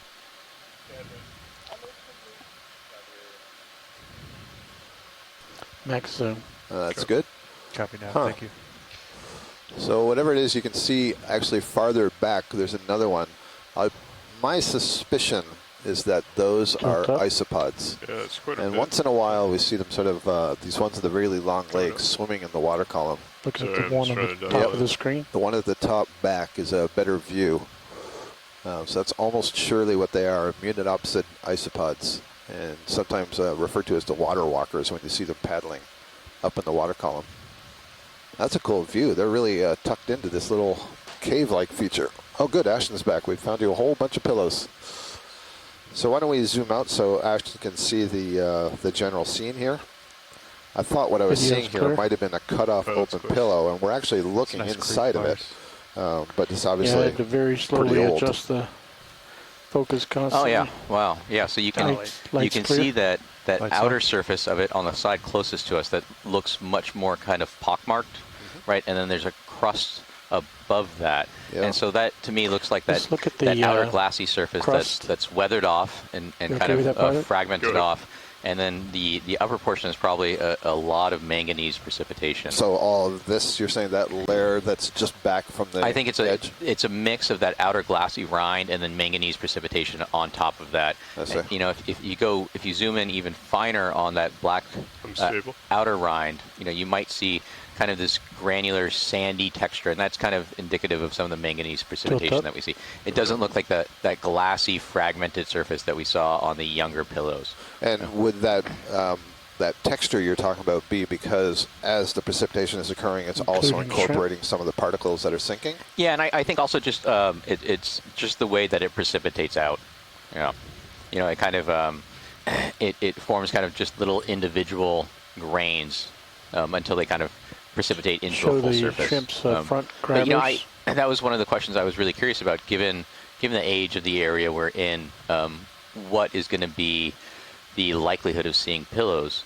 You know, so this makes me think that, you know, the fact that we have these pillows exposed and they're not under 10 meters of sediment or, you know, 20 meters of sediment makes me feel like the volcanism that is actually responsible for these pillows is probably much more similar to the volcanism that created the islands of Flores. So it's much more hotspot driven and not necessarily mid-Atlantic ridge volcanism. You know, as I said before, where we are, we're probably on 12 to 13-year-old oceanic basement crust that was formed during the mid-Atlantic ridge, but maybe 2 to 3 million-year-old hotspot volcanism. Right. Getting a really nice view of this shrimp here. Looks like it's doing a little bit of maintenance on its head. This is a nematocarcinid, and that name translates to basically needle leg shrimp, and you can see why it gets that name. Very delicate legs, very long legs, and a key is that it's got these really long antennae that are curling back. Those are sensory to presumably detect prey in the water column. There's our synaphobranchid eel, the cutthroat eel, moving past again. A magnificent sponge off to the left. A stocked crinoid or sea lily in the background. Now this is one of those areas that can be really hard to get a good sample for kind of the igneous petrology, the original mafic material. You can see there's a lot of that coral and carbonate in that little interstitial area between the pillows, so you don't see the opportunity for lots of fragments. Yeah. And then you can imagine there's so much weathering and manganese incrustation. Trying to see an area where you want that outer glassy rind is difficult. Yeah, I think that one we zoomed in on was a good indication of the layering that's going on, and how you can be fooled if you don't see that from a non-specialist. I mean, that we're seeing this original basalt. That's something I learned pretty early on, I guess, in my deep sea diving, was that unless we were right in a rift valley, we probably weren't seeing that nice original pillow, or maybe in a volcano like in Hawaii. Yeah. You know, there you can be assured you're seeing something a lot fresher. You got plenty of leash lures. Copy that. I said needle leg. Mike Vecchione points out thread-legged shrimp. Really nice view here of some of the diversity on this raised topography. Various kinds of sponges, both glass sponges and demo sponges. I see black coral. That's that thing that's kind of brownish red. In the upper right corner, and part of the skeleton looks like it's completely overgrown by barnacles. You can see those large white spots on them. Barnacle larvae will be swimming around the water column looking for some suitable habitat on which to settle and grow, and very often that's some bared skeleton of a coral. I think there's a barrel sponge right above that very bright white sponge. The one with a little hole in it? They got a little hole in it. That might be the genus Geodia. I'm seeing, I believe, an Iridogorgia coral down below, the spiraling octocoral.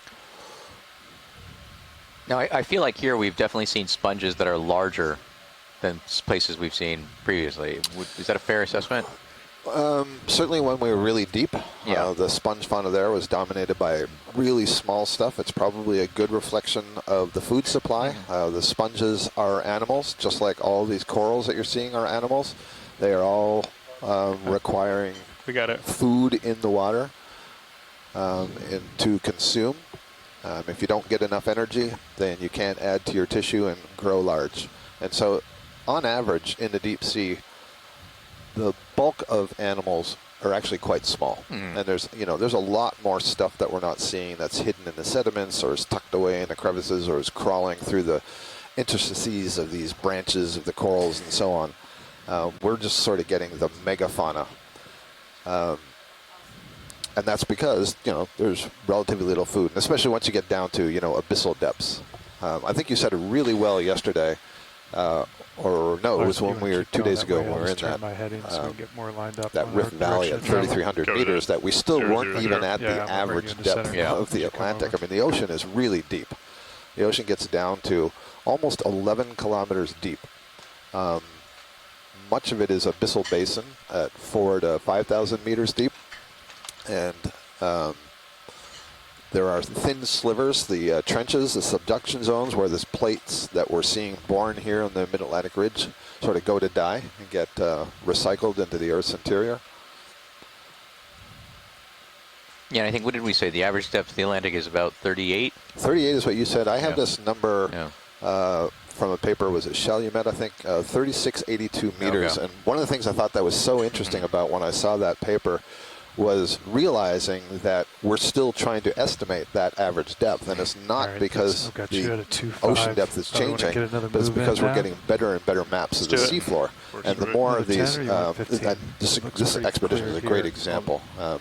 Shannon Hoy's just set down our mapping lead, and it's just the stunning maps that get created every night. We get up in the morning, and I can't believe some of the new things that we found, or not that we found, but that they found and mapped. And so every time we find and can map well a new seamount, that makes the average depth a little shallower, because we have a little more of the seafloor that's peaking up. And so it's the discovery of seamounts, the better mapping that is changing our estimate of what the average depth is. You just have to make sure you're on the same page as pilot, really. Yeah, so I've always found it interesting, the way a lot of these seamounts are originally mapped is actually by looking at satellite altimetry. So that was so cool. It just blew my mind when I first heard of that. Yeah, so you can think of the ocean surface as a what we call an equipotential surface. So it follows an equipotential curve in the gravitational force, and that means that if you have a seamount in the ocean, rock or sponge the or ocean whatever, floor, big thing then the actual the ocean surface bulges a little bit, and we can follow that bulge by bouncing a laser from a satellite off of the ocean surface, and we can infer that there's a seamount beneath us. But that same effect can also be caused by a density increase in the oceanic crust. So there doesn't have to be a seamount there. Right. So you have these. You have these estimates of where seamounts are, their sizes of them, but you don't really know until you go out there, because there's these crustal and density influences. Sorry, we were just zoomed in on this really large sponge that is tipped over. I think it's a dead sponge, but you could imagine this is another sort of big radar dish sponge that would have been upright at one time. And it doesn't seem to have as many organisms living on it, and that might be because it's no longer standing up. It's not in a higher current flow. We talked about this a lot yesterday, that the skeletons of these sponges are made of silica, and that silica will persist here on the deep sea floor much longer than the live cells. The cells will be getting broken down, process of decomposition, just like on land. There are bacteria. We don't talk about them very often, but there are fungi that live in the deep sea, and there's not much known about them. I'm kind of intrigued by this little cluster of polyps that's on the upper right of the screen. Those are looks like those are octocoral polyps, and I think these are the ones I mentioned are in the group, the Cornularidae. And what's different about them is that they have these little exoskeletons at the base of them. And so it's not just that they grow as a mat or a ribbon, they do, but they are also creating this exoskeleton that I'm pretty sure is using the molecule chitin, which is the same molecule that forms a lot of the exoskeleton of, for example, that shrimp up there. These corals can do wondrous things. You want to move up close to it and sort of look down on it? And so just to summarize, because I've forgotten already, what have we sampled so far on today's dive? On today's dive, this sheet is not going to tell me what we've sampled, but this sheet will. We have a variety of things in front of Ashton and I. It gets kind of overwhelming sometimes with all the different computer screens and computers and access to information. One of the things I'm doing right now is I'm looking at a spreadsheet that I've just downloaded from a database that we keep. So every time we take a sample, either a water sample, a rock sample, a biological sample, we enter it into this database, and it gets stored in a spreadsheet, and then I download the spreadsheet at the end of the day, and we go into the wet lab and process the samples. Like mini-wheat. So when we first hit the floor, one of the first things we were so surprised to see and kind of astonished was these lines of holes, the same sort of mystery holes that everybody's been kind of talking about and coming up with hypotheses for what caused them. And so we saw those holes, so we stuck our suction sampler into one of the holes and sucked up a bunch of sediment. We're hoping that if there is some organism down there that's creating the holes, maybe we got it sucked up. We then clipped a piece of some sponge, not the sponge that we're looking at here, but another one that was very frilly in appearance, and the folks on shore did not know what species it was, but they had noted it before and wanted to get a sample so we could put a name to it. And then we sampled one of these yellow-brown octocorals called Acanthogorgia. In fact, right on cue, that's an Acanthogorgia on the sponge, far right. You can sort of see that yellow-brown color. So we sampled one of those, and it was actually on a skeleton, almost exactly like what you're seeing here, a dead stony coral, and it had 2 or 3 other corals on it. So I won't know what those are until we get them up. And then we've taken several water samples, and we filter the water through a very fine mesh up here on deck, and we'll take those back to the lab at the Smithsonian Institution, and they will be examined for all the DNA that's in the water. All these organisms that you're looking at here are shedding their DNA into the water column, and so we can capture that, and using new methods of next generation sequencing, get all the sequences, do a bunch of bioinformatics, and then get a sense of what's the diversity in the water column here or coming off the bottom, and in some cases even identify it if there's a match in our database. And in fact, as I'm looking at this scene and I'm seeing so many different corals and sponges here, I realize that this is a great time to take Niskin sample number 3. Pilot, do you copy? Understood. Yep. Science. Niskin sample number 3. Let's make sure we have a clipper and Nab ready for that. Good copy, thank you. Nav is awaiting. Everybody ready? Ready. Yes. All right. Resetting now. Fire and 3, 2, 1. So mounted on the back of the ROV are 5 water sampling tubes. They fired. Thank you, Caitlin. Video clipper is just pointing out to me that our water bottle just fired, and so I'm making the addition to the sample collection. All right, sheet. I'm moving a little bit. Got a little bit more leash. So yeah, we have 5 water bottles on the back of the ROV that we can trigger at whatever depth that we want. And so we usually take one on the way down in the water column in what's called the deep scattering layer. This is where our sonars tell us most of the concentration of midwater animals are. That would be both fish and zooplankton. So getting a water sample there can help us understand who is in that concentrated layer of midwater animals. Then we take another one as soon as we get onto the bottom. Then we take one at an arbitrary place that we find interesting. So I thought there's so much diversity here. Let's trigger it and see if we can pick up some of that diversity in the sample. We'll take another one just as we leave bottom, and then a 5th one when we go back up through the deep scattering layer.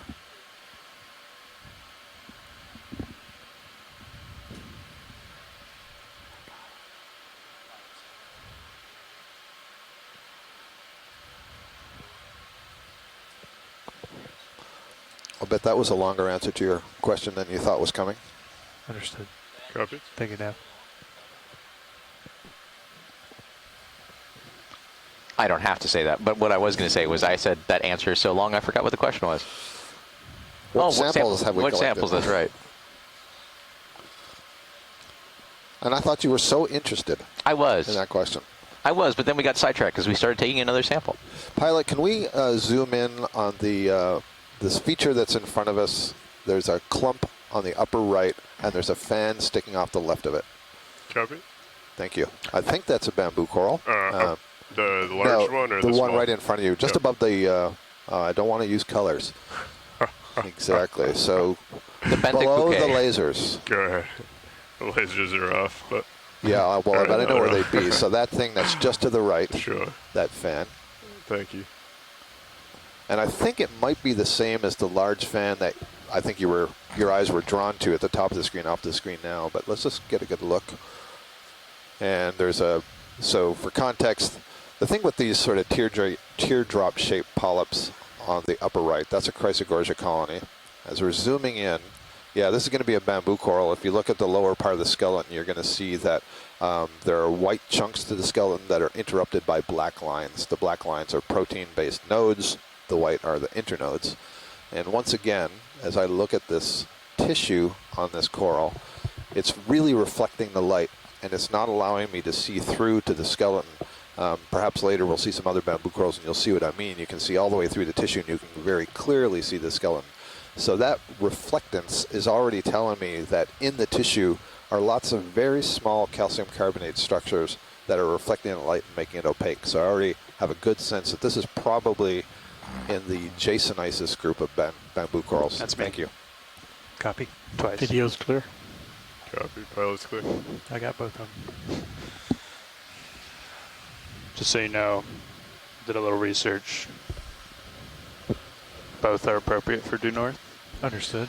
As long as you say 3 numbers. So if you just say 0, that is inappropriate, because if you had a truncated transmission, you could assume you weren't getting all of it. Yep. Yeah. Pilot, can we get the fog lights momentarily turned on to about 50%? Fog lights on at 50. Let's take it to 75. So I just got logged out of the chat room there briefly, but I'm back in the chat room, and I see that Jean-Marc Guyot, who's the curator at the Canadian Museum of Nature, who has been actively working on the giant file clam, and we saw one of them earlier. I keep looking, Jean-Marc, to see if we can find another one, but he says that the eDNA samples will be great to see if we have these giant file clams around. And if we do find it, then we might be able to use that DNA to say, well, is it the European species, Acesta excavata, or the Northwest Atlantic species, Acesta cryptodelphi? And that brings up this interesting question that one of the major goals of our program is to provide the observations and some samples and data to understand the connectivity across the North Atlantic Ocean. And so the eDNA samples are going to be part of that, because we can identify, in some cases, down to species. We can only identify, I want to make this clear, we can only use eDNA to identify down to a species name, that is to connect the name to the DNA. If somebody has already identified a species, sequenced that species, and added the name to the database, it's a comparative sort of operation. But we're still saddling Independent of that, what we can do with the eDNA is say, we have this many different pieces of DNA in our sample. And so we can say there are probably this many different species. We just might not be able to name them all. But that's also a lot of use, because let's say that we have had these dives down to 3,000 meters and 800 meters and 1,200 meters, and we're going to different parts of the ocean. And one of those dives revealed that when we took the eDNA there, we found very different sequences than we have anywhere else, and we can't identify most of it. Well, now we know we should use our resources to try to get back to that area to try to understand a little bit more about the diversity. So lots of uses for the eDNA. There's another barrel sponge. Yeah, it's an interesting color, isn't it? I was starting to doubt myself the last time that, well, maybe it's an anemone that's really closed up and pulled in the tentacles. Co-pilot, we got time to I think it's a zoom barrel on sponge. Sirius. Sure. Get a nice beauty shot.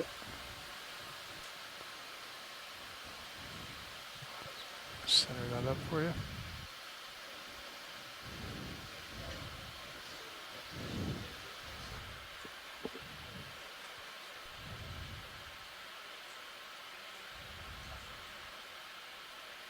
Give me 2 minutes. It still like hesitates a little bit. He's talking to me. Oh, copy. My Zoom. So you talked about the integrated research and the connectivity of these systems. A little bit. Right. So when we moved the Okeanos Explorer, the ship, from the Pacific to the Atlantic, we were looking at a way to pull together what are all the different needs that exploration could There's help also like a lot provide of some different data currencies to that cover answer. these features, And the Serious program is clear. overall, Thank you, video. hang on just a second.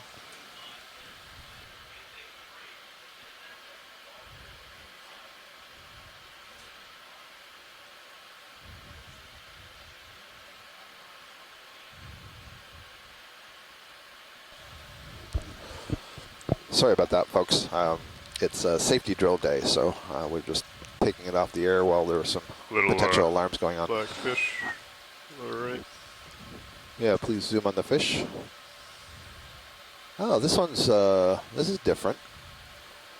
This is definitely not a cyclothonia. This, to me, looks like a baby rat tail. Yeah, I was going to say a rat tail. Yeah, I don't know that it is, but that's kind of interesting. Really quite small. Very dark. We were talking about this yesterday. It kind of looks like a large head with a tail, and it's kind of missing the rest of its body. So I apologize. To get back to what we were saying, we're doing these explorations in the North Atlantic, and we've been doing this since the fall of 2017. And so we've had this program going on now for just over 3 years. And the name of the overall campaign is ASPIRE, and it stands for the Atlantic Seafloor Partnership for Integrated Research and Exploration.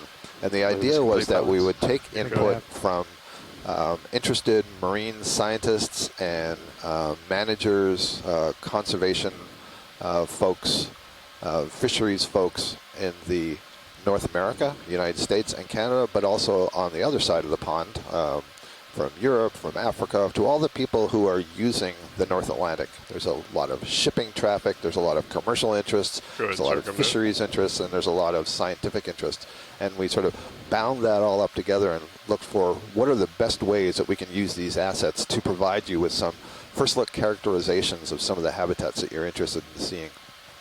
And I'll take a break from that to have a look at this exquisite sea star. This might be a goniasterid as well. I'll go out on a limb and say that. Perhaps we'll hear from our resident expert. Well, I'm sorry, he's not our resident expert, but Chris Ma does like to participate a lot in our dives. He's at the Smithsonian Institution. What makes you think it's a goniasterid? Yeah, I'm looking at, you see outside of the arms, Like there's the some feathers rather not that large tight. plates that line those You don't have arms. any autos And in, huh? my That might just be a familiarity weird with that family is that they Yeah, tend to that have and then, these like, oversized tether plates isn't there. normally But I could be wrong. Now, like 90 yesterday we degrees, collected so- one. I call it the cookie star. It's an unusual force. Cookie cutter star. There we go. Chris- Where the arms are greatly reduced. And Chris yeah. Moss says Circaster or Circaster? Circaster. So he's given me Circaster, the yeah. name of a genus. I was giving you the name of a family. Okay. So that's great. Circaster. So his identification is at a more fine scale level. Yeah, So yesterday the one we I could get a collected toe didn't in have if it, like, those long arms. It, Yeah. it I think we're seemed, good. attenuated, let's say. Oh. Hey, this is Chris Ma. Hey, Chris. Hey, I'm like that bad legend about saying Bloody Mary into a mirror. This is actually kind of interesting because it is Circaster, but I've never known Circaster to occur out this far, especially not on the European side. I realize that we're not quite there, but Circaster americanus is called that because it's known to be something which lives sort of on the western tropical Atlantic side. So this is definitely a new record if it is indeed, I don't know if it's americanus or not, but it's certainly got the large arm plates as Circaster. If we can afford to collect this, it would be worth documenting. It's a new occurrence. It might be feeding on some of these corals and other sponges in the area. Scott, you actually identified Circaster americanus as feeding on that large Paragorgia several years ago, and came upon the most amazing discovery that some of those sea stars were still on that coral, feeding on it a year after it was first discovered. 18 which months, says a lot about the 4 minutes ago. Yes. Okay. And so, and that was a mind-blowing revelation as far as I'm concerned, because, I would have easily attributed weeks or months, but for it to be out there for almost a year feeding on the same things. And I mean, I realize I don't have conclusive evidence that the 2 or 3 individuals that were on that coral, that fallen coral, were exactly the same ones, but it sure did look like it. And, I agree with you. You know, it is a very plausible notion that, you know, given the rate of metabolism and everything, that, you know, that they just take a very long time, and that feeding could literally take a year, especially if you've got a stable 30%. Food source like that. So I'm, you know, and who knows what all of these. So the Goniastridae, you know, I may have mentioned this before, but they're the most diverse group of sea stars. There's something like 65, I think, with my work, probably closer to 70 to 80 genera, and there's something close to 270, 280 species. That's what science is for. And, you know, I realize that's, you know, piffling compared to things like brittle stars or insects, but compared to the number of things in the sort of world of marine animals, that's for big animals, that's pretty good. And so that's definitely, you know, every time, like I've sort of harped on before, the last 2 times that we collected goniastrids from the Atlantic, they turned out to be new species, and in one case, a new genus. The one we collected yesterday, Chris, certainly. I was just going to say, it came up in great shape. Oh, lovely. I've been sort of slobbering over that picture and looking forward to getting it, because I'm pretty sure that's, I mean, it might be something called Astroceremus, but I also know that that's far and away not something that occurs in this area. So it might be something completely different. A close-up is usually the best way to tell. I mean, a specimen in hand. Could I interrupt you for a second, Chris? You know, there's a lot of. Oh, I'm sorry. Yep, just for a second, stand by. So just because we're getting this really nice zoom right now on what looks like an anemone from a gross level, but I actually believe is a corallomorpharian, and we really don't see very many of these, so I just want to make a note of it. So a corallomorpharian is another kind of hexacoral, belongs to that same group, but it's in its own order, where the stony corals are one order, Scleractinia, and the black corals another order, Antipatharia. So this is the corallomorpharia. They are kind of like the polyps of a slight tilt down on stony coral, but they don't have a skeleton associated with them. And one of the things you can see is they have this very transparent tissue, and so we can see through quite nicely into the body. I can actually see the pharynx extending down from the mouth, which is that little darker brown line that you see, that slit. So the sort of quote-unquote lips are tightly pressed together right now. And then you see all the little spotting on the tentacles. Those are bundles of nematocytes, and so those would be the stinging cells that they would use to subdue their prey. And then a lot of people look at the bulbous tips of these tentacles and use that to identify corallomorpharians. And it is true that most corallomorpharians have those bulbous tips, but there are also some anemones that have those tips, so we can't just use that. But that's probably the tether. We don't see enough of these. They're really hard to identify from video or imagery. You have to collect them. Yes, basically, you have to do histology on the tissues on the inside of that gastrovascular cavity, the musculature or the arrangement of muscles, in order to identify them. It's that hard. It's a very specialized field. Thank you, pilot. Go. Yeah, go ahead, Chris. You can continue. Go ahead. Wow. I don't know. I mean, there's a ton of stuff we don't know about them, and considering how many of them we encounter sea stars in the Goniastridae, they're probably doing something important down here that we haven't quite figured out yet. Most of which seems to be predation on your things, on corals and sponges. You call that important, huh? I apologize for that. But kick on the extra legs. I didn't know what it was. I didn't know what they were doing when I decided to study them. They just kind of started doing it after. I mean, this is literally something. This whole paradigm of sea stars feeding mostly on corals and sponges. I mean, there are of course examples, well-known examples from shallow water, but the fact that most of the Goniastridae were largely unknown from sometimes just single specimens. Was throughout most of the 20th century just sort of one of those things. Like Evoplasoma, you know. Evoplasoma was just considered this weird, rare Goniastrid. There were literally 6 specimens known. I think in 1997 or so, there were only 6 specimens. Just a few more seconds with and this each one was its own separate species. And now we, I mean, after the Pacific, the capstone expedition, they're everywhere. I mean, they're not common or even abundant by any means, but we see them everywhere, and they're feeding on corals. We didn't know what they did. I mean, we just had them collected from. I mean, we had one specimen collected from a trawl, and and it wasn't in great shape to begin with. So, there's so much that's unlocked by I mean, a lot of what we do seems, I don't want to say trivial, but like the start of all of what we do begins with naming these things and figuring out what they are. That's what you do. That's what I do, and and then we can, we kind of like, that's the start of our knowledge. So just describing or finding these new species is then like, oh, okay, so now we know what it is. What does it do, and why is it quote unquote important? And so I would back it up from there, Chris, by saying it's even the observation stage, right? And so I think you said before we even get to name it. And so you said something in there. I want to make sure that the audience doesn't overlook this. And that is, it's really because we've had this Okeanos Explorer observations exploring all these different parts of the deep ocean that you can now say with some confidence, this is not uncommon. We see this kind of predation going on. We see these sea stars associated with corals and sponges and so on and so forth. We've made so many observations, and I agree with you, so many things that I didn't know about or maybe had a suspicion but I'd never seen before. We're now seeing with some regularity. So I think we're starting a little less to use the word rare because we now have the ability to have the observations. Yes.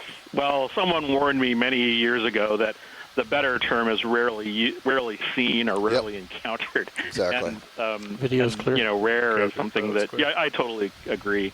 But like this, but we're also seeing. Well, I mean, and yes, I mean, I've made a point several times that in agreement with you that essentially there's a ton of these observations that are almost more important than like physically collecting the specimen itself. I think I want to try to jog we a little can, bit to starboard, try to keep this we can the value of instead of off to my side here. Watching something feed to me far exceeds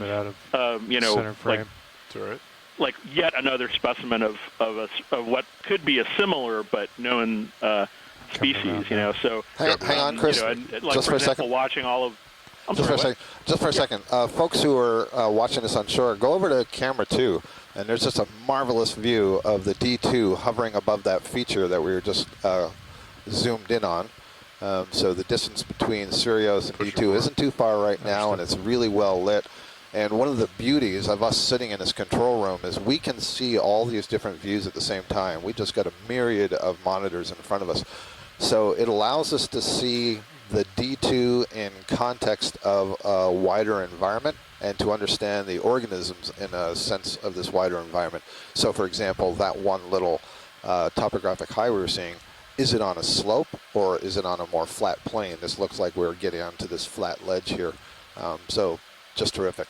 All right, Chris, the main cam up to see what we're coming up towards. Oh, no problem. I think I was pretty much just closing up shop. I mean, in the sense that the thing that I did want to mention, though, was that one of the things that is most remarkable, and it's not even about the animals that I study, but about the brittle stars, because, thanks to the very eagle-eyed observers on the ship, we've seen, I think, half a dozen weird little brittle stars that have never been seen alive before. And it really astonishes me because, no one, these things come up as essentially little puzzles, in trawls, and no one knows what they do. And then we see them here on the bottom sometimes, and they're, they're dime-sized. So it really is an accomplishment sometimes to when, we see these rare little brittle stars, like at 3,000 meter depth on the bottom of the seafloor, and and there it is alive, and it pretty much looks like what the specimen looks like, and it's doing, it's doing what it's doing, and maybe it's be nice if it was feeding, but that's what I mean is it's like, well, that's this basic aspect of its biology is maybe it's not all that exciting immediately, but it's definitely like the first step. So absolutely, putting it into context of its habitat. I'll tell you. Heading change. Yes, exactly. And sometimes I'll tell you, even to do anything just like that starfish that we just saw, the Cerciaster thing. I'm not one to describe a species based on purely imagery and video, but the video on these things is so amazing that there's sometimes details that are enough to at least describe, plausibly, in a scientific journal. The specimen is always an important piece of evidence in establishing a species and what it can do, and extraction of DNA and looking at other pieces is important. But there's a lot of value in the video that we're learning now that just looking at the surface plates and such.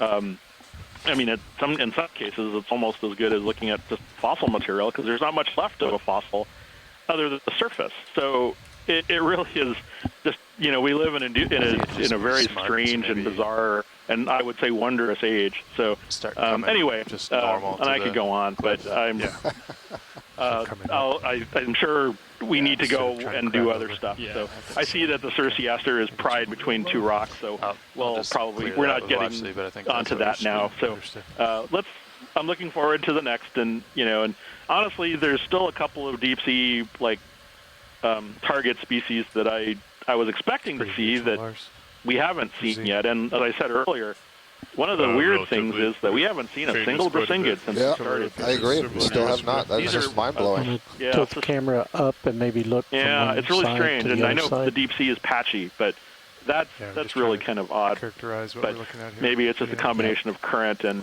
lack of food. Maybe anyway, it's upslope here. Have fun looking for coral. Thank you, Chris. Yes. Thanks for your comments, Take as care. always. Thank you. Bye-bye. Oh, always fun to call in. Thank you. Bye-bye. Watch lead, Nav. Go ahead, Nav. Hey, yeah, we're just looking at the dive track here. If you can continue, maybe for give the a side safety's view sake, just so we can see as long as it's the whole okay with area as we you, come up here. we'd like to basically just come normal to the cliff now and just keep making our way uphill. It looks like this is a little steep here, so instead of crabbing over to waypoint 3, I think we'd like to just come basically northeast. Copy that. We're seeing plenty in front of us, so I think that's perfectly suitable. Okay, great. Thanks for the heads up. That's the case. I'll bring my head around. Line up with you. Thanks, Lars. Copy. Yeah, something that Nav just said is we can clearly see the slope is getting steeper. We've seen, since we've come back from lunch, there's a lot more pillows that have been exposed, more hard substrate. We went through a patch there where the ridge that we were on, the slope was much flatter. I was trying to think of it. Let's see. The slope would be, and I'm going with the numbers in my head. Lower? Lower, yeah, Yes. okay. So anyway, it's flatter and more sedimented, and we weren't seeing quite as many topographic highs that were supporting these suspension-feeding organisms. If we could have a look at the two fans that are on the lower left right now. Understood. I'm ready whenever. Very light in color. Maybe 15 I meters, think that these are primnoids, and we haven't had a good look at the primnoid fans today, so let's see if we can get that. So this one in center here slants? Just to the left of center, I think. I don't see the lasers on, so Lasers on. not sure. There we go, yeah, lasers just above it. Just above it, understood. Yep, thank you. Okay. I think that yellow sponge back there, lower right, is Hertwiggia. I've learned that now. Lower left, I'm sorry, is Hertwiggia. Partial. Yeah, this is sure looking like a primnoid to me, Laser's so that clear. means the family Primnoidae. It's kind of octocoral. The one off bottom. Primnoidae is one of the 3 major diverse families in the deep sea. Oh, no way. There's a Brisingid. Right after Chris hung up, our first one of the expedition. White All right, first let's thing look to at the the right. corals, because I know I'm not going to get a word in when Chris calls. Coral first. Tilt down. He's looking for the pink one at the bottom, I think. I can you feel that's Chris's fingers hitting the phone? Yeah, hitting the phone. Yep. Yeah, so this is definitely Primnoidae. I'm kind of looking at the branches. One of the things for those of you I'm sure wonder, well, how do I come up with these names? I'm looking at the polyps. I can see the polyps are oriented in these whorls, meaning they're coming off from a common point. There's like 3 or 4 that go in a circle. They're oriented downwards. They look kind of extra stiff, lights up and to I 50%. can see enough that I see little rings along the body, and those are telling me where there are scales that are overlapping looks one like another, it's not too and far that's a below hallmark us. of the We can kill the Primnodidae. extra lights. So lights are off. that's pretty good. And then feel free to drift up to the right, and we'll get on that Brisingid. This is another kind of sea star that has a specialized mode of feeding. It's actually perfect that it's right next to a crinoid.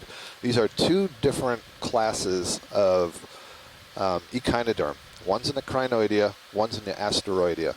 And they both are feeding the same way, these 2 species, in that they are putting their arms up in the water column to feed. I'm back. All right, there you go. I knew it. Hey, isn't that cool? You just say the word and there it appears. Ashton tried that yesterday with hot chocolate and cake, but it never materialized. Didn't work. But it worked with the Brisingid. So go for it, Chris. We're going to zoom in here for just a moment. Thank you.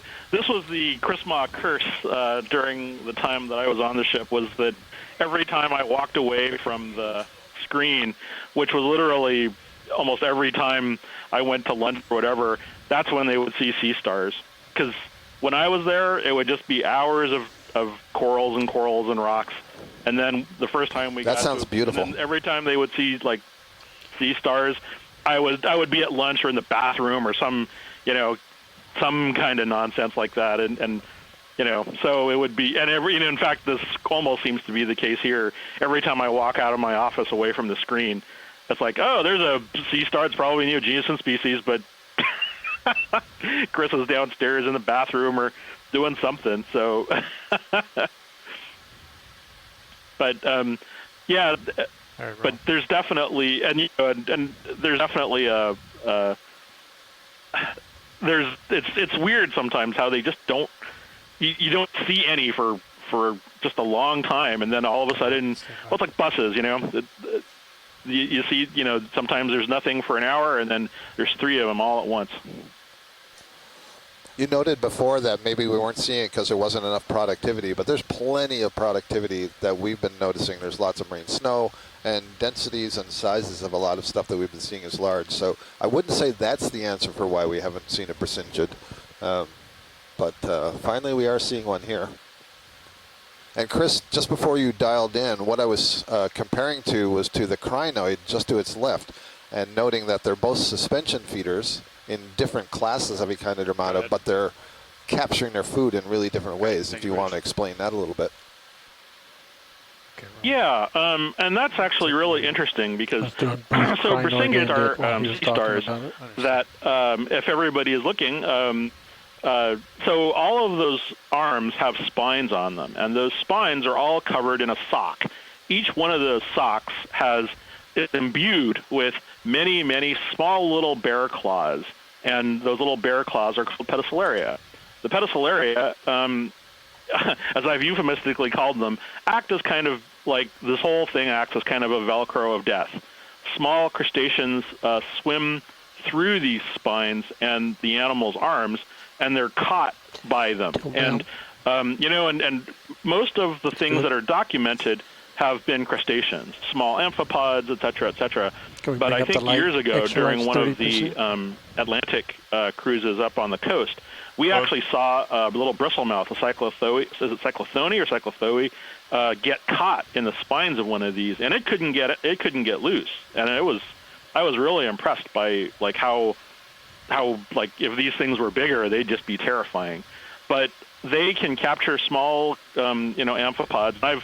I've looked at really nice collections of these of these individuals, and I've found like all of the little crustaceans in the tube foot grooves, and it was all worked out in the 80s and the somewhat simultaneously by Craig Young and Roland Demson, but also by the Russians, both of whom did sort of work that was good in its different groups of Brisingids.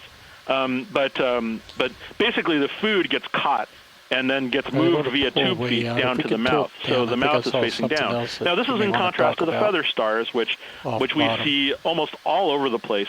And what's really kind of amazing, and there's this phenomena in evolution known as convergence, and that's basically like how the physical structure of something, if it has the same function, it arrives at the same structure. And that's what you get with Brisingids and feather stars. You know, the way that the spines are arranged and the way that they're shaped, and in both in Brisingids and feather stars, there's some differences, the pedestal area and the fact that sea stars are actually predators. Oh, and there's another sea star down on the rock.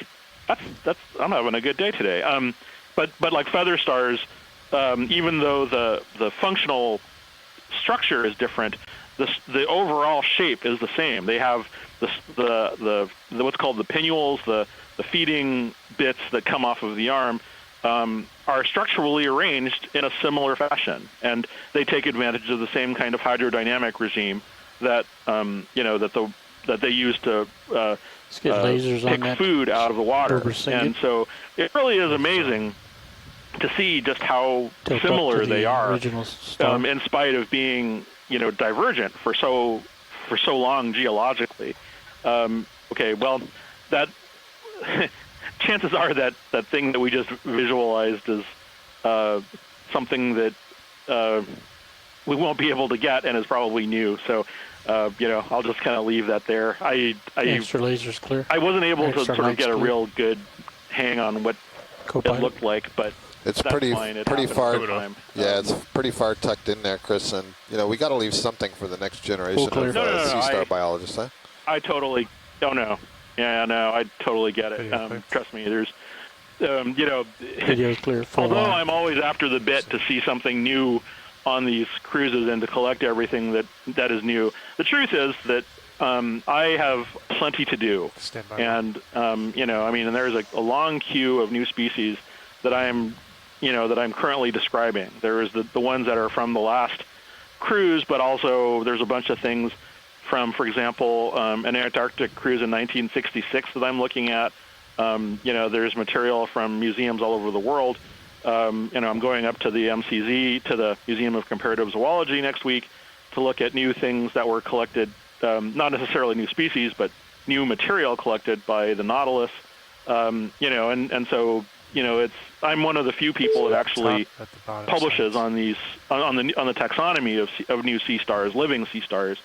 And so, I have a lot of of stuff that that is backed up essentially. Science, can you repeat what you're looking for? I get to pick and choose at the moment, but it is, I tend to focus on the deep sea thing since it requires a broader view, and there's some very interesting things. But I've been sent material, pictures, for example, from the Western Australian Museum. And they have amazing things that were recently observed and collected by the Falcor. So, the world is my oyster, at least for now, until the next young person comes up to inherit and share all of this fun responsibility. I would also say, just as a shout out for my organization, we talk a lot about the repositories and where all of this stuff goes. And the Smithsonian is the repository for things collected by the Okeanos Explorer program. And so materials that are collected here come to the museum and are processed by our staff and are made available to the scientific community, by request on loan. And so, this material is held in stewardship for the public, for anyone who, is interested in the material, but of course, responsibly. But it's available to scientists, and if you have an interest, you should contact the Smithsonian or the Natural History Museum. And we have the material here indefinitely, and the average time from shelf to discovery is about 21 years, as it turns out. And so a lot of the material here, we're talking associates, we're talking anything that was collected on these cruises. And that includes any of the stuff that you pull off the rock, is stored here and kept here forever. So, please do. I hope someone will, if you have an interest in whatever sort of small epizoic fauna lives on these rocks when you visualize them, please contact us, and we'd be happy to help you with. Can't see. Oh wow! He's hanging out here though. You can if you. Oh, they're hermit crabs. focus on it. Yeah. Only the lower one's a hermit crab, Chris. The upper one, I think, is an actual snail, and I'm wondering if it's feeding on the hydroids that are growing on this crinoid stalk. I've actually gotten on top of that observation so from do a 2017. 3-shot with these bottom. It was a bathicrinid stalk crinoid. We saw in 2017 crinoid? during the Pacific an observation of a snail with its proboscis clamped over the anal vent of a stalked crinoid, or at least something like that. And I'm going to be following up on that to make sure that we have all of that figured out. But I've already gotten to the point where it's a bathicrinid, and we'll be we'll be trying to get more of that out as I get more. Let's go to the top. Oh wow! And the hydroids are covering up all of the top of the stalk like that. That's amazing. Yeah, and we've seen this crinoid now many times over a few dives, and every time I've gone in for a tight shot, it's had this what I think is Hydractinia hydroid overgrowing the stalk. So that's an interesting and consistent observation. I don't think the snail looks anything like that one that you were just referring to. But all right, I think we're getting ready to make a little headway up this slope. Chris, thank you so much for those observations. Thank you. I always appreciate when you stop to look at pentameral animals. I will say that every one of the crinoids that gets collected is appreciated by the community, the stalked crinoids, because they are so rare, or at least rarely encountered, and especially intact. And, I think every time one of these comes up, I think a good chunk of them turn out to be new, or undescribed. Don't ever think that just because we see it, that, it's already known to science. Sometimes it is. And if it was that, red one from the Pacific, that's one thing. But there's definitely a lot of these weird sort of stalked crinoids that occur all around the world that, if you're looking for something to collect, pick up a stalked crinoid. It'll probably be something that we haven't encountered before. Great. Thanks so much. For that. Yeah, I'll thanks. be back, I'm sure. Thanks. Bye-bye. Thanks, Chris. Yeah, Chris made a really interesting point there, and that is that, especially with more and more video, ROV video, and drop cameras come down, we may see organisms that we sort of check this box like, yep, that's common. We see that a lot. However, the number of collections that are made is far less. If we could go to the upper left, that line of colonies looks really interesting. So sometimes we are guilty of overlooking the common because we see it a lot, but we've never actually picked it up, and so we can't put a name to it. And this is actually similar to one of the things that our Azorian colleagues have said, why some of these collections that they're directing us or requesting that we make are useful, because they can see the stuff in the camera images that they have, but they can't always identify it. Yeah, that was a really great description he also gave of the collaboration with the Smithsonian and the work they provide. And NOAA Ocean Exploration performs ocean exploration not just on the NOAA ship Okeanos Explorer, but also on a number of other ships. They've used the NOAA ship Pisces before. They've recently, in the last few years, done Alvin dives using the RV Atlantis. And then they also provide a federal funding opportunity to researchers to apply to do ocean exploration work on other ships of opportunity. Right, this Okeanos Explorer is just one facet of that office. So what we're looking at here are these large orange-colored bushy-like corals that you're seeing. These are black corals in the genus Leopathes. There's a couple of known species out here, Leopathes glaberrima or expansa. If you've been on some of the earlier dives, you've heard us say that among corals that have been aged using using stable isotope data and radioisotope data, Leopathes is the oldest known coral, and in fact, I believe is the oldest known animal. And it has been aged up to more than 4,200 years old. And so they're extremely slow growing. I believe I gave an estimate on the order of about 50 microns of growth per year, and I said that the average human hair has a width, let me find 75 microns. 75? Thanks. That's what I'm going to guess. 75 microns. And so, yep, you're bang on, 75 microns. And so the rate of growth of these would be such that it's 25 microns, less than 25 microns per year of the black coral. it would take 50 years or more just to grow 1 millimeter extra in diameter. So you can imagine that these corals that we're looking at are really very old. Quite impressive.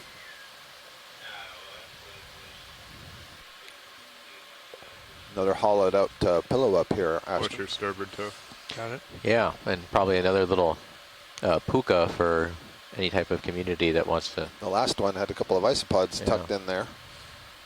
It looks like, you know, talking about things that are very old, some of these corals have been in place for a very long period of time, and you can also see that because they are also kind of blackened. I think part of that is some incrustation. Part of it may be bacterial decomposition, but that's not all of it.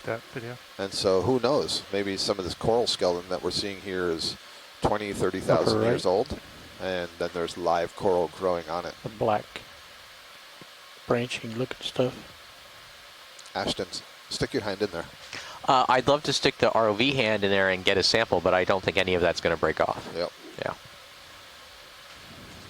More right. Coming around.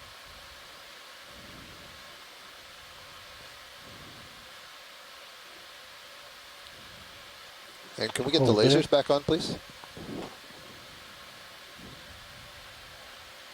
Thank you very much.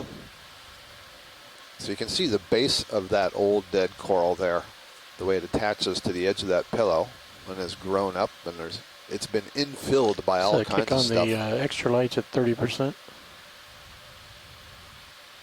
On. Those laser dots are 10 centimeters apart. You can see a little bit better inside your pillow. And, yeah, there's not much going on in there. The pillar. Stand by video.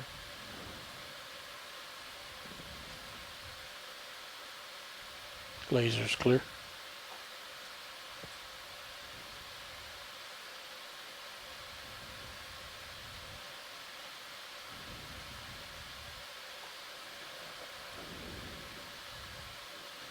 Take more.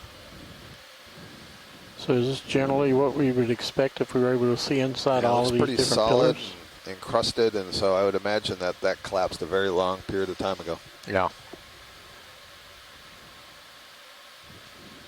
Yeah, it could have easily been during formation. If the currents are strong enough to keep this area swept away from any of the overlying sediment deposition, this could be 2 or 3 million years old. Yep. Interesting little urchin there on the upper lip. Okay, let's keep moving on. Lights clear. We're at 1,455 meters depth. Extra lights clear. When we first settled on the bottom this morning, we're at 1,498 meters depth. We're about, what, 50, or is it less than that? 54 kilometers west of the island of Flores on the Azores Plateau. That bright white and yellow colony that you see on the right is a stony coral, Scleractinium, genus Enelopsamia. The skeleton is white and the live tissue is yellow, so it looks like parts of it are alive and parts of it are dead. Now, sorry, I know you've probably explained this to me too many times, but I'll be the biology student. Can you explain the difference with the stony corals? Yep. So let's do a little pyramid here. So at the top of the pyramid, we have the phylum Cnidaria. Within the Cnidaria, we have 3 classes: the Hydrozoa, the Scyphozoa, which are jellyfish, and the Anthozoa. That's not true. We actually have some others, the Cubozoa and so on, but we're not going to worry about those right now because we don't see them. Within the Anthozoa, we can divide that up into the hexacorals and the octocorals. So all the sea fans that we've been seeing, the bamboo corals, the primnoids, the sea pens, all that stuff, those are all octocorals. They all have polyps that have characteristic 8 tentacles, and that's one of the easy ways to identify them. But what's more interesting is that they're evolutionarily all link back to a single ancestor. In that other group, we have the hexacorals. That includes the sea anemones, the corallomorph, the zoanthids, the black corals, and the stony corals. The stony corals belong to the order Scleractinia.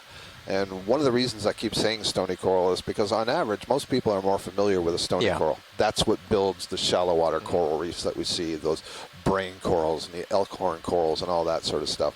There are lots of stony corals in the deep sea, but they aren't the kind that build those really solid mounding structures that build up reefs. They tend to be either solitary cup corals, we've seen several of those today, or like this branching morphology that is very, very brittle, very easy to damage. You know, if we reached out with the manipulator and tried to grab that, it would be like shattering china. Oh, really? Yep. And that's why you see all this rubble. It breaks really quite easily. But it is a very stiff calcium carbonate skeleton with a very thin veneer of living tissue on it. And you just see a fish, or you just go, whoop-de-doo. The spiral. I see, the spiral, yeah. So that's probably an Iridogorgia, now dead, dropped all of its branches. Okay. And there's a there's a live one. There's a live one, yeah. Yeah, good call. Yeah. Good call. On the left side, lower left, or center left, there's a live Iridogorgia. And the feather that you see on the far right, that's another black coral, Parantopathes.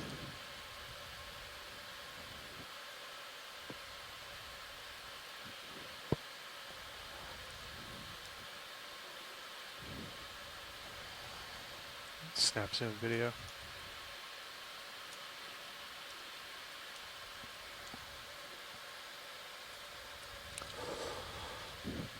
And it looks like a crinoid tucked under the lip of that rock. Yep, one of these 5-armed crinoids. Let it go. Come wide. So that's the one that uses basically tube feet to capture its food and move it to the mouth, and the mouth is on the upper surface there.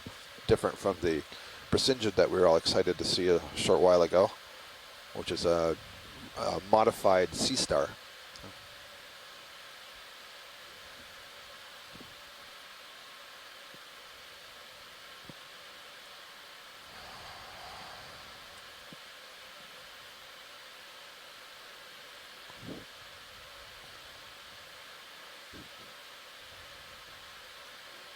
Sometimes I get fooled, you know, I'm looking at here and it looks like a fresh surface to me, but I imagine it's just the angle and the fact that it doesn't have sediment associated with it. It's tucked underneath, has a darker appearance.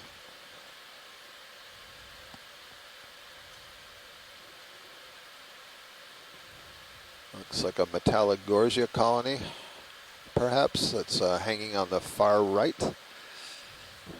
Talked about that a few times. I have you there at 4-5. Gotcha. Could probably get another move. They're the ones that have their pretty flat ahead of us. Ophiuroid associate, the brittle star associate, Ophiuchreus oedipus. I'm good with that. And we've talked repeatedly about how amazing it is that the larva of that brittle star is somehow able to find the coral, because it's the only place we ever find that brittle star. Snap on the center. There's a sponge that's taken a tumble.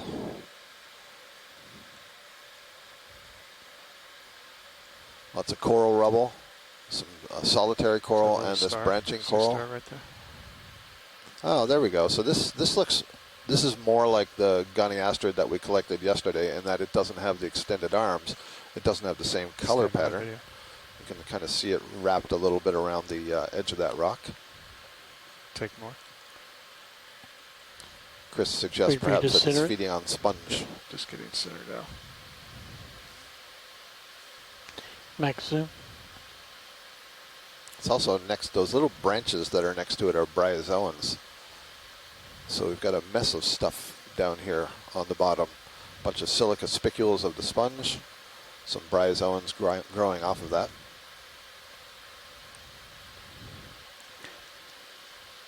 Lasers. All those little branches that you see are a series of interconnected little cavities, each of which contains a zooid that has a ring of suspension-feeding tentacles, and those tentacles actually have cilia on them that beat, so they generate their own current to come swooping down over their mouth.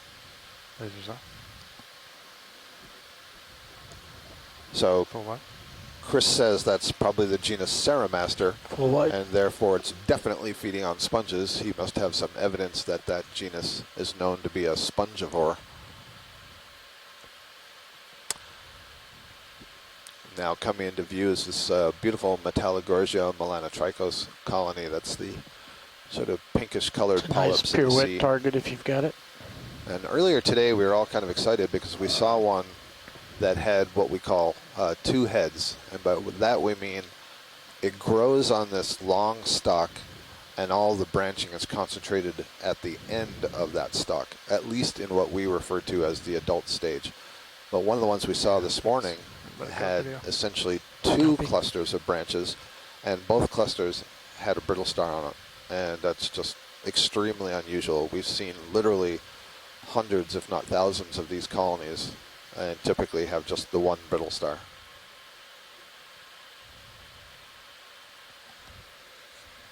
And that's going across the Pacific and the Atlantic.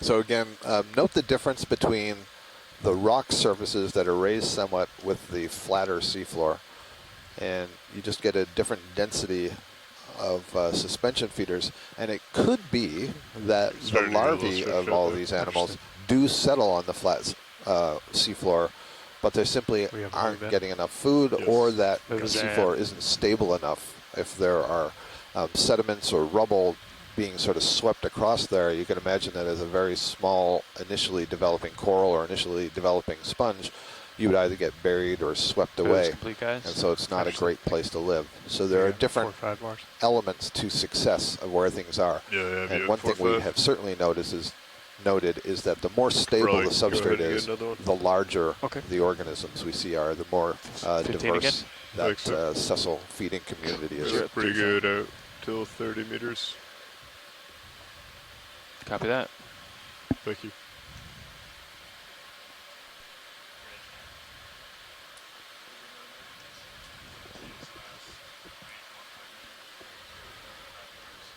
See some live cup corals, some sponges, black coral, several Iridogorgia. I'm impressed at how many of those we've seen today.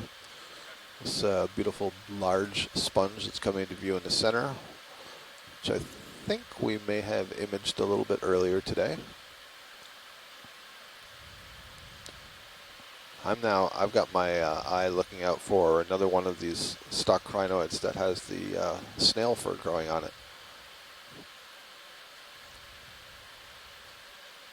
Oh, this is going to have, I think, a bunch of benthic ctenophores on the sponge. Just to the back side of the front of this sponge. Yes. I can see these little dots, and it looks like there are little raised structures on each end of the dot. So if you've ever seen, you can look this up, Google it, a sea gooseberry. That's a ctenophore, and the sea gooseberry is kind of the common textbook. This is what a ctenophore looks like, and it's this round, gelatinous, jelly-like zooplankton that has these 2 long retractable tentacles that it extends in order to feed. Well, within the phylum Ctenophora, there's one group, the platytended ctenophores, that have taken on a benthic existence, and they've kind of compressed their body so that there's a flattened surface, and the mouth is facing down towards the surface, and they can kind of creep over the surface, but they still have their 2 tentacles. You just we're going to hopefully swing around to the right here so we get a good view of these. Try to keep on the side view and not get on top of them so that we can see the tentacles from the side. So I said that the sea gooseberry has these long tentacles, and they can be retracted into what are called tentacle sheaths. And when you look at the sea gooseberry, those tentacle sheaths are basically inside the body. But with the compression of these benthic forms, there's still the tentacle sheaths, but they've remained kind of standing up above the rest of the body. So when you look in at these, you'll see that there's a long, flat body with 2 raised structures on either side. And you'll see these kind of white threads hanging out of them. And for most of these, it looks like the tentacles have been retracted, but they could actually extend many, many, many, many times the length of the body. And it's basically like fishing line. If the fishing line were studded with glue packs, such that when a fish intercepted the line, it became glued to the tentacle, and then there's musculature inside that tentacle that allows it to be pulled back to the animal, and then it can ingest what it's caught. That's not how you fish? Looks longer than I can't get the glue packs on my fishing line. It just keeps coming off. Fisherman's not. All right, At least you don't get a hook in your finger that way, though. True. Where we need to be. Bottom one. Bottom. There we go. Nice view. Dead coming in the center. A little bit lower. So those are platytenid ctenophores.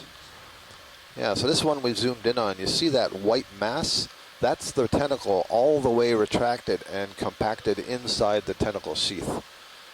And so, as you can imagine, if it can extend out probably hundreds of times the length of this body, it's going to look kind of globular when it's pulled in. Kind of like got a winch cable of its own, except it's not rolled up, it's compressed. And Pilot, if we could look above this one, I noticed another one, there was something, a larger red dot on the back, and I just wondered if there's, it's just, maybe it's been feeding and its stomach is more engorged. I think what the red color you're seeing, that's the central part of the stomach. Oh yeah, there it is, the one above it. You know, this is like more globular. I'll bet it's ingested something, and that's why it looks like there's that little bump. Push it to the one in the distance. Maybe it's ingested a little jellyfish. And the one that you see in the background, now you can see the tentacle nicely coming out of that tentacle sheath. Looks like a little chimney with a line sticking out. Very cool. Nice view. Thank you, video. Thank you, pilots. All right, video. I'm also seeing there's various zoanthids growing on this sponge. You can see it through the texture of the sponge. This is a glass sponge. And this particular species of glass sponge, or this genus, is well known to harbor these symbiotic zoanthid associates. So very often when we look in, we see these polyps dotting the sponge. And to some degree, I believe there is an associate-host relationship. So it may be that these zoanthids, this particular species of zoanthid is specific to this species of sponge or this genus of sponge. I'm kind of guessing on that. I don't really know, but we see the association so much. There's got to be something more to it than just random chance. And then I'm neglecting to mention something about that euplectellid sponge. There's that beautiful vase sponge standing behind and to the left of this one. It's got its little cap dome on it. Okay, video Great clear. view. Okay. Looking down 5-7. Coming up. Big source.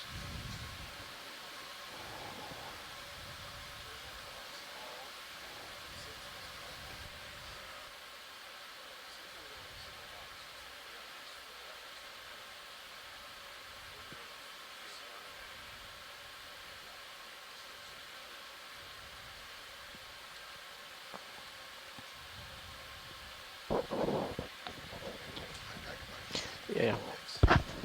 Or either one. The 3D is good.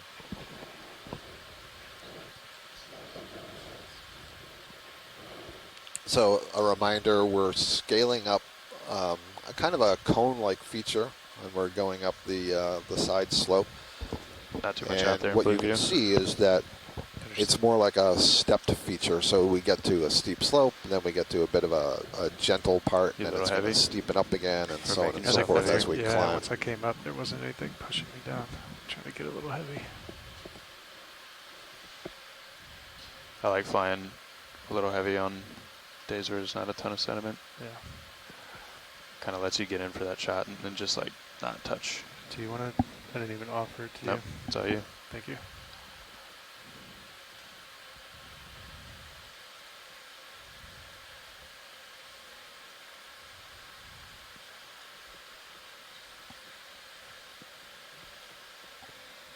What's that?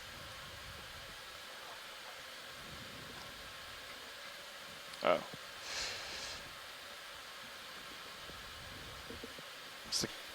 You already knew it. It's the Chris Mind Exchange.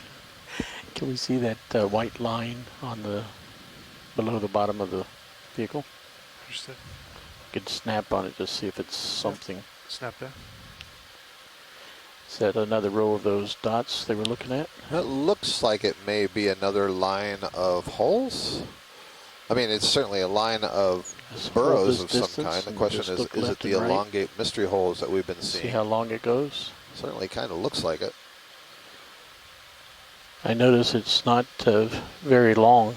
It is not very long. Let's get lasers on it? Yeah. Thank you. So I do think that's about the right size, 10 centimeters.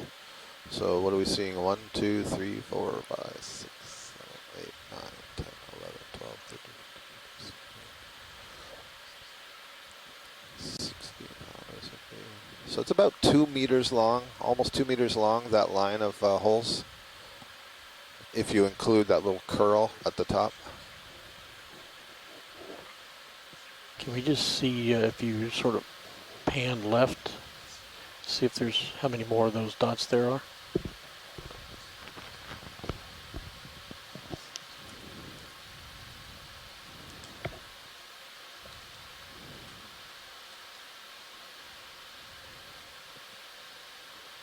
If I can zoom into that white right above where you're about to go with the laser. Right above the lasers now. Understood. Another sea star down below. I see a Bathypathes black coral in the distance, Enolapsamia. Another one of the, I think, Candidella primnoid corals. You're talking about in the distance, not on the ground? I was just naming a bunch of things that are on this rock in the upper left. Sorry, Science, I was talking to video there. He Copy that. Looking for a snap. I wasn't sure what he was looking for. Yeah, I was just trying to show more of the holes, but I'm clear. Okay. Several of the Acanella bamboo corals, these are the ones that can grow opportunistically either in the sediments by setting down root-like extensions at the bottom of the skeleton, or on hard substrate by modifying those roots into a kind of a holdfast, a cemented disc that it can attach to rock. I'm a little bit surprised that we're not seeing more fish on these sedimented areas. Yep. Probably get another one in if so you're ready, I'm pilot. anticipating off in the distance there that's going to be a 15. large plate sponge. Yeah, do you want to keep going the same way? It looks You like can it falls see off that the way. slopes kind of picking up over there. Yeah. What do you think, co-pilot? So again, we go through these patches that are pretty flat, gentle, lots of sediment, and then we get to these new rock outcrops. With lasers. And lasers on. Another 15? more rocks exposed. There's a no, that's not Metallogorgia, that's something else. Yeah, it's large.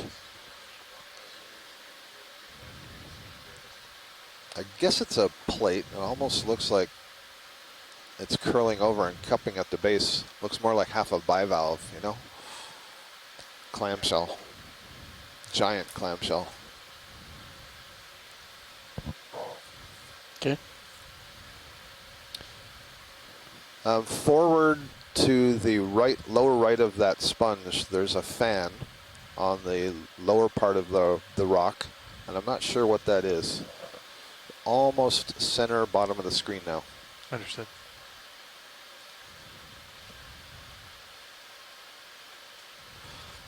Mike Vecchione is saying he has a feeling that the hole makers require a very large, flat, sedimented area.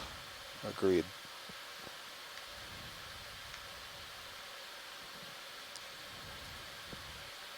Take partial of the video. Is that an octocoral that's kind of tipped over, or? That's what we're trying to find out. Looks like somebody's munching. Yep. I think it's a primnoid octocoral growing on a stony coral. Many brittle stars in its arms, and here we have, this might be Evaplasoma again, one of these corallivorous sea stars. In fact, it looks like you can see the damage it's done. Just past it, there's a whole bunch of branches extending from the coral that are denuded of any polyps. And so I would imagine that this sea star has already been out to that part of the colony. Chris Ma's comment is nom nom nom. You see the way it's kind of folded over on these corals, and it does that. The mouth is kind of pressed against the colony, and then it actually everts its stomach over those polyps, secretes some digestive juices, liquefies it, and then just sort of slurps up the liquid. What I'm liking is those bare branches up behind it, because now you can see, when I keep saying that there's an axial skeleton to these octocorals, that's what I mean. And the skeleton of these primnoids is formed largely of protein, a gorgonin, that is embedded with amorphous calcium carbonate. So this belongs to the group, the subgroup of octocorals that have a pretty stiff and hard skeleton. They're called the Calcaxonia collectively because of that amorphous calcium. Go for full screen of coral. And then you can see a comparison between the sea star, Asteroidea, and these brittle stars that are also on the colony, probably Ophioplinthaka, something like that. Have a lot of spines on the arm, a much smaller central disc in the arm is set off from them. I think that the coral is in the genus Candidella. And while Chris and his friends are looking closely at these echinoderms, I'm looking closely at the coral to see if I can see the associated worm that typically lives with this Candidella, and I don't see any. Tights in.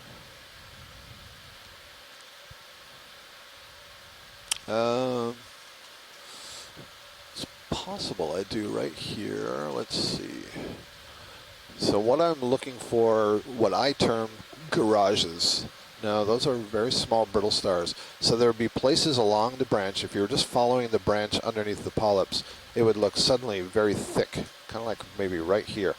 And that's because the skeleton has been modified by the presence of the worm, and the coral then produces the sclerates to create a little space that the worm lives in. One nice thing about the view that you have right now, you can clearly see along the body wall of the polyp, that is the part that connects from the skeleton to the tentacles at the tip, appears to have these white rings around it. And what you're seeing are the margins of the scales that surround this. You need to think of these polyps on Primnoidae as wearing little medieval suits of armor. So that's a hallmark of a primnoid. Really nice view. Okay. Video's clear. All right, come on. Lights clear. Thank you. Yeah, Chris says that the brittle stars are Ophiacanthidae, maybe the genus Ophiomitra.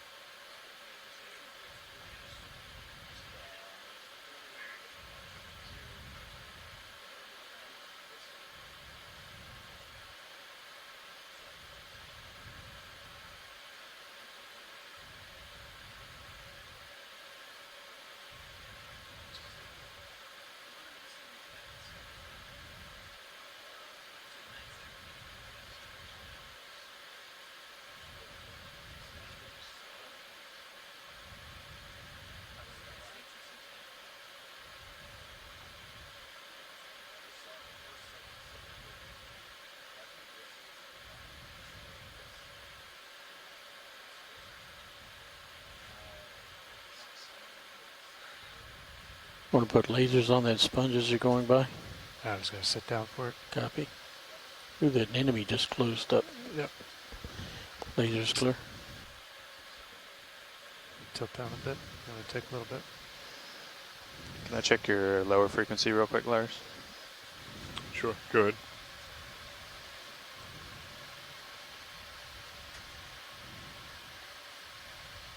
Let's try to center that up, stand one.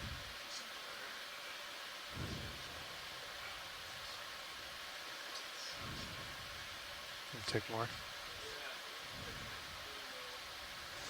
Max zoom. Understood. Come back down.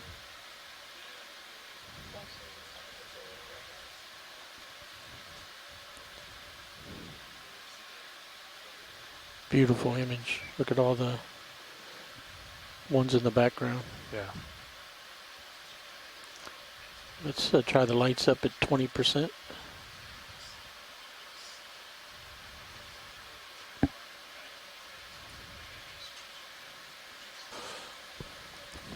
Sorry, folks. was occupied there. This is an anemone. It looks like, I believe, something in the family Hormathiidae. And I'm just guessing that based on the rough texture of the outer body wall. It looks like it incorporates sand grains and other stuff. And then we have a Galatheid squat lobster. How big is that, the anemone? Well, let's turn on the lasers and find out. What I can see is all those dots in this sponge. Those are all zoanthids or anemones. I'm not sure which one lives on this sponge. Wow, so that's maybe 2 centimeters across. That's It was 2 centimeters for the anemone? Yeah, about. That was a lot smaller than I thought. Yeah. Yeah, check that out. Look at all these guys. Yeah, I cannot remember if these are anemones or zoanthids that live associated with the sponge. Thousands of them. Yep. And we always see this in this particular sponge. This is what we see. These guys live together. Maybe, you know, a few million years, this will be one organism.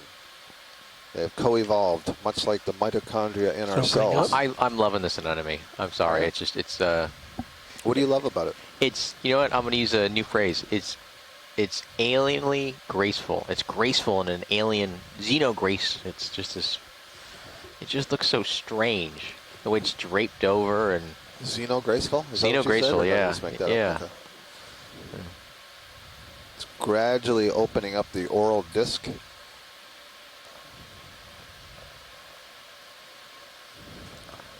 It's a really great example of what a polyp is. A polyp would be that body column that is attached to the bottom, ringed by tentacles at the top, an oral disc with a mouth in the center. There's only one opening into these animals, so food goes in that opening, waste products come out of that opening. Can we get a...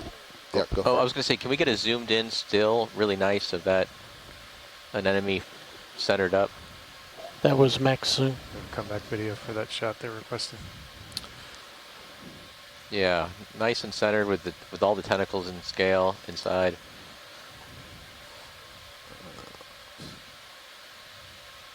All right, perfect. Yeah. All right, pull back. I think there's something at the base down here as well.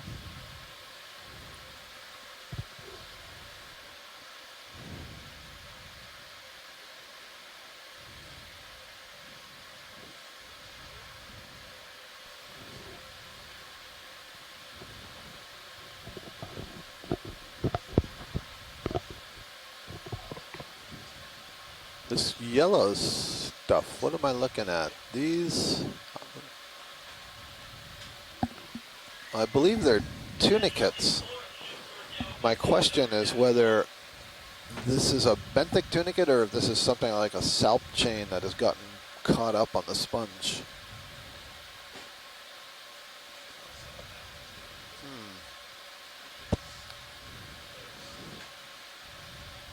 Somebody watching you on the upper right. Okay. Can't quite tell. Hermit crab's also wondering what that is. Maybe he's looking at us, wondering what we are. And just roll a little bit right and down. Ah, here we go. Lefroyella.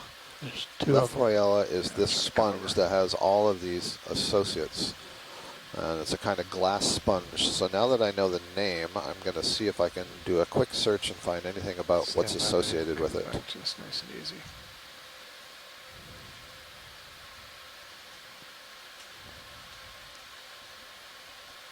Max zoom.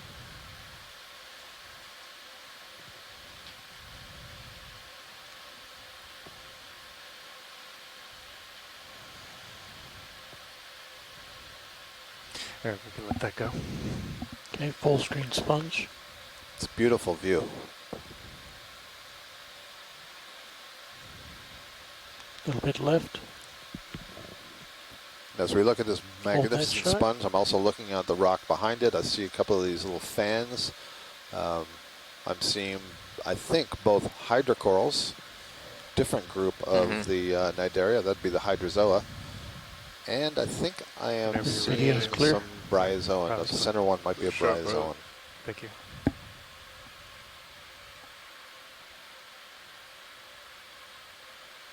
I'm looking at you, 5'8". Understood. Coming back over to you.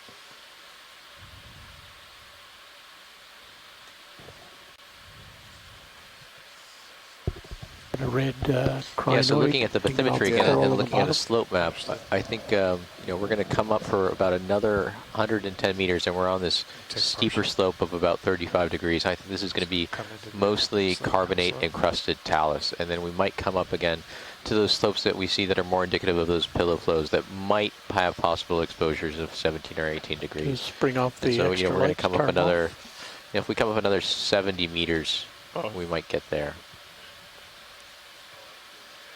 So this is a crinoid that we're looking at. I'm not sure that we've seen this species before. We've been seeing several of the 5-armed purple morphs. This one has more arms. Again, it's a suspension feeder. It's getting its arms up into the water column. Tube feet on the small side branches there, flicking particles into the grooves along the arms. Center. It's hanging on another one of the Candidella primnode octocorals that we saw earlier.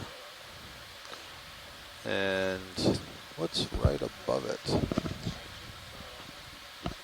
Oh, that's a bryozoan. Okay. Stand by, ready? It's a bryozoan just behind it. Actually, a lot of these primnode polyps are closed up. You can even more clearly see the scales on the polyps. There's a couple of other smaller white crinoids.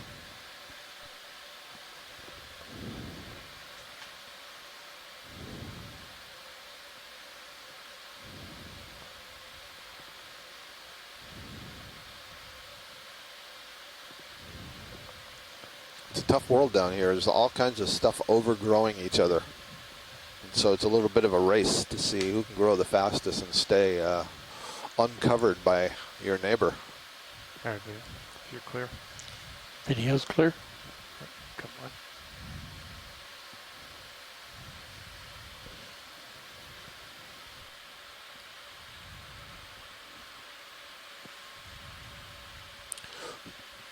There's a small dot to the right of the tubular sponge on the rock. It's red, if you can see the red. Yep. And take partial video. And it looks like a little Anthomastus colony. Yep, just 4 polyps, so that's a pretty young one. This is another kind of octocoral, has these really large polyps for the size of the body. Quite impressive. Thank you, that's good. Let it go. Come wide.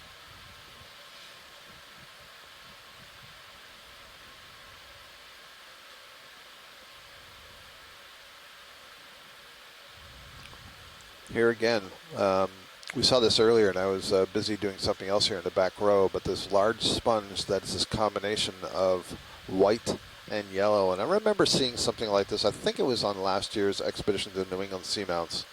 It may have been in an earlier year 4 or 5 along the USA eastern seaboard. Yeah. But I know we collected some. And one of the questions was it 2 sponges or 1? I haven't been able to follow up with the folks who looked at it to know the answer to that.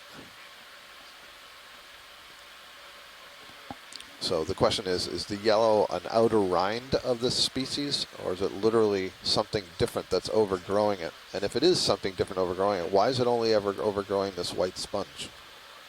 So many interesting questions. Huh. Very tiny recruit of an octocoral there, only 2 polyps, a little thin skeleton.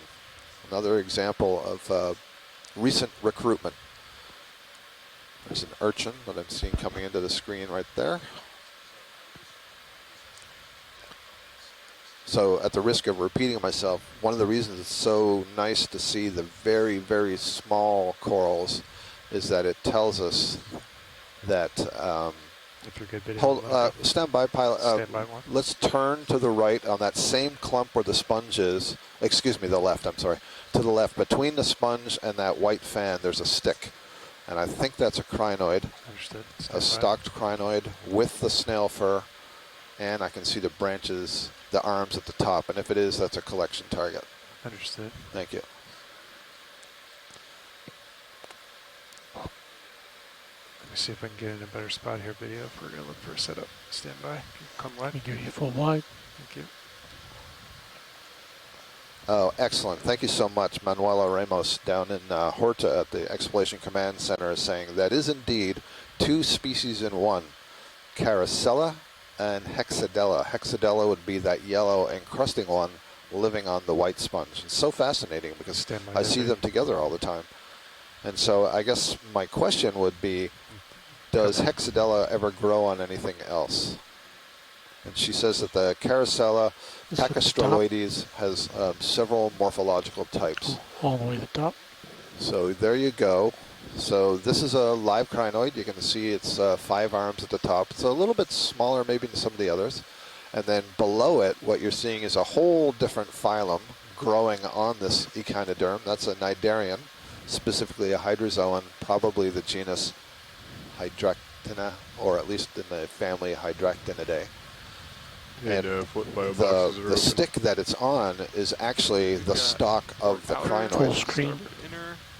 There you can see that go all the way down. Good copy, thank you. And it looks, you may not be able to tell, but it looks like it's vertebral just the same way the arms of the brittle star are. It's the same basic structures that make it up. So you might have a better sense of the size, pilot, but it is a collection target if you think it's a size that we can get. Understood. Thank you. Something else must be maybe a worm tube, because I can see a little opening there. I don't see anything inside of it. And let's look at the base. No base. No, do you know what was the base might be coming out just inner? Behind that bit of skeleton. Up? I can see just underneath it. Or a floater. No, I don't think so it was a the question is how to just get this. A small thing of coral with a couple tendrils hanging off of it. Levi just dropped it in there. I'm not sure if this is better to pluck or to suction. I bet you'll get a clump of old coral. Well, you could certainly do that. Yep, you could grab the base, and that's Chris up there, right? Do we want the base of this? Every time, yeah. This is going to be another crumbler, I'm afraid. Okay, so It's we the do same want to thing. try to get the attachment point. That would be ideal. They do use that as part of the taxonomy. Yep, we can make that happen. Thank you. What do we have available? If you remember the feather stars, which are the non-stalk crinoids, they have these little feet at the base called cirri that they use to grasp the surface. And these stalk crinoids have something similar. And so being able to see that base is valuable. Say that again? You don't think we'll be able to get the biobox up? I don't think we're going to get the toes out. I got both of them down. I think so. We'll be fine. Yeah, so they remember the slide over the top. Drawer Yep. is on top. Okay. Which one are you thinking? We can go port. Copy. Port outer? Yeah, if they're both available. Port inner is not. Port outer is. Yeah, port outer sounds good. Copy that. You want me to switch your cameras? Yeah, if you could bring Minnie. You're ramped up. Thank you. Coming down. Coming down.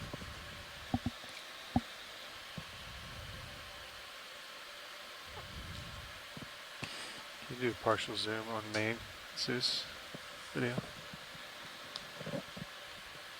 And hold that. Thank you.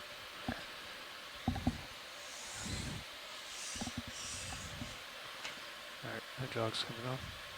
Copy that. Follow you out. Follow me out, thank you. I think that's what you're going for? Yeah. Yep.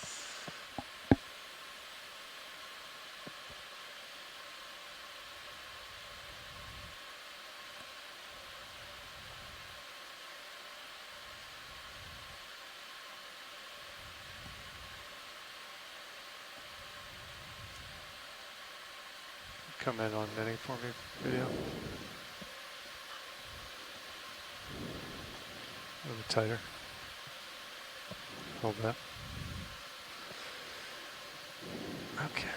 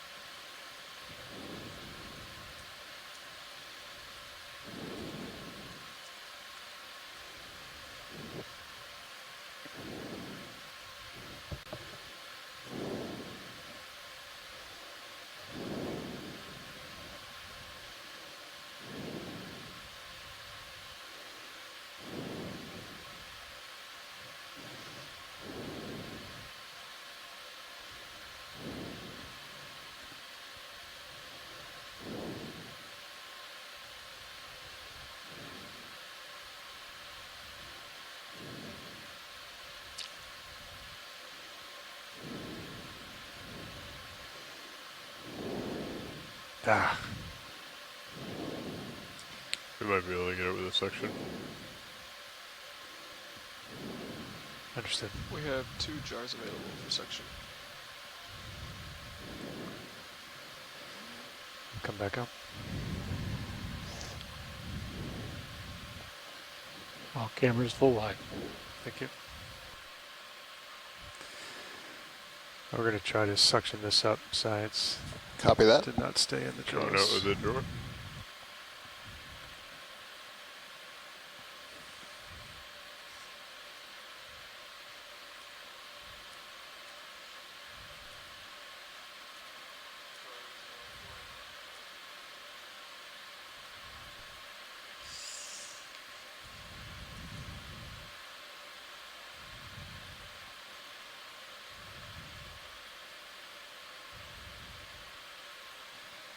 Holding there. Understood. You said 4 and 5. Copy.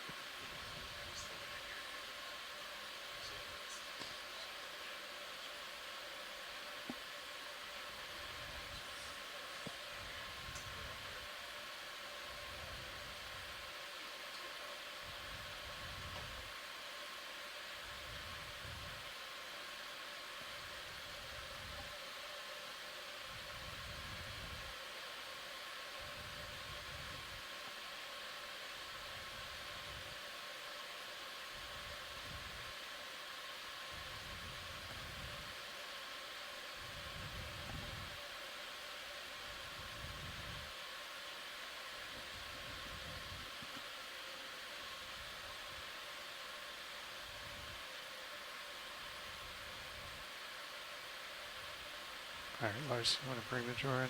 Coming in.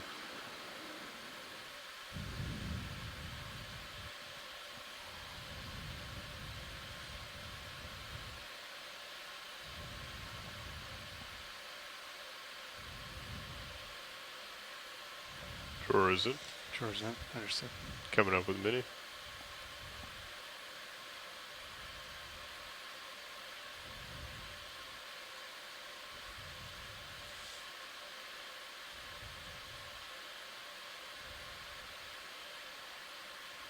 You want to give me some suction there?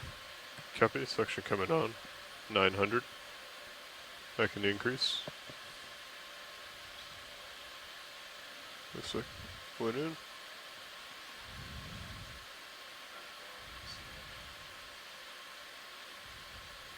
Yeah, I think we got it. You think it's in the jar or in the tube? There it is. There it is. It's in the jar. Good job, pilot. Nice grab, pilot. Thank you. Coming back down with mini. That was canister 4, I believe. That is correct. Canister 4. Ready with the drawer when you are. Yeah, come out nice and slow. Coming out easy.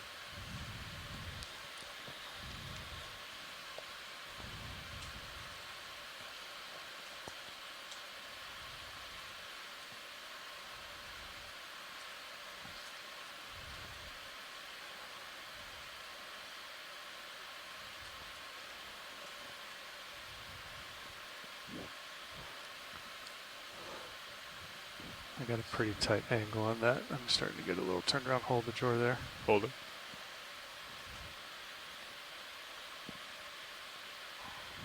Your, yeah, forearm. There you go. All right, let's try that. Coming out. And you're a little high. Yeah. Should be close. Just Okay, hold hold it it. there. Yep.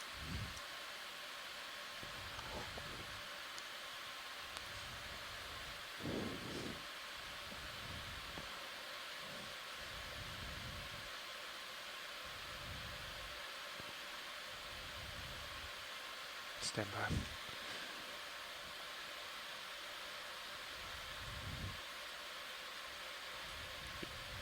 You can just let it go at this point. Yeah, I think I'm going to because I'm getting twisted. Yep.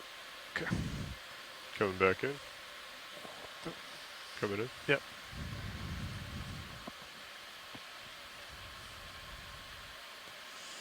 Okay, drawer's secure.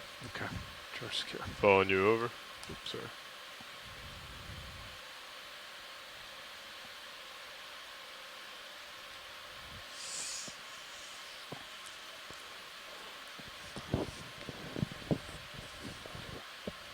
Normally we try and stow the cutters on the inside if possible.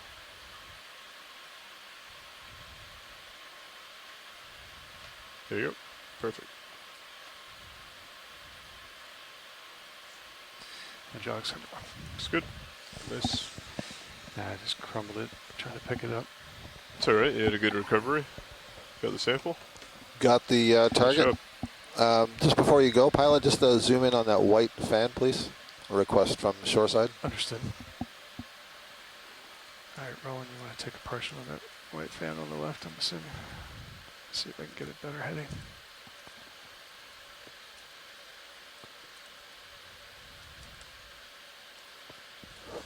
Take more.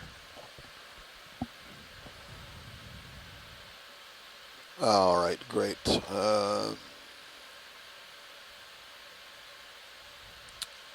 Yeah, I still believe this to be a bryozoan. Switching back my camera. See. Or is it? Oh no.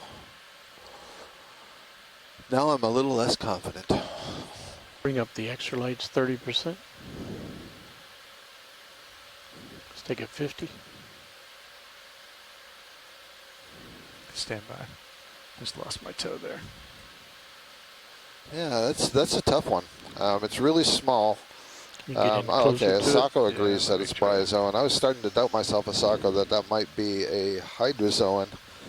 The problem is there were no tentacles and or lophophores extended, so it's a little bit tough to see. It otherwise had all the structure of the bryozoans. More center. Yeah, I'm trying. A little bit left. Trying to get over there.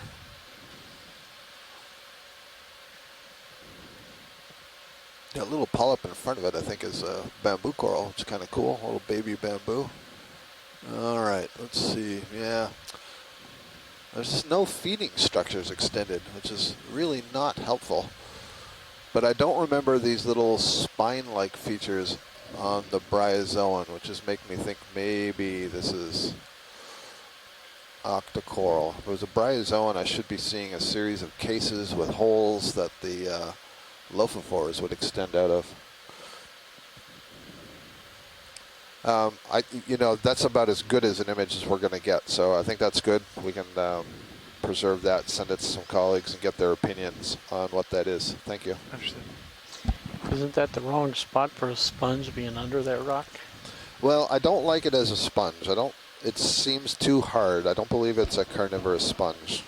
I think under the rock to lower right. I'm sorry. Thank you, Caitlin. Yeah, well, maybe that larva right? made a bad choice of where to settle.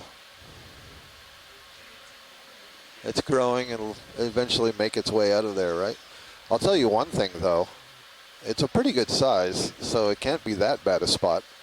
One good thing about being underneath the rock is that it's not getting covered in sediments, so it's not getting buried. Yeah. Oh, I'm kind of interested in this. Yeah, I don't know what's underneath the rock. Oh, up here is a Nemertean worm? No. Or no, is that a hydroid? There's too many things to look at in the small scale. It's a worm on the sediment. Yeah, that's what I'm looking at right now. This worm thing. But I can't identify it. It's just under the sponge. Yeah, you can see some pink insides. Not much to be said about that one. It's too small. Near field. And then tilt up. There was another one he was looking at. Coming up. Yeah, so that thing, what's that? Looks like a snail. It does. Almost like the, but I don't, or is it a tube foot? Or is it a worm? Or is it a, insert your guess here. Okay, video's clear. Okay, come wide. Let it go.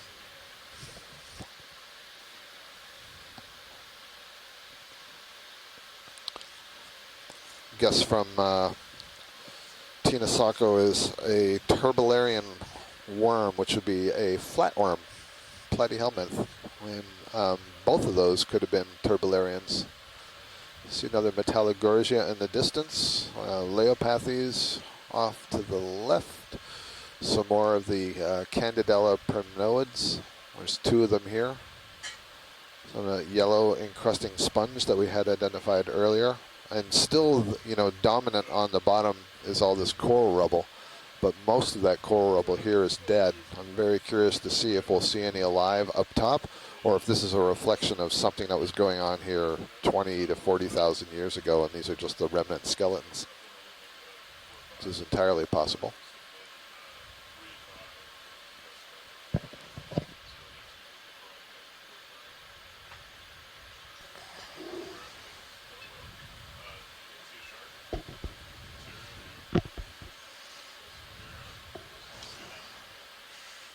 And if you are just joining us, we are about 50 kilometers west of the island of Flores, about 170 kilometers from the mid-Atlantic Ridge main axial valley.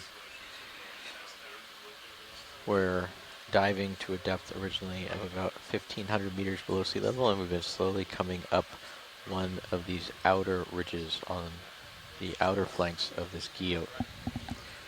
We're currently at a depth of 1,445 meters below sea level, and we might come up another 50 to 100 meters in depth throughout the course of the dive.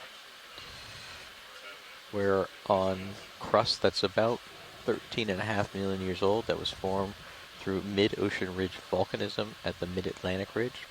We've been diving on the mid-Atlantic Ridge for the last 2 weeks. Mid-Atlantic Ridge is an example of a divergent plate boundary where new oceanic crust is generated and the tectonic plates move away from each other. No. We're currently on the North American plate, and the Mid-Atlantic Ridge to our east separates us from the Eurasian plate. Now we're starting to get into an area south of here that's interesting in that it is a junction between two segments of the Mid-Atlantic Ridge and then another ridge, the Tercera Ridge, and that's what we know, that's what we call a ridge-ridge triple junction. It separates three tectonic plates. Separates the North American plate from the Eurasian plate, which we're so if you center on it, I'll focus on it. And then when we get into this triple junction area, it also separates the African plate. Now, overprinting all of that is this large bathymetric high, this underwater topographic high that we call the Azores Plateau, and that's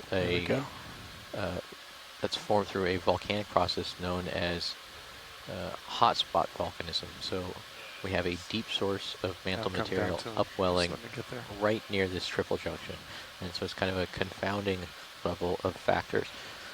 So the oceanic crust that we're sitting on that was generated from mid-ocean ridge volcanism at the mid-Atlantic Ridge is, as I said, about 13.5 million years old. But overprinting that is much younger volcanism from hotspot volcanism. That hotspot volcanism formed all the Azorian islands.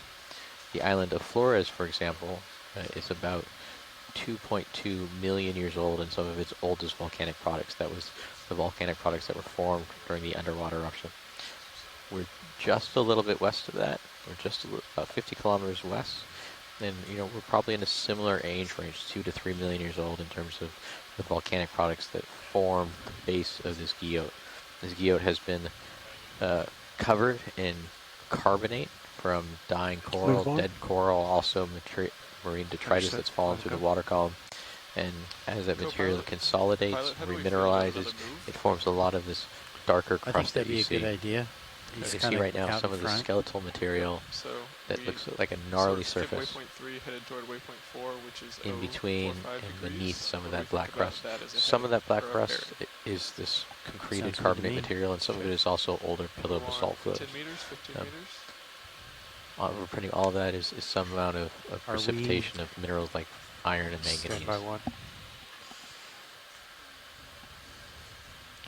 And hopefully as we come up to this steeper end, we'll get a little bit more exposure, possibly of some of those basalts we saw earlier, and maybe even some more pillow volcanoes. These pillow volcanoes, which you saw some really good examples of in a dive 2 dives ago, tend to be kind of overprinted or kind of buried with all this marine sediment. Now our ROV team is just going through an ROV pilot swap, so they're doing their exchange of information. So we're kind of just hanging out here for a minute or two while they do that handoff.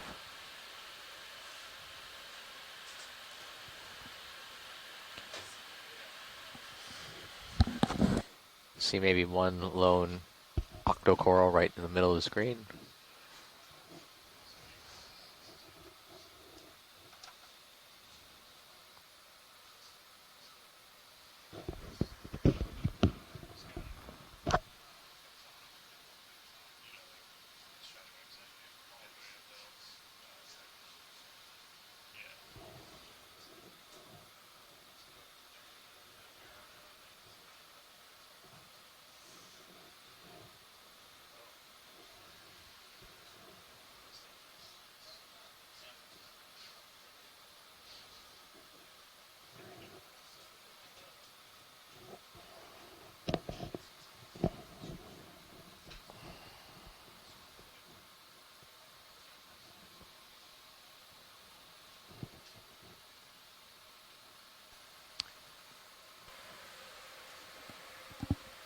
Yeah, sorry, pilot. So we were discussing maybe a 15-meter move at 045 degrees. 045, the heading of Sirius at the moment? Yep. Okay. What's the length of moves, the range of moves previously? Last couple moves? We've been at 15 meters 15 for a meter? while, but we haven't moved in about 40 minutes. So Okay. It's been a while. Okay, yeah, I'd say 15 definitely. Copy. It doesn't look that steep. Will do.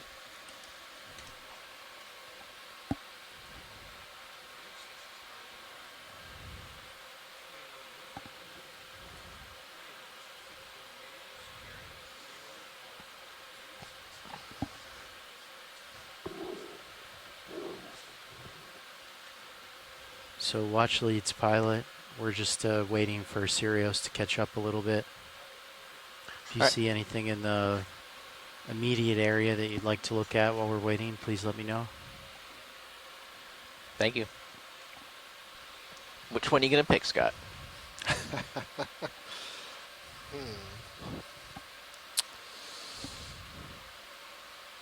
How about, so you see the yellow fan with the white sponge at its base. Just to its left, I see like a puff of branches, kind of a ball-like shape. Let's go down and look at that surface. Okay. See what's in there. The yellow one? No, to the left of that. Okay. It's almost directly in the center of the The screen. pink pom-pom. Yep. Okay, I think I see. With the fan next to it. All right, when you're ready, video, go in.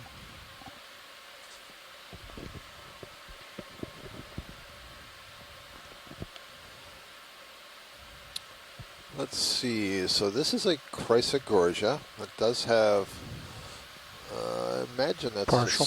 It's either a shrimp or a squat Yeah, lobster. Probably a shrimp based on an earlier collection. All right. You can go in That more. bright I'll lemon center yellow it up. thing up there is a sponge, maybe Hertwiggia. Yeah, so we've seen many examples of this family today, the Chrysogorgiidae, and we've seen lots of colonies of Chrysogorgia. I really have no idea what genus this is. Oh, I can see at the base there, that's actually a squat lobster. I just see its bright, its eye reflecting the light of the sub, and I can see one of its long, long chelate arms, clawed arms, extending downwards. So maybe that's what the other pink thing that we see in here is. Oh yeah, absolutely, because now I can see coming up above it, there are two very long arms. So this looks like a pair of squat lobsters just taking over this Chrysogorgia as its home. And just reminding you again, the name means golden coral. Okay. You can kind of see the coral through the tissue. And then this is a bamboo coral just next to it on the left. And where's this one branching? Ashton? Video's clear. Copy. I think it's branching at the node. You are correct. There's a nodal brancher. I'm going to guess probably a relatively young colony of something related to J. senescence, what we call the J3 clade. I knew that. You could have asked me that as well. Yep. Yeah. I think that might be all that we've seen today, actually. Is that full wide video? No, that's clear. I was waiting for you to make a call. Okay, yeah, full wide, please. They were talking about the other coral, so. All right, looks good.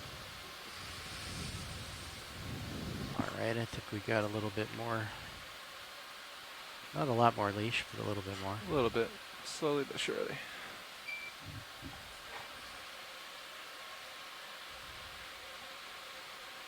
Any interesting targets we want to see on Blue View? Pretty flat right around here. Immediate vicinity.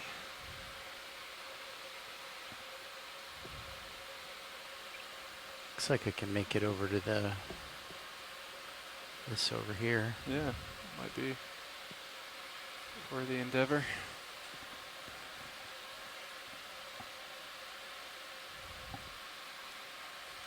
Keep delta relatively low.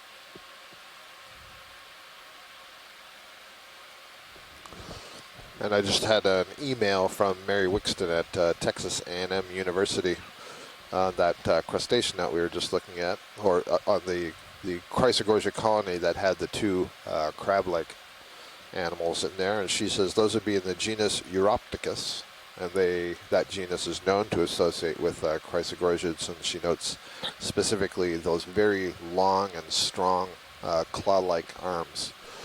Thank you, Mary. Again, the power of telepresence. We have scientists from all around the world who are watching this stream along with you at home. Thanks, Nat. And sending in their observations either I'd say we can get another one by email, through a chat room. Some make observations on Twitter and Instagram.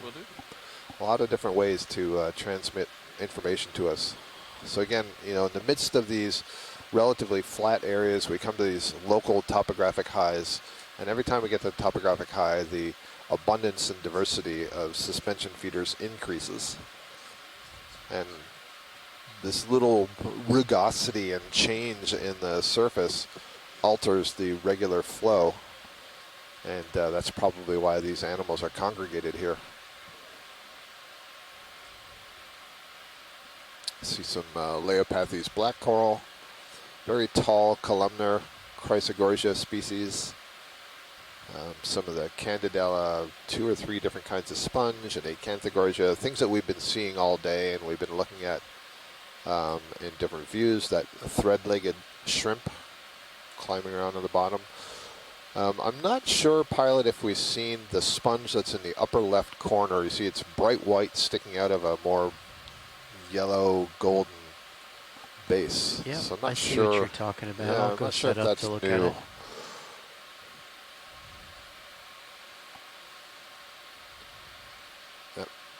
It's possible that, I don't know, is this an earlier stage of the yellow encrusting sponge overgrowing the white sponge? I have to look at what Manuela identified these as earlier.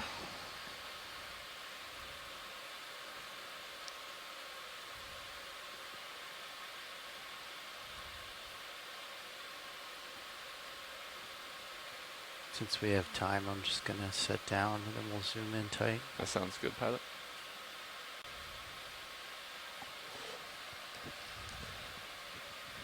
Yeah, earlier she had said Caracella and Hexadella, and that was this Caracella was this massive globular morphology.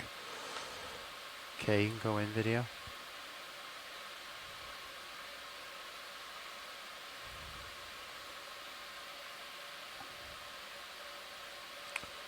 So I don't think that's the same. That Maybe looks one more of those, like if the we can left peer way Loyola. around to the right, it might show the inside. Yeah, we can do that after. Little tilt down. Get the change in the two. The connection So point. getting a look at the back of this sponge. And if that is a Candidella, and I think it is, then that one's almost assuredly got polychaetes associated with it. And I'm referring now to the branching coral that's sticking out from the front side of the sponge. I'm looking at, you know, some areas where the branches are clearly very swollen relative to other parts. I don't know that I've ever actually seen the worm on a video. It's easy to see it when you have collections and see them in a dish. Just a reminder that sponges are basically plumbers, and they channel water in through the body, and they have a series of pipes that get smaller and smaller and smaller until they get to these little chambers. They're called choanocyte chambers. And lining the chambers, kind of like wallpaper, are a series of cells that have flagella on them, and they're all beating. And that is what creates the current that sucks the water into the sponge. And each of those little cells has extensions of the cell membrane that form a little net, if you will, that capture the bacteria and other particles that are coming past that cell. They're actually on already from the previous shift. Just take them I'll bring off. them all the way off. Oh yeah, I see now. Let's take it up to 100%. 100%.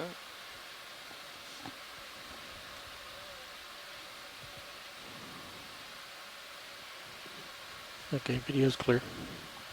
Okay, full wide then, please. And we can clear the extra lights. Lights coming off. So I would like to suggest that maybe we take a chunk of the yellow sponge. So what's your situation? Can you roll around to the left, or do you have to roll around to the right, or come over the top? I'm not Left sure. would probably be a little bit easier if you want the yellow. Well, I think that would be better if you can arrange that, sure. All right, where are we at on the ship move now? Ship move was complete 1 minute ago. Okay. We should be settling out here shortly, pilot. Yep. Looking down 60 degrees at the moment. We've got 3 bio I don't see that Manuela is still in the chat room. We could verify for me whether this is the same or a different sponge. It looks kind of different to me, and that's why I'm suggesting a collection, but I'm going to keep my eye on that chat room. Or Manuela, if you are in the ECC and you're connected by the phone, then feel free just to get on the phone line and say something.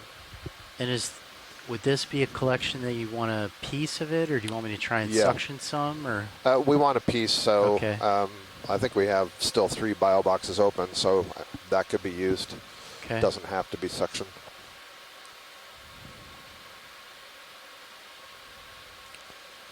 You learned an interesting sponge fact today, didn't you? We both did. When we were reviewing.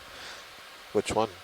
The continental sponge silica update. Oh yeah, I did notice that. Yeah, thank you. So yesterday we were talking. Yesterday, the day before, a couple of days. They're all blurring together. We've been talking a lot about silica, and Ashton's been talking about a lot about silica in the rock and in these pillows, and I was noting that the sponges are largely silica-based, all of these skeletons that they're making, and we were noting that there's an interesting, the circle of life. There's a transition and a movement of silica molecules between the rocks and the water and back to the sponge. Are we spun up now? Ashton showed me this paper that was doing some estimates to understand what are the pools of silica, where are they, and you've got pressure in the arm. In the water column of the dissolved silica that's in the water, up to 36% of that is used by sponges, at least in this estimate. They were looking at sponges on the continental slope. Copy that. 36% of that silica is taken up by sponges for their skeleton. Yeah, it's a huge number. That's incredible. And then the rest of it, at least in that estimate, is largely buried through diatoms. Biobox prep. But it brings up an interesting question of, maybe there just isn't the data to do those estimate for deep water sponges or sponges off of the continental shelves. Would you please make the mini Zeus? Thank you. Coming over for you. Oh, pretty good position now. Would you like a little more light? Most sponges do have a silica structure. That is correct. But there are some calcareous sponges. There are some sponges that have calcareous spicules. Those ones, they also have silica. Okay. So very few sponges have the calcium. And could Virtually you go in all a little sponges tighter have the video silica. on The ones that Zeus have the calcium also have and the mini silica Zeus? hard parts. Have we seen any of those? That's good on Zeus. No, they're a pretty restricted group. Yeah. I'm not sure I could Then would you recognize send one her if I that saw for one. Copilot? I'd need a sponge specialist to tell me if there was such a thing. We'll have a sponge specialist on our next cruise. We will.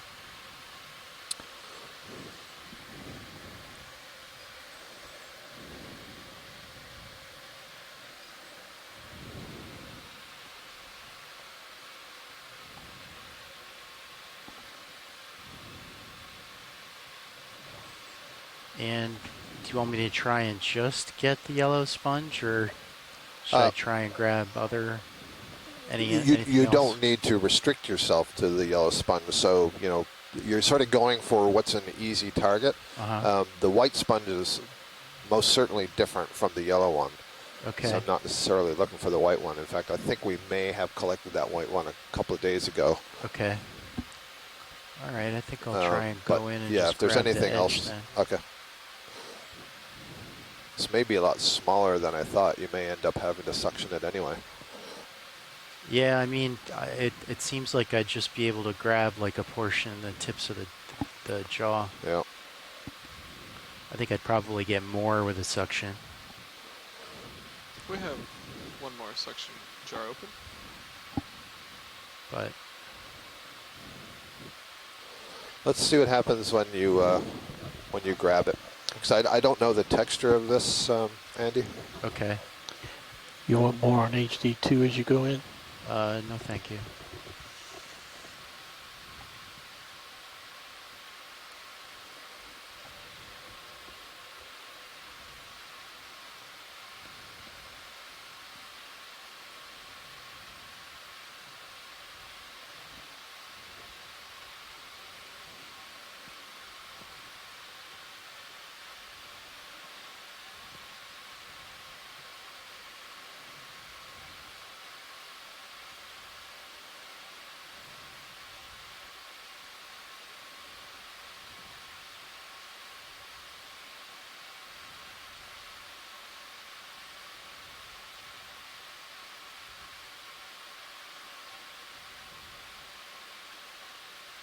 One might even say that's spongy. Okay, do you think we can get our drawer out? Hard to say. Maybe a little bit. I can come out really slow if you'd like. Okay. We can give it a shot. Both cameras full wide. Let me know when you're ready for that. Okay. Yeah, I'm ready. All right. I'm going to try to give a really delicate touch to it. Stand by. We'll see if you move at all.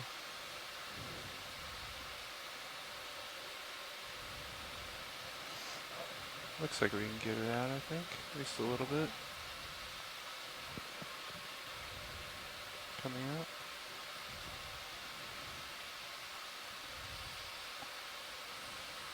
I think we might be clear here. Okay, I think that's far enough. Roger that.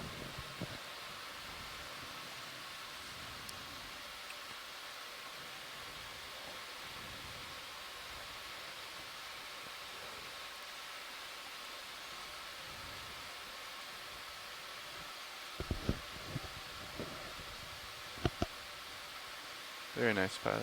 Thank you. Drawer coming in? Yep, clear.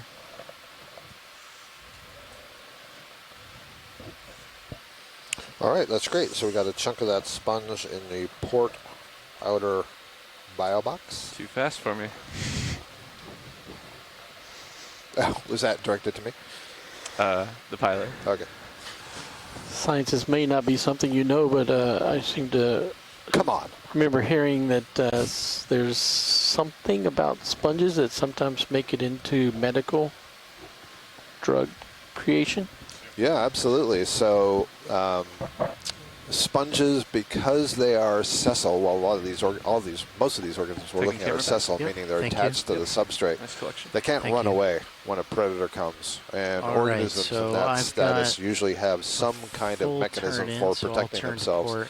And especially when we see these sponges that have a lot of different pigments to them, that is color to them, 045. they have what we would call Or secondary thereabouts. metabolites, various kinds of Looking down. biochemicals that may be noxious or Yep. toxic to other organisms.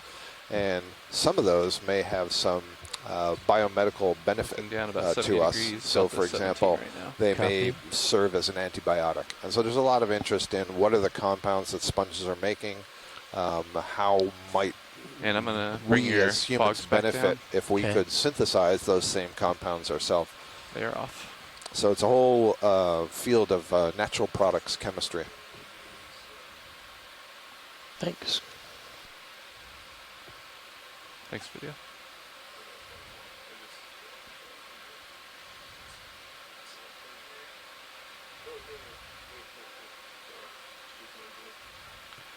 Tether looks good, and I'll reduce delta as you push out. Copy.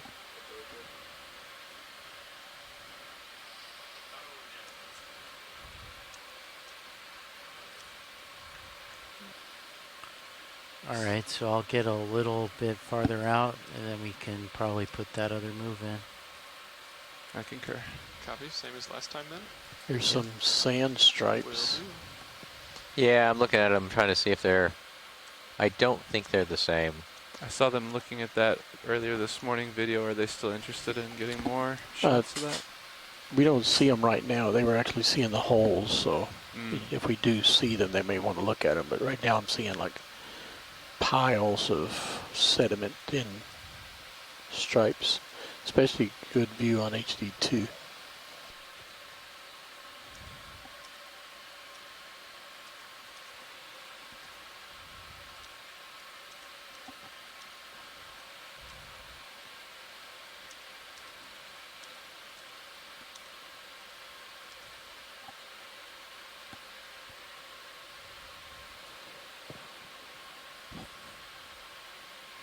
Oh yeah, James Aubrey, my grad student. Oh, is that right now? Like they're how are they relative like to the collection? Like 30 seconds ago, okay. but it didn't look the same to Oh me. yeah, oh they're the same. Look at that. Oh, were those the ones we went over? That's the downward that's looking the cam. downward Yeah. Zeus 2. What mini Zeus? Mini Zeus. Mini Zeus. So let's make a note of that. Can't get away from these holes. Yep.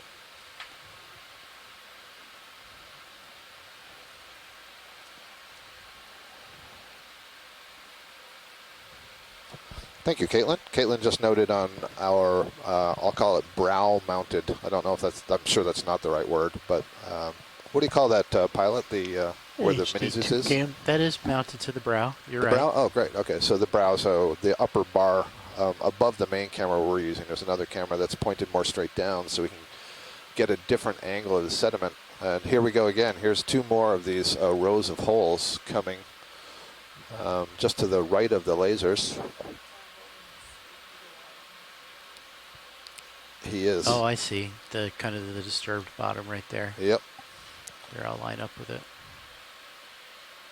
I'll put it up on stream 2 on HD2.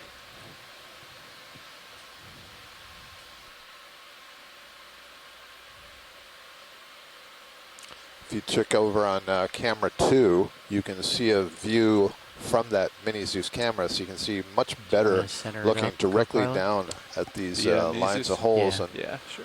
There's 2 or 3 of them right zoom here. in? You can zoom in. And the one with the lasers on it right now looks pretty fresh and actually relatively short, I would say, compared to the others. So maybe that's a sign of something. I thought you made a really good comment earlier that already we have started making assumptions about this. And that assumption is that it's formed in a linear progression. We don't know that. Yeah, it just so happened that the first ones we saw were these nice, beautiful long lines. But now that we have an N of 5 instead of an N of 1, we see that some of them are short. They seem to have some curvature occasionally. Yeah, go ahead. It's down there past that shrimp. Yep. These look fresher than the ones that we saw this morning. Oh, I hadn't noticed that one.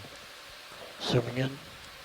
Copy. So we're zooming in on camera 2 with the mini Zeus to have a look at these holes, see if we can see anything in them.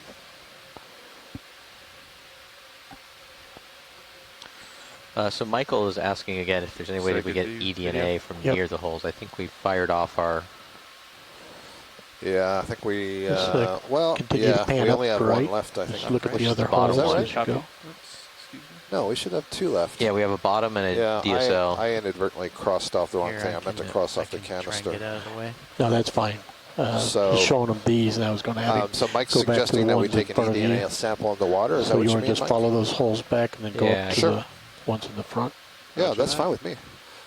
Pilots, yeah, let's fire the Niskin 4, please. Copy that. Thank you. And then co-pilot when you're ready. Roger that. And then go up video. Yep. Roger that. So a little bit more left. A little more left, copy. There There they are. Let's just get in the closest one. Roger that.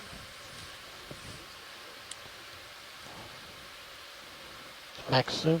Copy that. It looks like the closest one is right here. Center up on those 2. Actually, I think, are you got it? I can get it now. Okay. Yeah. Alrighty. Ready for Niskin, all stations? Science is ready. Science ready, video ready. Nav, are you ready to drop a sample? I am ready. Alright. Retracting, standby, resetting Niskin, and firing on my mark. 3, 2, 1, mark. Sample collected. Sample collected. Thank you. Not a problem. Maybe one other thing we can do to see if we can do something better with the holes is just see what we have with the fog lights. If we can Roger turn that. those up at 30. 30% eye. Could swing an upper as well. Yep. That might light it from a different angle. Take the fog to 100%. Fog coming up to 100. There's. Do you still want the swing arms, or is that a sufficient amount of light? I don't think those are helping at all. So yeah, it'd probably be too far away. You wanted the a lower swing arm deployed, is that right? First off, you can kill the fogs; they're not helping. Fogs coming down. And then whatever Andy thinks about the What do you others. think, pilot? I think it probably. I mean, we're kind of close. I think none of the swing arms would really change it. Yeah. If I backed up, I think an upper or a lower would light it from a different angle. Do you think the outers, if you put them in full inboard and down? No, we're too close. Okay. I think we got it pretty good there. Okay. Boy, that is really angular. Those are very, very fresh. Okay. Right, yeah. So Brian, one of the video engineers, is saying that it's almost pyramid or triangular shape. Like I think you mean like they're wider at one end than the other. Yeah, so it's not like a flat paddle. Want to maybe zoom in on Maine? Which is kind of interesting. So Mike was talking earlier about a suggestion made by Les Watling that there's a type of shrimp that could do it.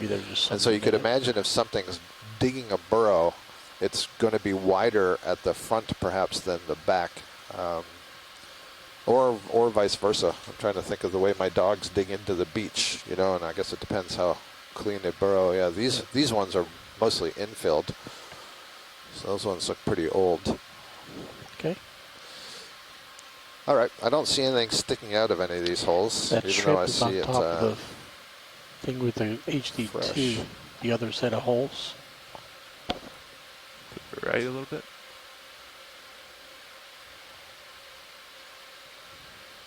Yeah, that looks like one of the thread-legged shrimp. Yeah, maybe if we could, can we zoom in on the main Zeus? Sure. Thanks.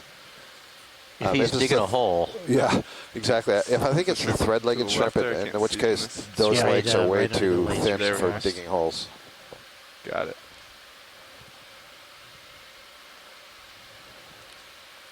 And I think he asked for the main Zeus. Yeah. Yep. So when you're ready.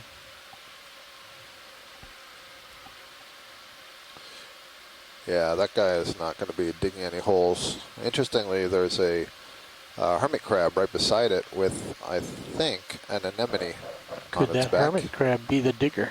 No, I don't think the hermit crab would Slight tilt do up that. on Maine. Hermit crab's got a home. Oh, what's that though? Well, now that you're down here, that's another bryozoan. What do you know? This place is bryozoan crazy. I've never seen so many bryozoans that I could identify as bryozoans. That's very interesting. And actually, there's a isopod I saw stuck in a little shell up there on the left. Okay, I think we've kind of exhausted what we can do here. Thank you. Okay. Thanks for coming out, video. Just before we saw these holes, I was going to relay to you some information that my grad student James Aubrey is a PhD student at University of Louisiana at Lafayette. And he's working on the acanthogorgiids, the crown of thorns octocorals. And we had been talking about how sponges create or produce these compounds that might have medical benefit. And he notes that some corals also have compounds that may have medical applications. And in particular, again, some of these really colorful ones that have these pigments may be of a lot of interest. And some of the shallow water ones have actually been had compounds that have been brought to market. But as I understand it, I was doing a little bit of research on this at the beginning of the expedition. Most of the corals that have been examined for that use have not yielded anything that could be brought to market commercially. So there are some examples, but most of them fail for one reason or another. I don't know if that's because it's too difficult to synthesize or they're not useful in a broad enough context. So it seems like the sponges have more interesting products than the corals. Bringing Blue View up. Thank you, James. Copy. Thank you, co-pilot. See if we see anything. Really eliminates the whole field of view when it's flat like that. Yeah.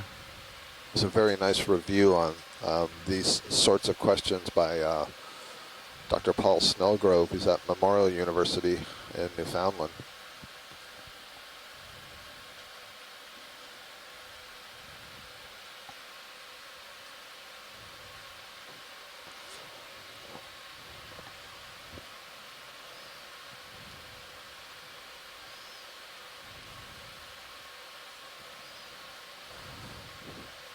Right below, let's see, to the 5 o'clock of the lasers, almost at the bottom of the screen now. There's something light beige branching, not the tubular thing, but below that.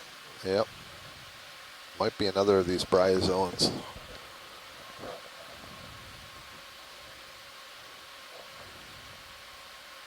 I don't see it. Watch. It's directly right of the lasers. Directly halfway right? between the lasers and the edge of the screen. Ah, okay. They blend in really well, and actually I'm seeing several of them now, which makes me wonder, you know, how many have we passed over?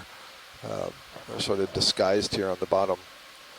It's just nice to get a view to, again, just remind us of how much is down here. Above your lasers now. Yep. Okay. Oh, the taller one? Yep. Right, left. Taller one. Okay. Perfect. All right. Just give me a moment, and then you can come in video. Okay. All right. Yeah, you can come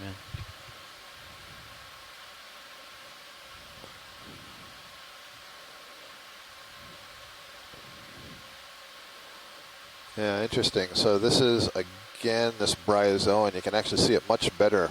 And note these little rings of tentacles. It's called a lophophore. Those are the ones that are made up of probably a couple of dozen very slender ciliated tentacles. And the ciliated means that there are little hairs on those tentacles that beat, and they create a very characteristic current for feeding. Thank you. And then let's look at the top of this colony.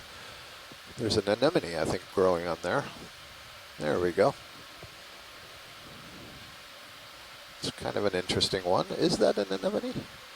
Or is that a nudibranch? Maxim. That is Maxim? It is Maxim. Thank you. Could try kicking on the lights 30%. Yeah. You want clogs at 30? Yeah. Copy. Move is complete, pilots. Copy. Thank you, Nav. Didn't see a change. A little more? I think we can get another one, Nav. Same thing? Yeah. I'm at Copy. 30 degrees right now. Interesting. I am not 100% convinced 30 that degrees that rotator is an angle, not anemone. ship bearing. Well, we'll see if someone on shore recognizes that. Thank you. Interesting. I've said it before, I'll say it again, you just never know what you're going to see when you zoom in on that seafloor.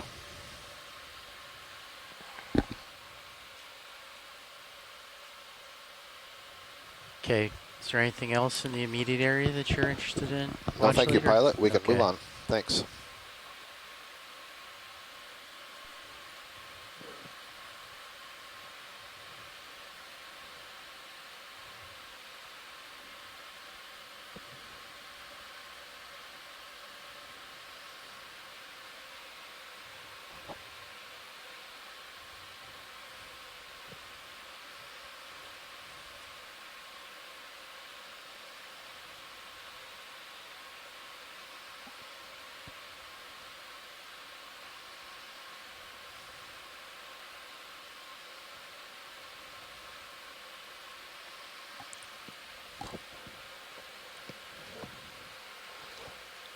Far upper right corner, there's a white wiry coral.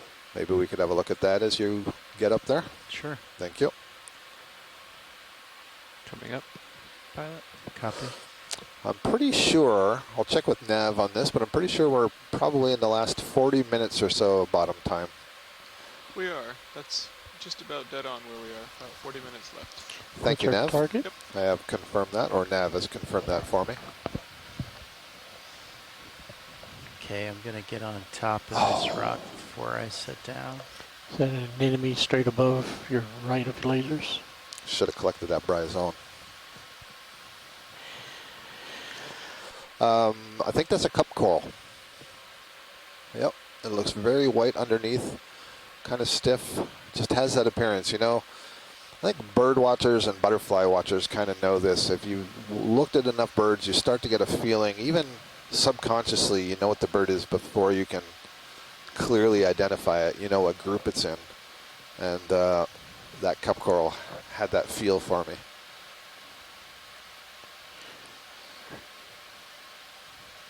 I'm now regretting that I didn't ask you to collect that bryozoan with the whatever was on it.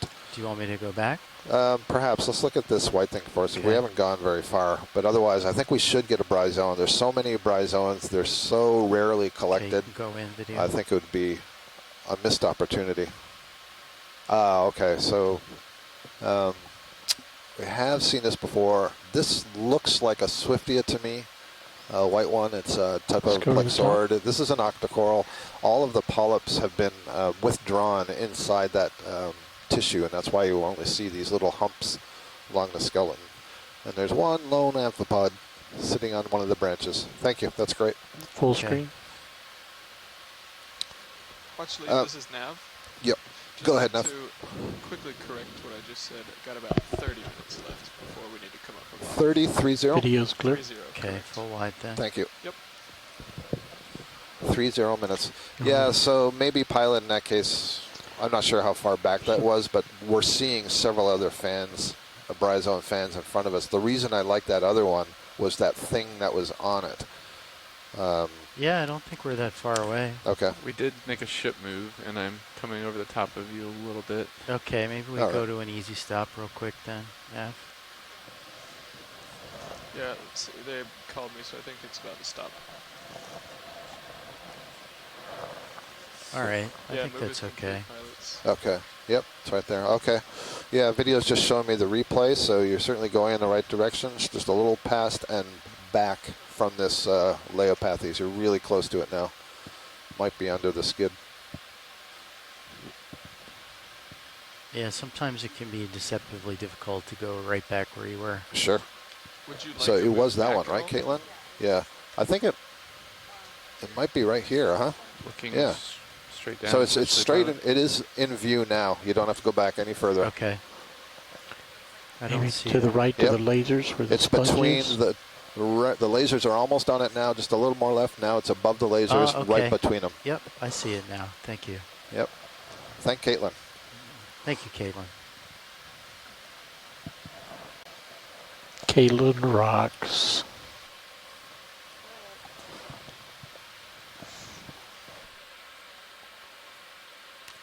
So I'm seeing again. This is pretty small. So what do you think, pilot, about trying to suction this by scraping it from the bottom? Yeah. Yeah, that works. Let's give that a shot, and I think that's probably our best chance to get what's on it. And if that's an anemone, it's going to be stuck to it. But if it is some kind of nudibranch, it would release if we Setting up tried to grab hydraulics. All right, one let's. more jar. It's jar. Another tight zoom. Yeah, we have one jar sure. left, I believe. One Looking canister straight left, down number at you, 5. Sirius. 20, Okay. 20 delta. And I think All we right, may go have in rotated video. the canisters to 6, All right, but would you 5 try should be pushing empty. the jars out? I mean the drawer out, Yeah, co-pilot? roger that, pilot. See how far you can get? Sure thing. If we can't extend it here, then I think I might grab the hose and then reposition the vehicle afterwards. Stand by, drawer coming out. I think you're right, Scott. I think Nudibranch. Yep. Oh yeah, you think Nudibranch as well? Cool. It's something about you know, if those were tentacles, I'm not sure where the mouth would be. There is a pom-pom anemone that has tentacles kind of like that, but it looks like it has guts. Which box do we have open now?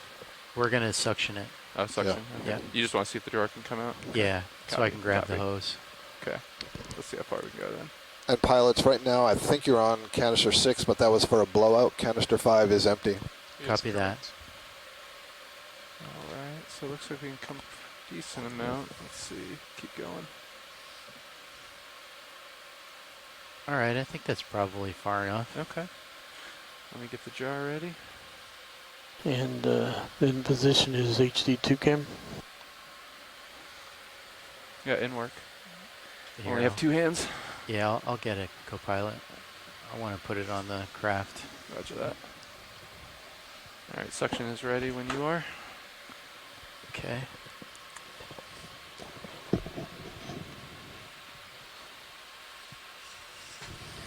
That'll be a short suction.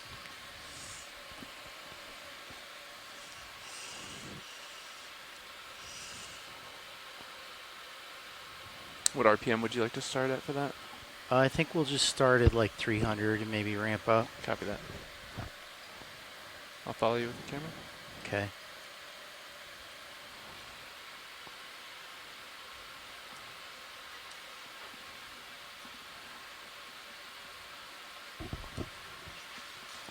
It's snappy. And that's enough drawer for you? Yeah. Okay. Yeah.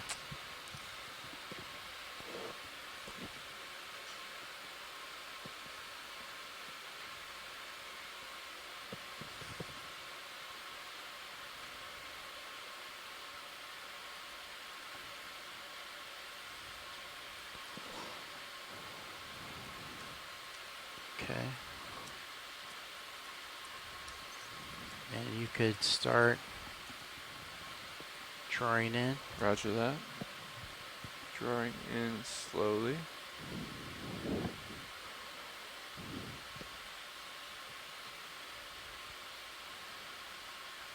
It's looking good, pilot.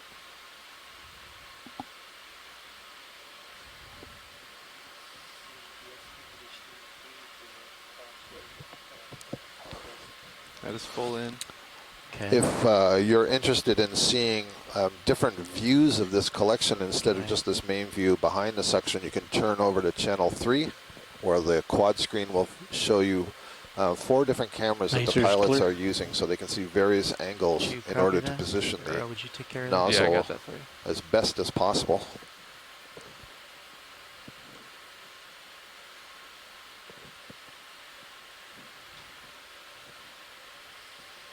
Would you zoom in video on the Zeus? Main camera copy. Holding. Okay.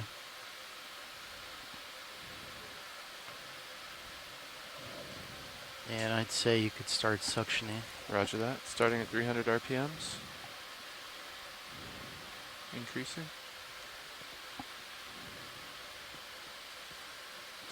Suction at 900 RPMs. 1,000. Brightest zone's in. Something just went in jar 5. All right, I think I heard it went into the canister. Okay, I didn't get the coral, it looks like. Is that? Oh, yeah, no, we want to try to keep scraping. Yes, please. Okay. All right. Zooming out. Yeah, thank you, video. Stand by. Re-enabling suction. Huh. Boy, it's really on there good, isn't it? We're at 1,200 RPMs. I can get you the extra if you want to try. Yeah. Let's Coming do up. that, please. Roger that. In work. 1500. Right there. Oh, you must have got it this time.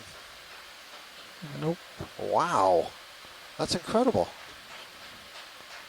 Max section. Could you rotate down, please? And then zoom in a little bit, or video? Yep. It means on HD1. Yep, I'm working on it. Stand by. Okay, looks like... Hold on, I gotta back up a little bit.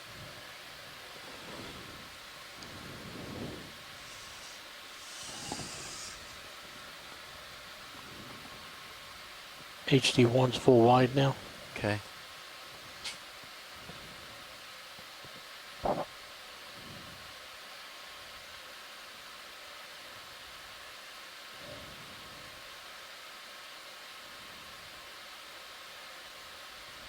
Suction I really thought that as you scrape the bottom, it would just break off, but it's amazing.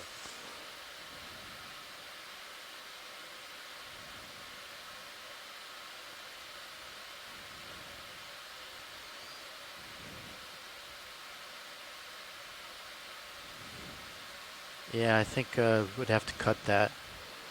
Yeah. I could cut it and then put it in the jar with it. Sure.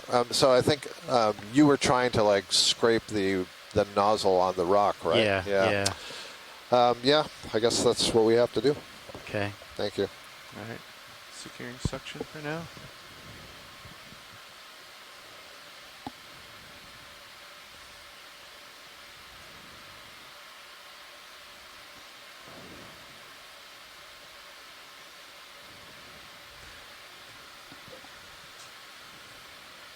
You are on the back edge of Sirius's camera. Are you okay with the ship position, or do you want to move back 5 meters? You can back up if you... Okay. I'd feel probably better about it. Yeah, let's do that then. Yeah. Could we put in a ship move nav 5 meters inverse of the last move? Absolutely. Maybe make that 10, would you? 10 meters? Yep. Yeah. Appreciate it. Thank you.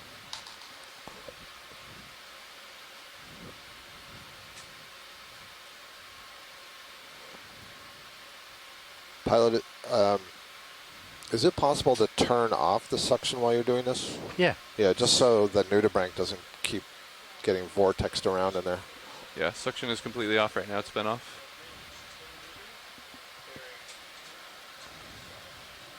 And I can move to canister 6 for now if you'd like. Okay. Well, first we're going to put the hose back. Oh, I saw it go down below. You can still put 6 away.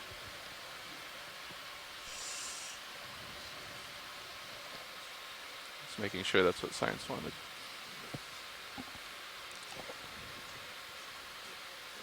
Is this full wide? Do you want full wide on your Zeus here? Yeah. Okay, you could go out with the drawer a little bit. All cameras are full wide. Roger that. Coming out drawer. And tilt your rotator up as well. Okay, thank you. Drawer coming out slowly.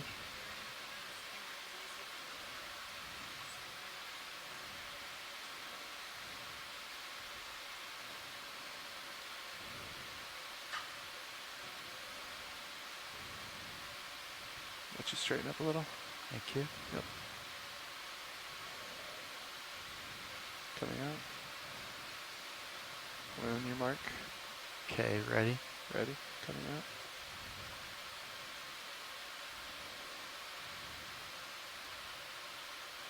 Okay, I'm going to go down a tiny bit. Roger. All right, I'll go the rest of the way. Copy that. Got a few inches still.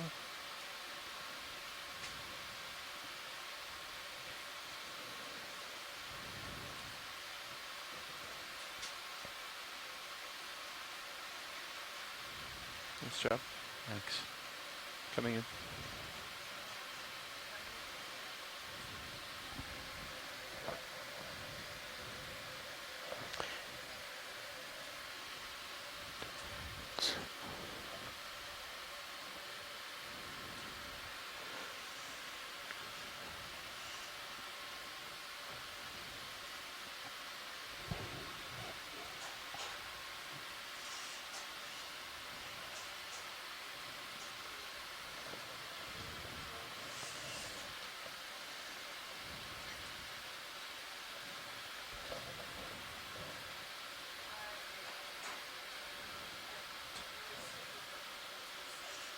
And can we go in on the Zeus? And co-pilot, would you rotate me down? Roger that, in work. Okay, thank you. Yep.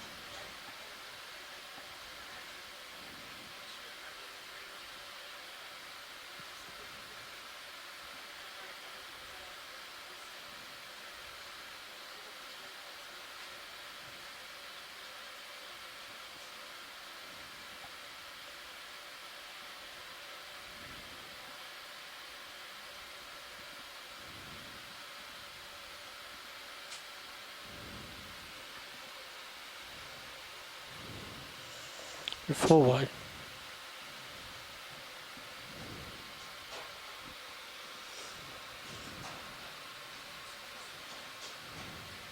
All right, we can go drawer out. Roger please. that. Drawer coming out.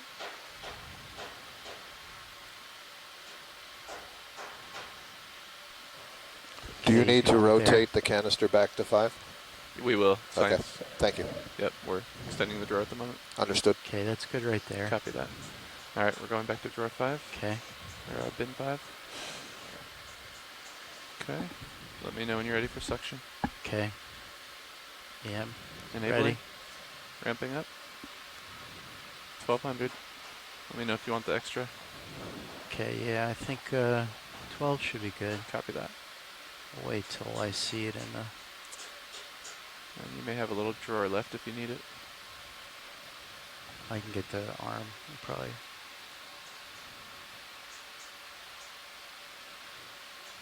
And Nev, if you could help me keep an eye on that canister for the collection. Absolutely. All right, we're ready. Maybe a little bit more. A little bit more drawer. Stand by. No, not drawer, suction. Suction, 1500. Yep. Copy that, coming up. That is max suction. Okay, I'm going to let go now. Roger.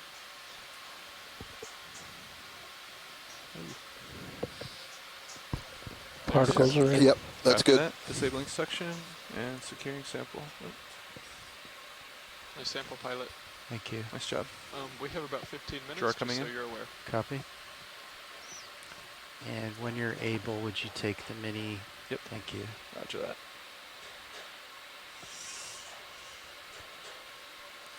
Also, that last ship move completed 1 minute ago. Copy that. Thank you, Nav. It looks a lot better. Yep. Nice Pilot, I apologize for ever saying that anything is in an easy location to collect. No worries, watch lead. Taking camera back. Okay. All right, so that ship move, oh, I got plenty of leash. Yep. If you could, push out at your discretion. All right, here we go. Backup slope. Fog's coming off.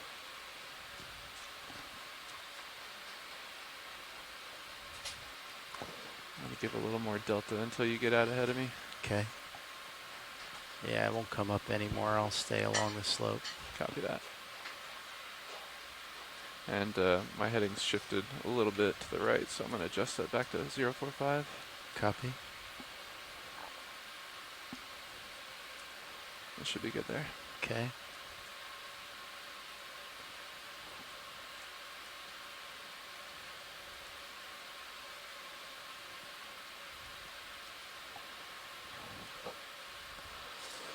All right, folks, we have about 15 minutes left on Cachalote seamount, or Cachalote Guyot.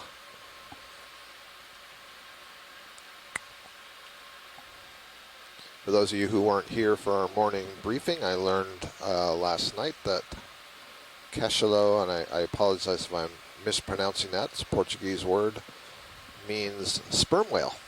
So I know what I'll be doing as I'm waiting for the D2 to get back on deck. We've had no reports, though, during the day of any sperm whales in the area.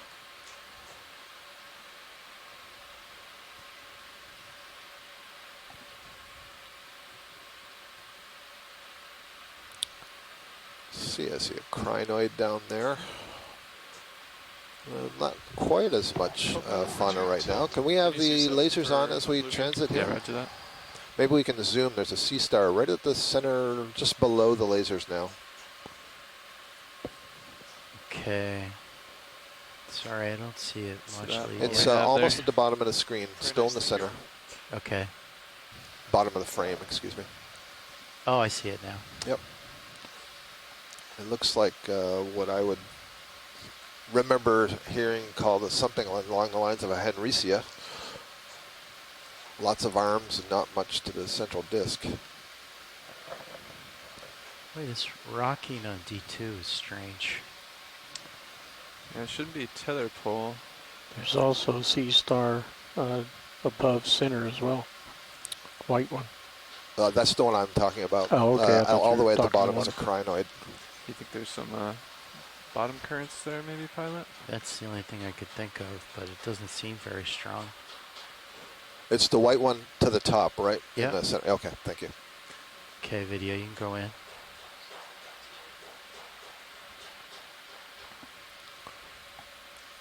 Nice.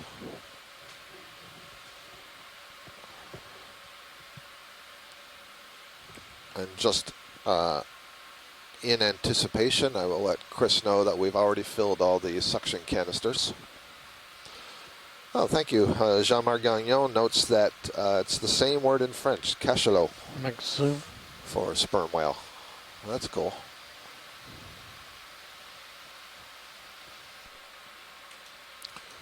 And I know that the asteroid biologists use the pattern of the ossicles and the spines and to some degree the number of rays, arms. That's good. Let's see what else we can see here in our last 10 minutes or so. Hey, Scott. Hi, Chris. What did you think? Hey. Oh, it's actually good timing, or a good observation. So this is what's called neomorphaster. We have a lot of these on the west coast of the United States, and there's another species that occurs on the European side. The one we have is Forcipulatus, and the one on the European side is, I'm blanking on the name. On our side of the coast, it's pretty common.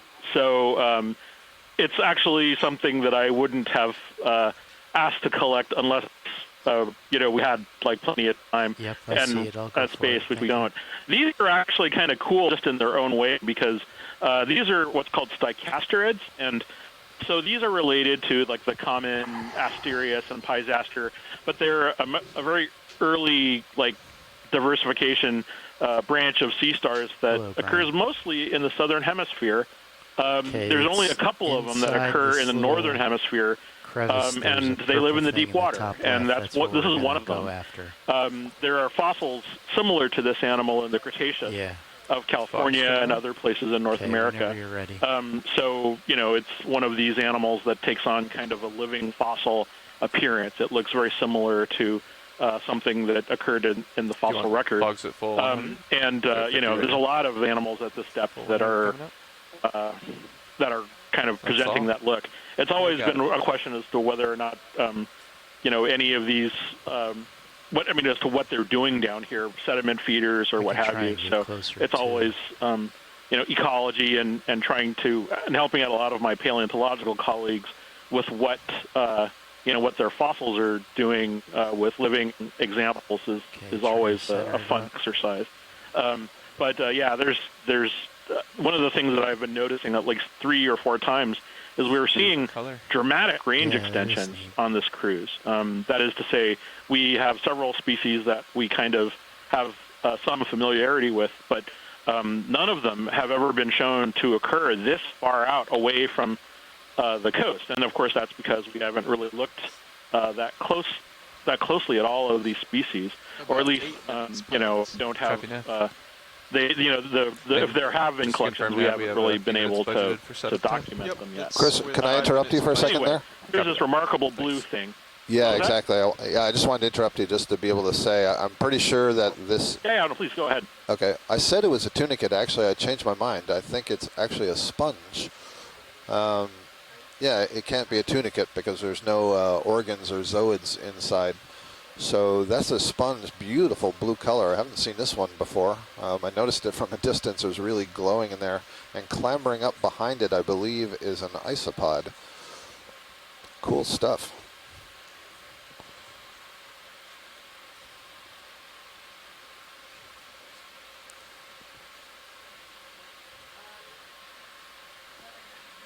Okay.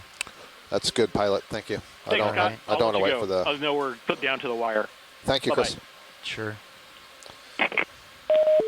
I don't know that ice pod's going to come out, so let's use the last couple of minutes.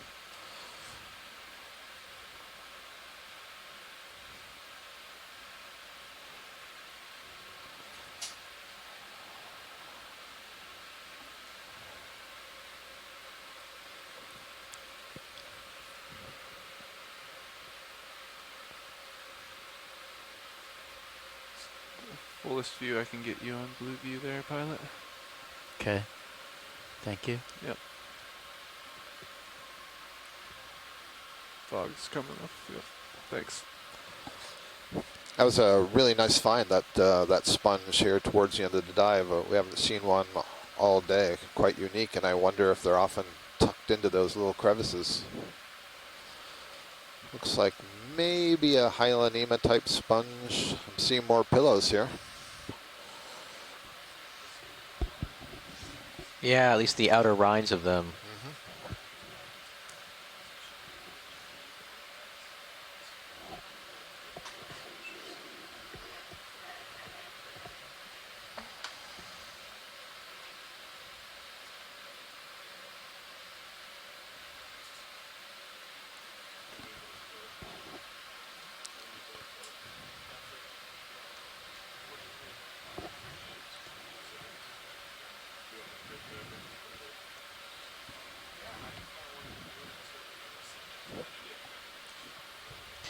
Is that a fish right there?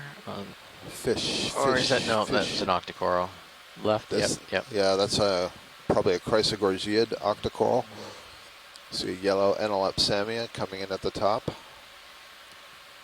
Slope is really picking up here. Looks like there's a lot of stuff coming in above.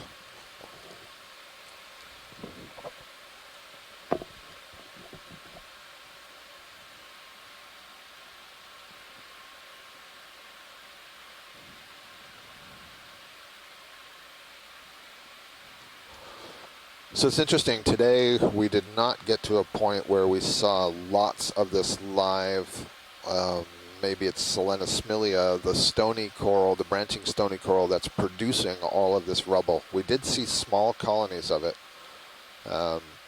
Unless they're all colonies of this Enelopsamia, that's quite possible. But even that, we haven't seen huge numbers. And that just suggests to me that this is a representation of something that's been going on in this environment for a very long period of time, probably thousands of years. Oh, the rocking I had XY engaged. Yeah, that's gotten me too.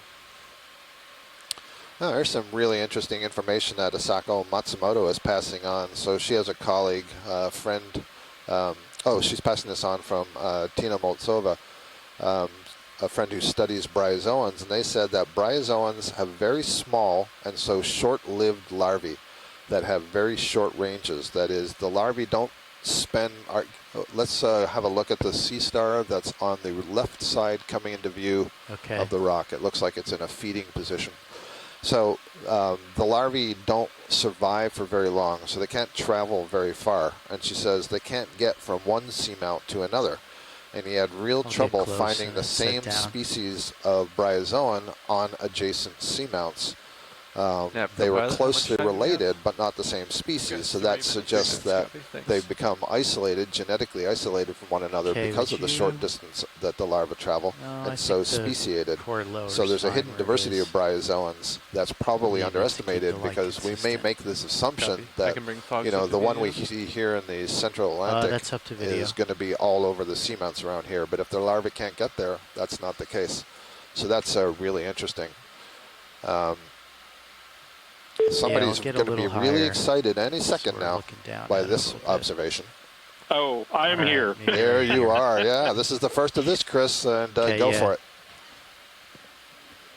Oh, well, this is, I think I mentioned earlier there were some hallmark species that I was really hoping we would see, and this is one of them.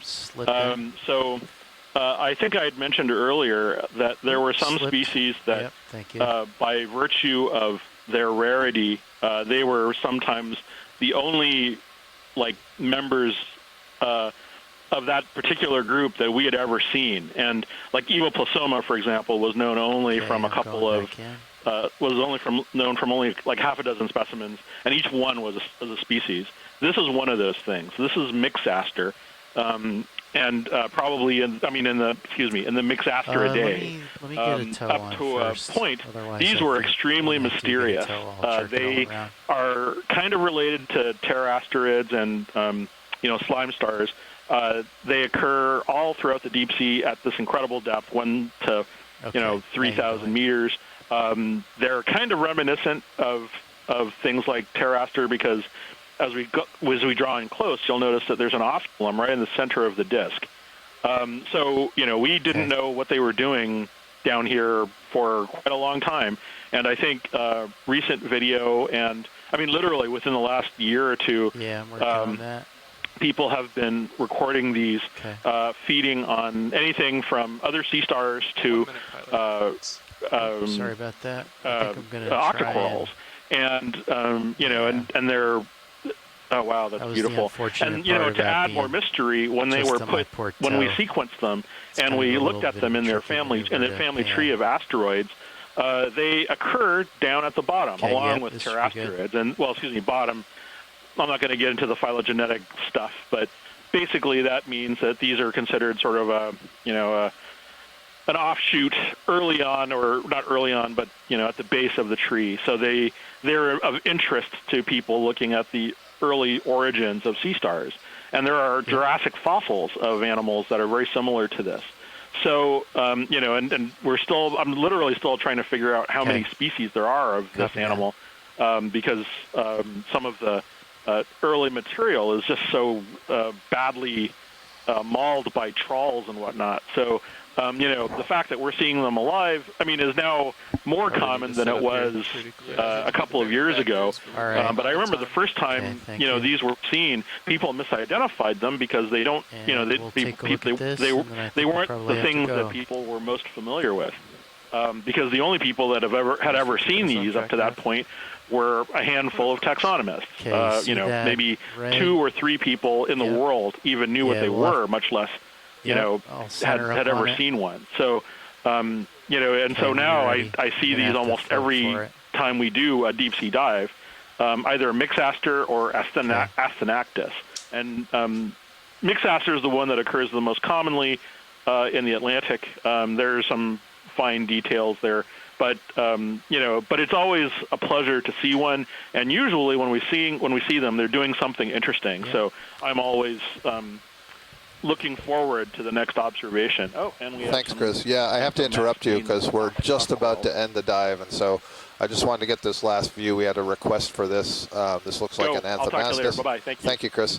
An Anthomastus, and next to it maybe a single polyp. I don't know if that's Anthomastus or something else, but again, it's a recruit. So exciting to see that. And behind it, we see a bryozoan. So this is a fantastic way to end this dive. We just saw that brilliant blue-purple sponge, the first time we've seen that. Chris just described that sea star, first time that we've seen that. And here's this beautiful Anthomastus and a single polyp recruit next to it, which tells us there's ongoing recruitment. Thread-legged shrimp coming in to say, that's all, folks, for the seafloor part of our dive. Terrific. Thank you. Good job. All right. And you can stow the swing arms when you're ready, Roger co-pilot. that. Swing arms being stowed. And I'm going to back up and center up.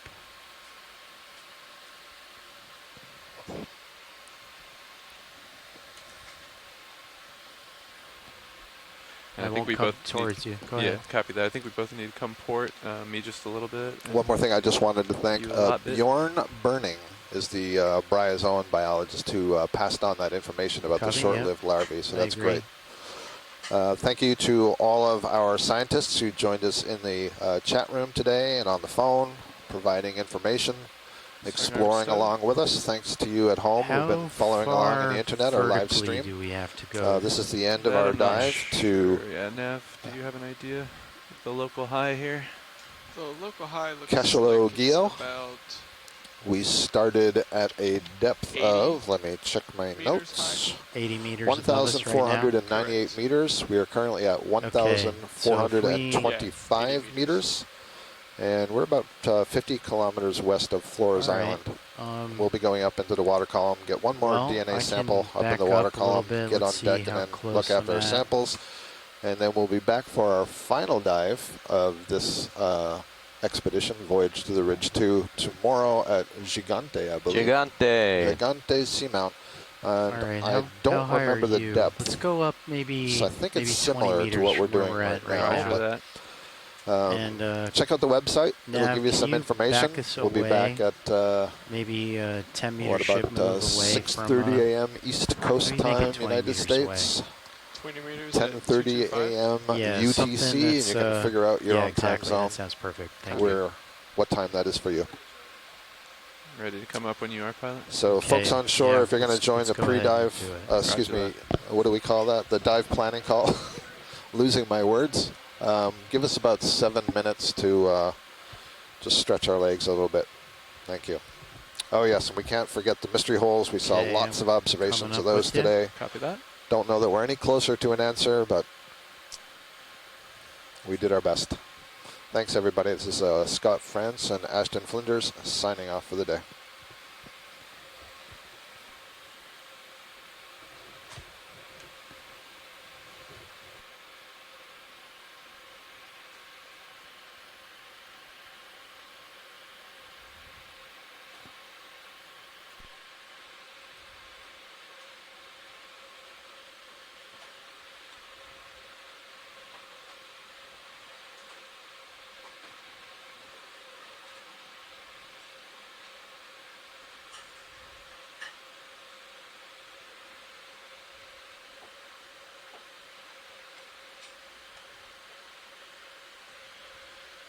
Okay, you can slow down a tiny bit. Roger that.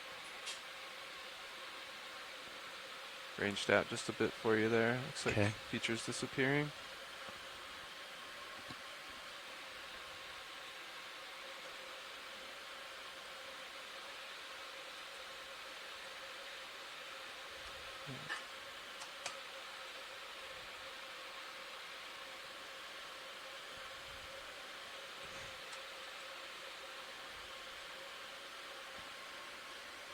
Okay, and let me know when that move's done, Nav, please.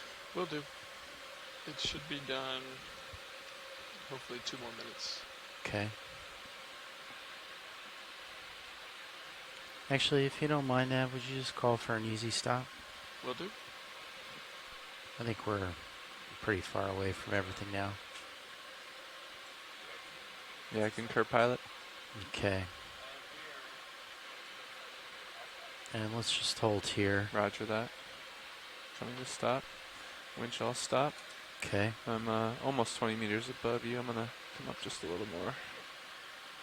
Okay, 20 I think is good for right now. Yep, trying to push to 20. Okay. And if you want to center up underneath me. All right, I'm coming back.